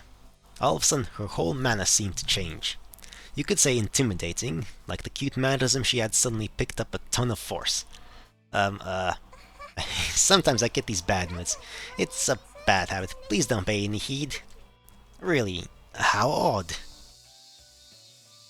July, mixed with the voices of the cicadas, her laughing voice rang out, announcing the end of the long, long rainy season. Up to the rainy sky that had finally cleared up. Her laughing voice carried far. Well, this was lovely. Interesting. It was fascinating. Yes, I enjoyed this one quite a bit.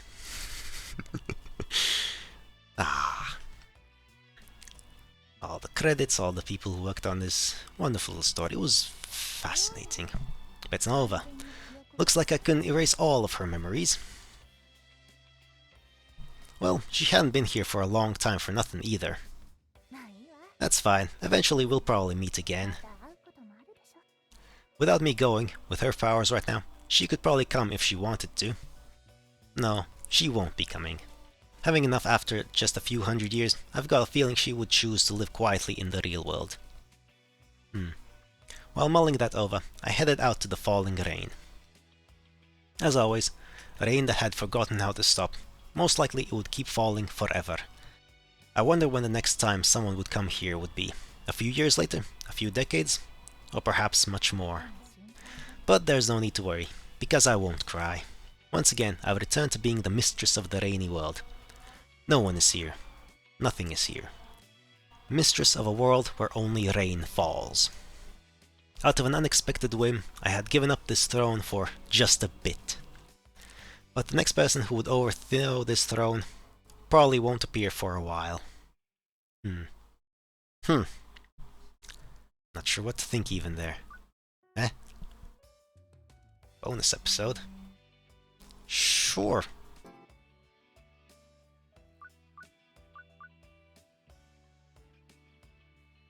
Right, never mind. This is for something else, the Narcissu. Okay, no, I'm not gonna go through these. Yes, but this was fascinating. I really enjoyed this story.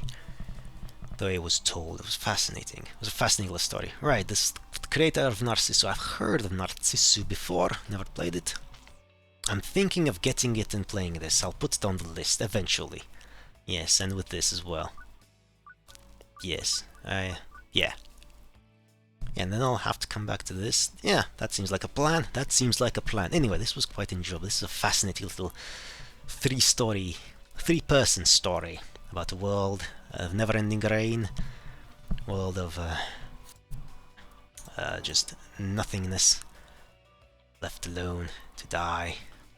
Yes. We can conclude. Oh, for fuck's sake. There we go.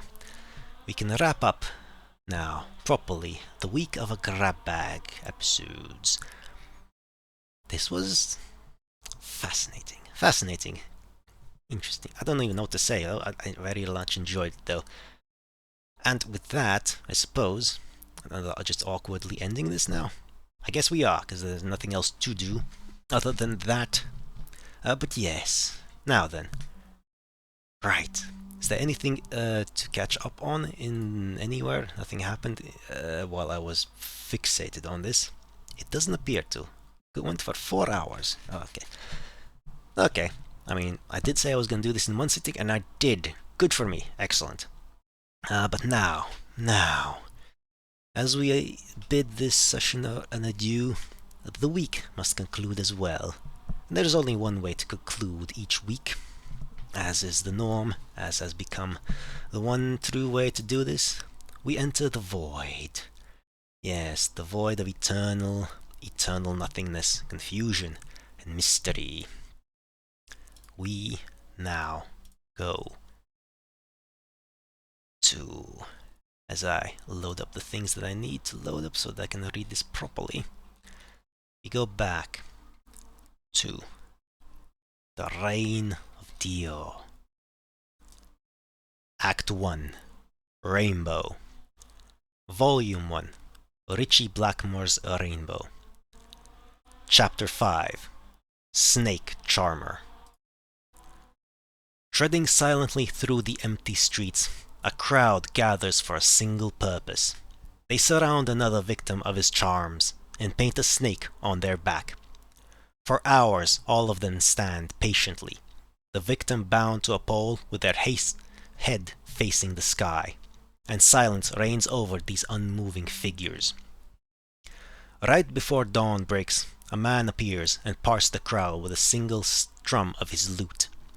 The snake charmer smiles as he exclaims the snake painting, as he examines the snake painting, and whispers to the victim, "Your dance will be magnificent. I can tell from the struggle you put the others through." He placed his warm hands on their face and started to stare intently at their eyes.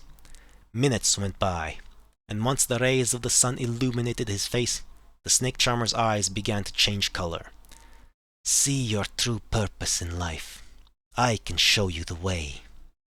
His words were echoed by the crowd in an ever-intensifying chant. Another hour passed, the chant now deafening, and the snake charmer now appeared as a serpent in the victim's eyes. They could no longer tell what was real, if anything. Why were they there? Who were these people? And what is this creature holding their head? The following morning, none of these questions remained, and the whole area was going about their daily lives as always. A week later, they heard the string of a lute, and the streets were empty once more. The crowd, one member stronger, surrounded the next victim, and waited on the snake charmer to perform yet again. Thank you for listening, and goodbye.